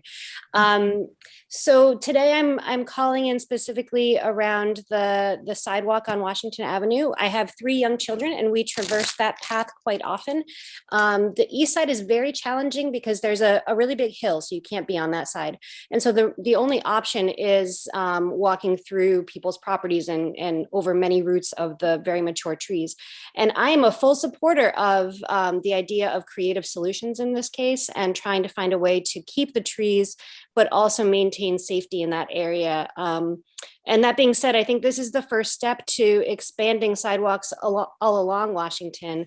I still do think that people drive too fast on Washington, and there are a lot of people that do use Washington for recreation as well. And I really would like to keep encouraging that. My 10-year-old walks to school with his friends, and they actually walked a long way around in order to avoid Washington. And I would love to see just more kids being able to use our main thoroughfares and in a safe manner. Thank you. Anybody else? Yeah. How many? Patty, yours? You know what, let me just say this, we're not going to make a final decision today by any stretch of the imagination. So what I would suggest is this, that Mike will work with the village staff and the residents to come, and with George certainly, to come up with a plan that we would then be presented with, and we can determine, alternate plans. We can then determine what the next step is. I think we all feel and believe that there has to be a safe way for people to walk. We want to encourage that, but we're not going, there's no stretch of the imagination. We're going to make a decision today on the design, the plan going forward. So my suggestion is that we, people can submit their requests and their ideas in writing and email to us. This will come on a number of times, I'm sure, before we move forward on it. But I just, for the sake of this moving forward tonight, I think we should table it and we'll put it on for another night. I just wanted it to be on tonight so we could know that, everyone can know that we are addressing the issue. Trustee Patino spent a lot of time on it already, and I'm sure we'll deal with this again. Can you just ask Fiona the timeline for her necessary response to the grant? Well, I thought she kind of said that there were, But in terms of she's gonna have to respond to them, does she have a deadline for when she has to get back to them? Glad you asked. Yes, the dormitory authority is keen to move on this one way or the other, and they have asked us to actually move this on to contract as soon as we possibly can. In my ideal world, I'd love to get back to them within the next few weeks to ask them for a modification to the grant. I wouldn't want to wait a whole lot longer than that. In terms of spending the money, I think we probably have through the end of next year. And if we put through a modification, we may even be able to ask for a slightly longer time than that, but we do need to move on getting it to contract. okay, thanks for clarifying that. I misunderstood. Okay. Mr. Mayor, one thing, just very, very quickly, that one of the emails that made a suggestion as a traffic calming measure to put stop signs at Washington and Belden, with the idea that that would be something that would have to slow traffic down through that stretch, as opposed to them being able to run a much longer distance. So I don't know if that's something that could be considered in conjunction with this or even beforehand to provide at least some incremental element of safety. Okay, so there are a lot of things on the table that we'll have to look at and bring it back. But now that I realize how quickly we have to move on it, I don't know if it's even possible to get all those players together and get everything together, but we'll give it a try and then we'll make a decision. Okay. All right. All right, so thank you, everybody. Thank you, Fiona. Thank you, George. Have a happy Thanksgiving. You too. So I know we still haven't addressed the embassy yet, but let's move so we can get some other people going. So I want to jump down to number 7, I guess, where the resolution authorizing the DPW to purchase a new sweeper. Now we've looked at it. I don't even know if it's a real issue, right? So is there do you want to add anything, Steve? Okay. No, thank you. So let me see if I even have that. No.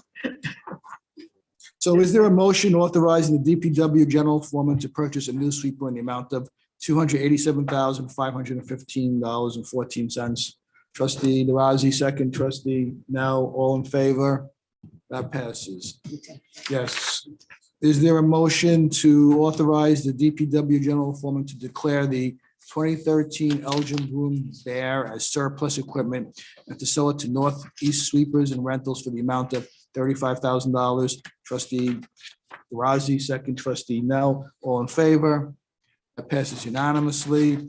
Is there a motion authorizing the DPW general foreman to declare the 1999 Mack garbage truck as surplus equipment and authorize listing the truck on Auctions International? Trustee Razi, second. Trustee Nell, all in favor? That passes unanimously. We done? We're done. Okay.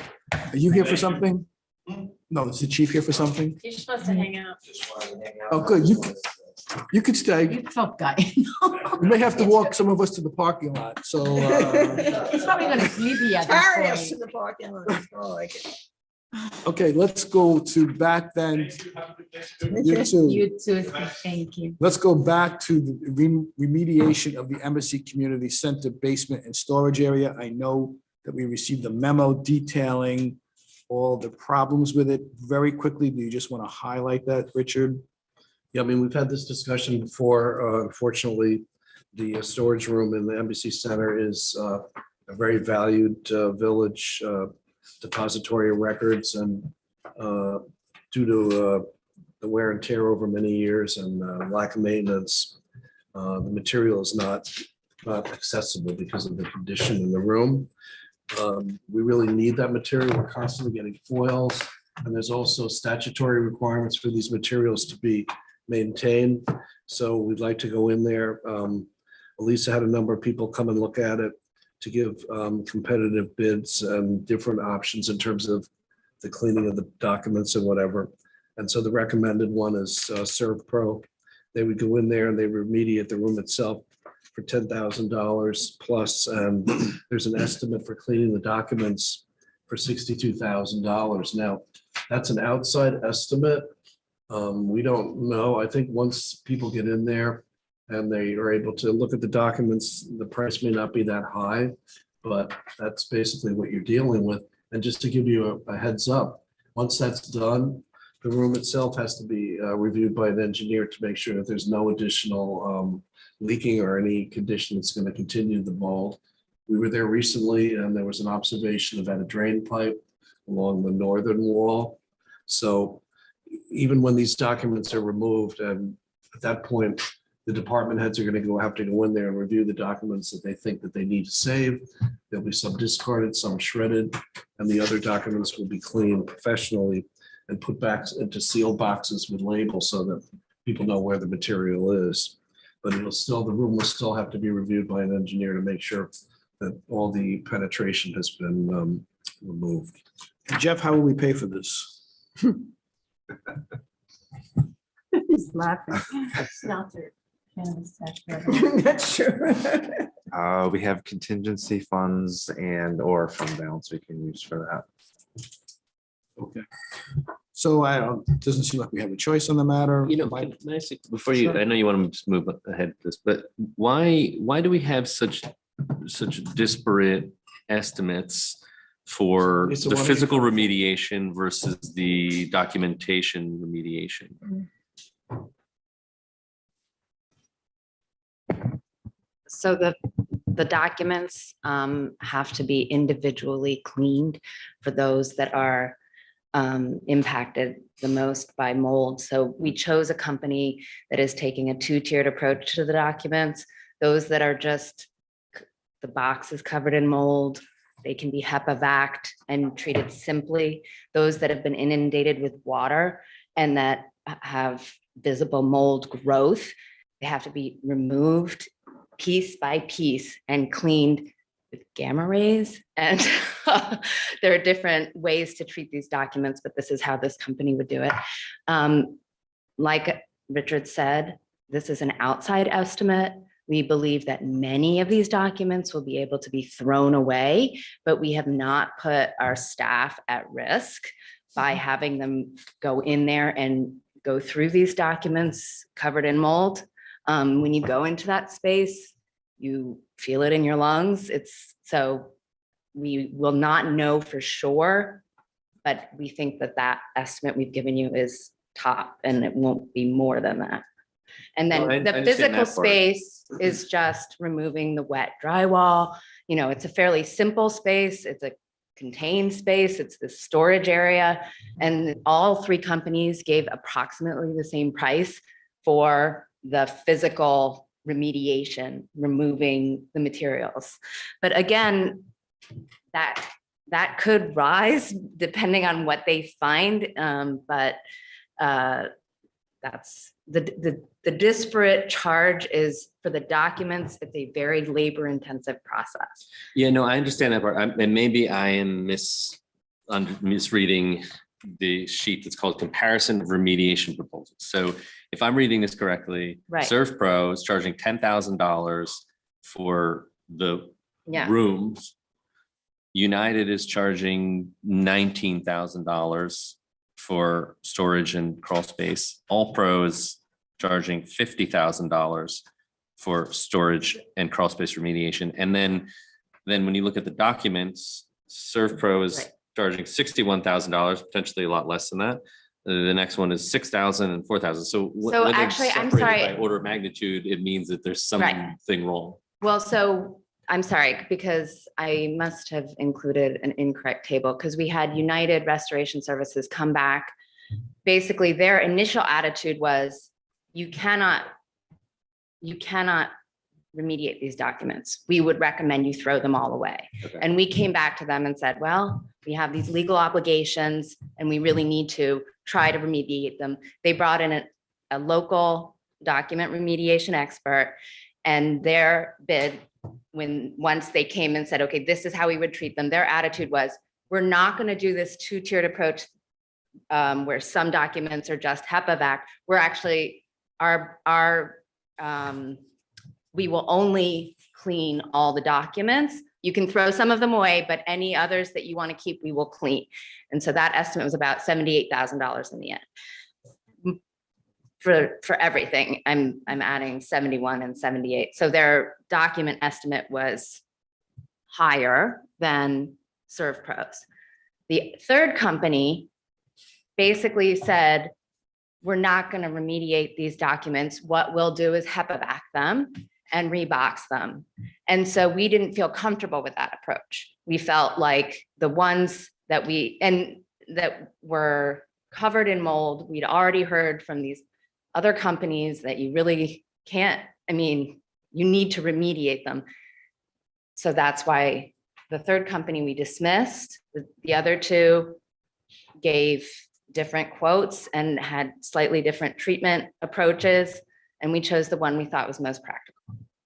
Okay. So it's not exactly a like comparison because They came with three All Pro different is not approaches. doing what you need to get done. Right. United is not doing what you need to get done. So they've given you comprehensive numbers, but two of them don't meet the service needs of this Right, project. well, right. I United was an over the top approach, we felt. ServPro was a happy medium. Going forward, can we scan documents and store them digitally? That's the idea. That also costs money, obviously. Like there's a lot of people that email us wanting to do that service. You Yeah, guys done the same? I know. Thank you, Lisa. You're welcome. Okay. So is there a motion to authorize the interim village administrator to enter into an agreement with the ServPro of Tarrytown to remediate the water and mold damage not to exceed $72,422 in the storage room of the Embassy Center basement? Is there a motion? Trustee DeRosa, second. Trustee Nell, all in favor? That passes unanimous. Obviously, we don't want trustee Nell and trustee DeRosa to leave.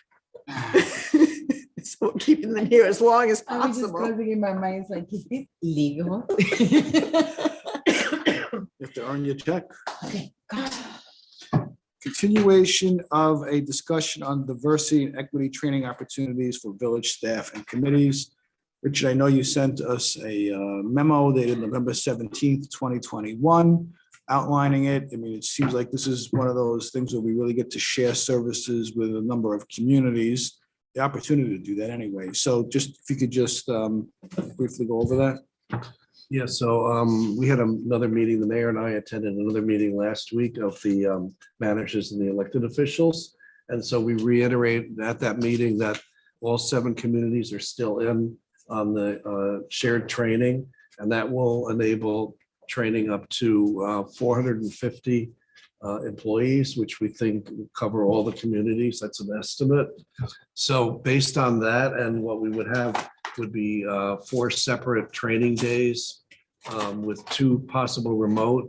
The price is actually continues to drop. So now you're looking at the shared services among the seven is down to approximately $35,000. So you're looking at anywhere from 5,000 to 7,000 to do this training, and that would include, they also want people fed on site, so we would contribute to make that happen. And it would also include 2 remote sessions as well for people who may not be able to make it or wouldn't feel comfortable coming to an open meeting. So Tarrytown is committed to letting us use whatever hall they have, which could hold up to 150 people. So it's projected that we could do it all in one fell swoop if we get 4 days together, and you get 100 people in there a day, and then they go into breakout groups. So that option is available to you. I think we're ready to go. And it's going to be, I would say, it would probably be closer to 5,000, but not to exceed 7,000. And then you have the other competitive, not competitive, but companion submission that was submitted to you from the people from NYU. And I believe theirs was $8,600. And that would allow the training of the diversity committee and also to the board of trustees. And there would also be an opportunity to theoretically to train some additional people as well. So my thought is we could all do the, try the Leaders 2C one, which I think it says they're training no more than 120 people. That could include the trustees as well as the Human Rights Committee and all the other committees. And if it's felt that those programs and workshops are not really apropos to some of the committees, then we could look into the NYU program. But I think for the village staff, certainly the price seems right for the Leaders 2C program, especially since we can spread out who goes to these programs from different towns, right? So we could send 50 on one day or 20 on another day, right? Yeah, and it's not going to commit you to wiping out your entire staff to go to a meeting. They'll give like 4 different days as options for them to attend. Right. So. Excuse me? A member of the Human Rights and Diversity Committee has her hand raised. Okay, put on. Hi, it's Cynthia Caracta. How are you? It's been a long evening, and can you hear me? We hear you. Okay, I just wanted to speak on behalf of the Human Rights and Diversity Committee. We really wanted to thank the mayor and the BOT. We've been very pleased that you've been open to our committees, past evaluations, including NYU Metro and the Leaders 2C. So these are a matter of record. You know about them already. We also acknowledge that some time has passed since the first evaluation that we did with the assistance of the village administrator and the BOT liaison at the time. And we also wanted to thank you for considering the time for the NYU Metro to present again their proposal and their capabilities. When we looked at both of the current proposals, the missions were similar and share a common basic language that are typical for DEI training. One of the observations that we did want to share with you is that it was very unfortunate from our point of view that the consideration of the NYU Metro has been impacted by negative associations, perceptions of a former NYU Metro representative who since moved on and is not involved in the current NYU Metro proposals for either extended or smaller scope training. So the members of the outgoing and this current HRD committee going into the new year have both times performed their evaluations with due diligence per the mission of the committee to help facilitate DEI education. We hope that the mayor and the BOT recognize the impact of the past vitriol and outside opinions regarding a single person were not part of our committee evaluations. We evaluated and made our most recent recommendation to hear the current proposals you have under and made review with the same due diligence. So acknowledging that the HRD was formed by the mayor and the BOT, we're very pleased to see that such training is seen as valuable and a necessary part of the framework of our village life and important to the education of the HRD committee. And those are the comments I bring to you from the HRD. Thank you. Well, and I appreciate it very much. I mean, this is the type of thing that we were hoping that the committee would bring to us. In other words, raising awareness and bring to our attention that, you know what, there is implicit bias, there is bias. Maybe we should get the staff trained, trustees trained. So I think that is a great accomplishment in the committee in and of itself to raise awareness of this issue to us. And I think as a board, and the staff, we've taken that to heart, and we've decided to move forward with your recommendation on training the staff and bringing in people who can help raise awareness to all of us. So I thank you and the committee for the job that you've done, and we've certainly followed your lead on that. So we appreciate it, and I think though we're ready to move forward on it. So is there a motion to authorize? Where am I? You don't have memorized for it? I've lost it.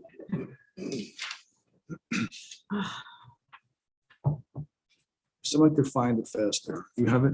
Item 6.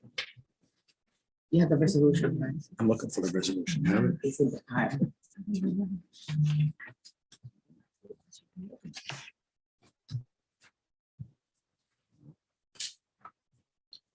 I don't see a resolution in this packet, but it would be basically engaging the services of leaders2c.com for the purposes of providing training to village personnel for a sum not to exceed $7,000. Okay. So is there a motion to authorize the interim village administrator to enter into an agreement with Leaders 2C to implement training as outlined in his memo in the amount not to exceed $7,000? Trustee DeRozzi, second. Trustee Nell, all in favor? That passes unanimously. Thank you.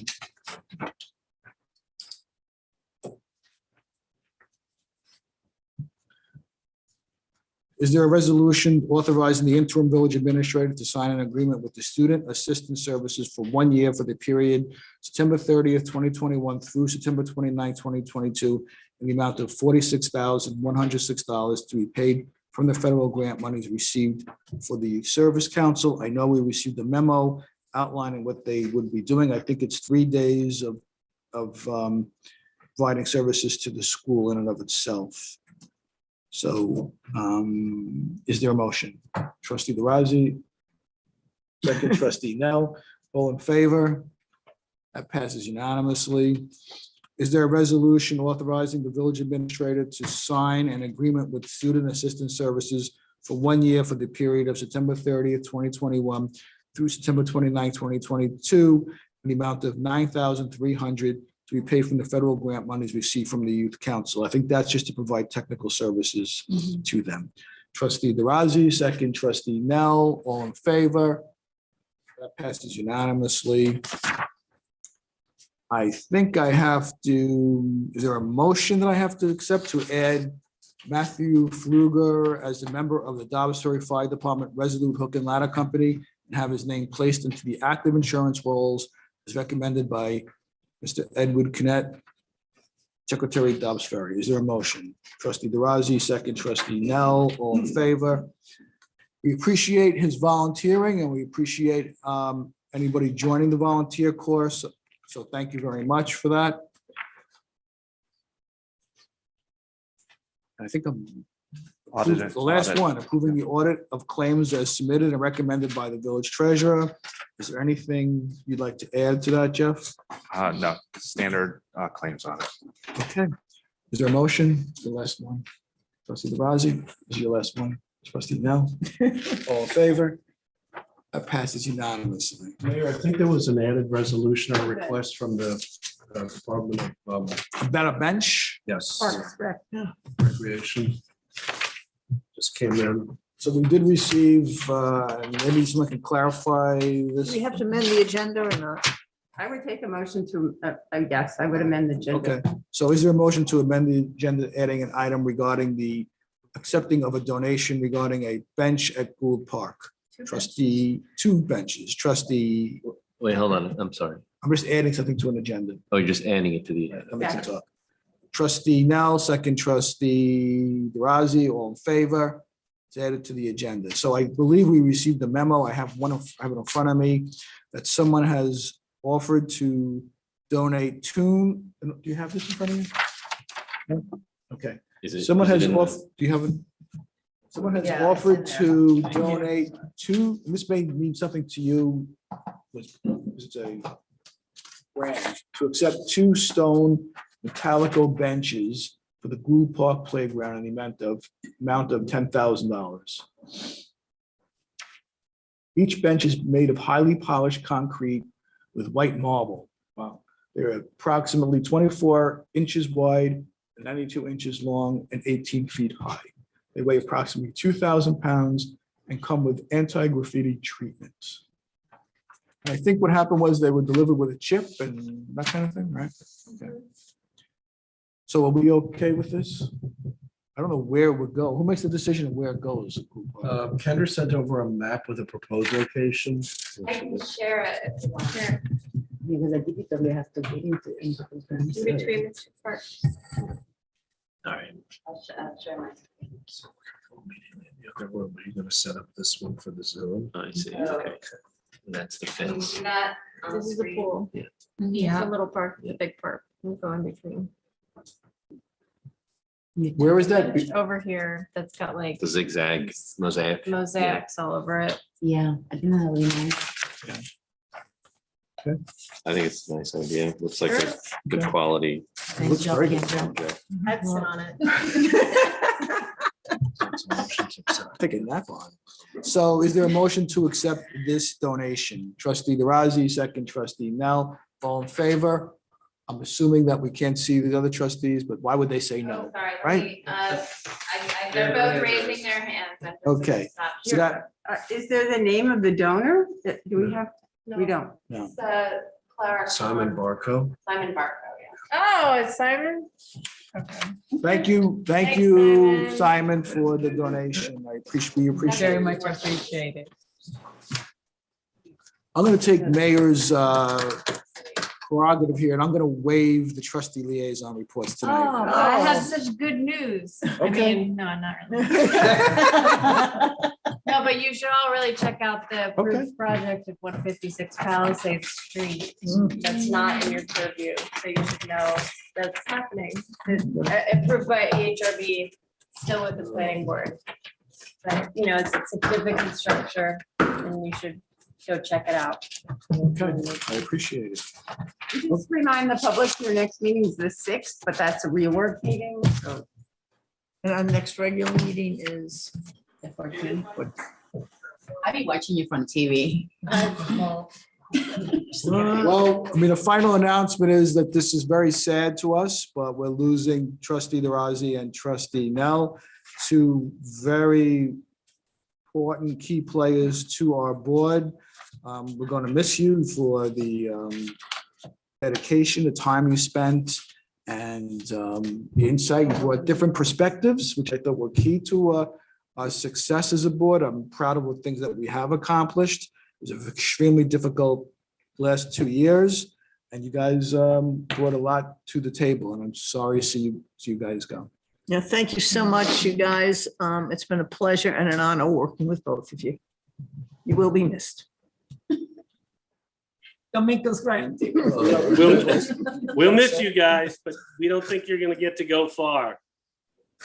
Want to say anything? No? You want to say anything?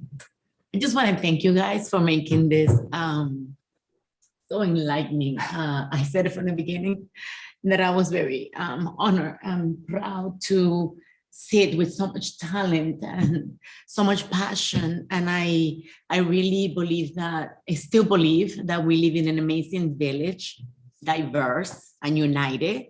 I was the first Latina elected, which was never really said because people thought that I was not Latino until they heard me speak. But I am so happy that that I got this privilege, and we will continue to stay connected and engaged and loving our village. So thank I'm you sure so we'll see the much. both of you Yeah. again. We want you both to be active, so. And Thank you. she's not talking because she's gonna cry. Okay, we're going Very to, emotional. I need a motion to adjourn. We're going to adjourn this meeting. We're going to close this meeting and we're going to adjourn to advice of council meeting. So Is there a motion?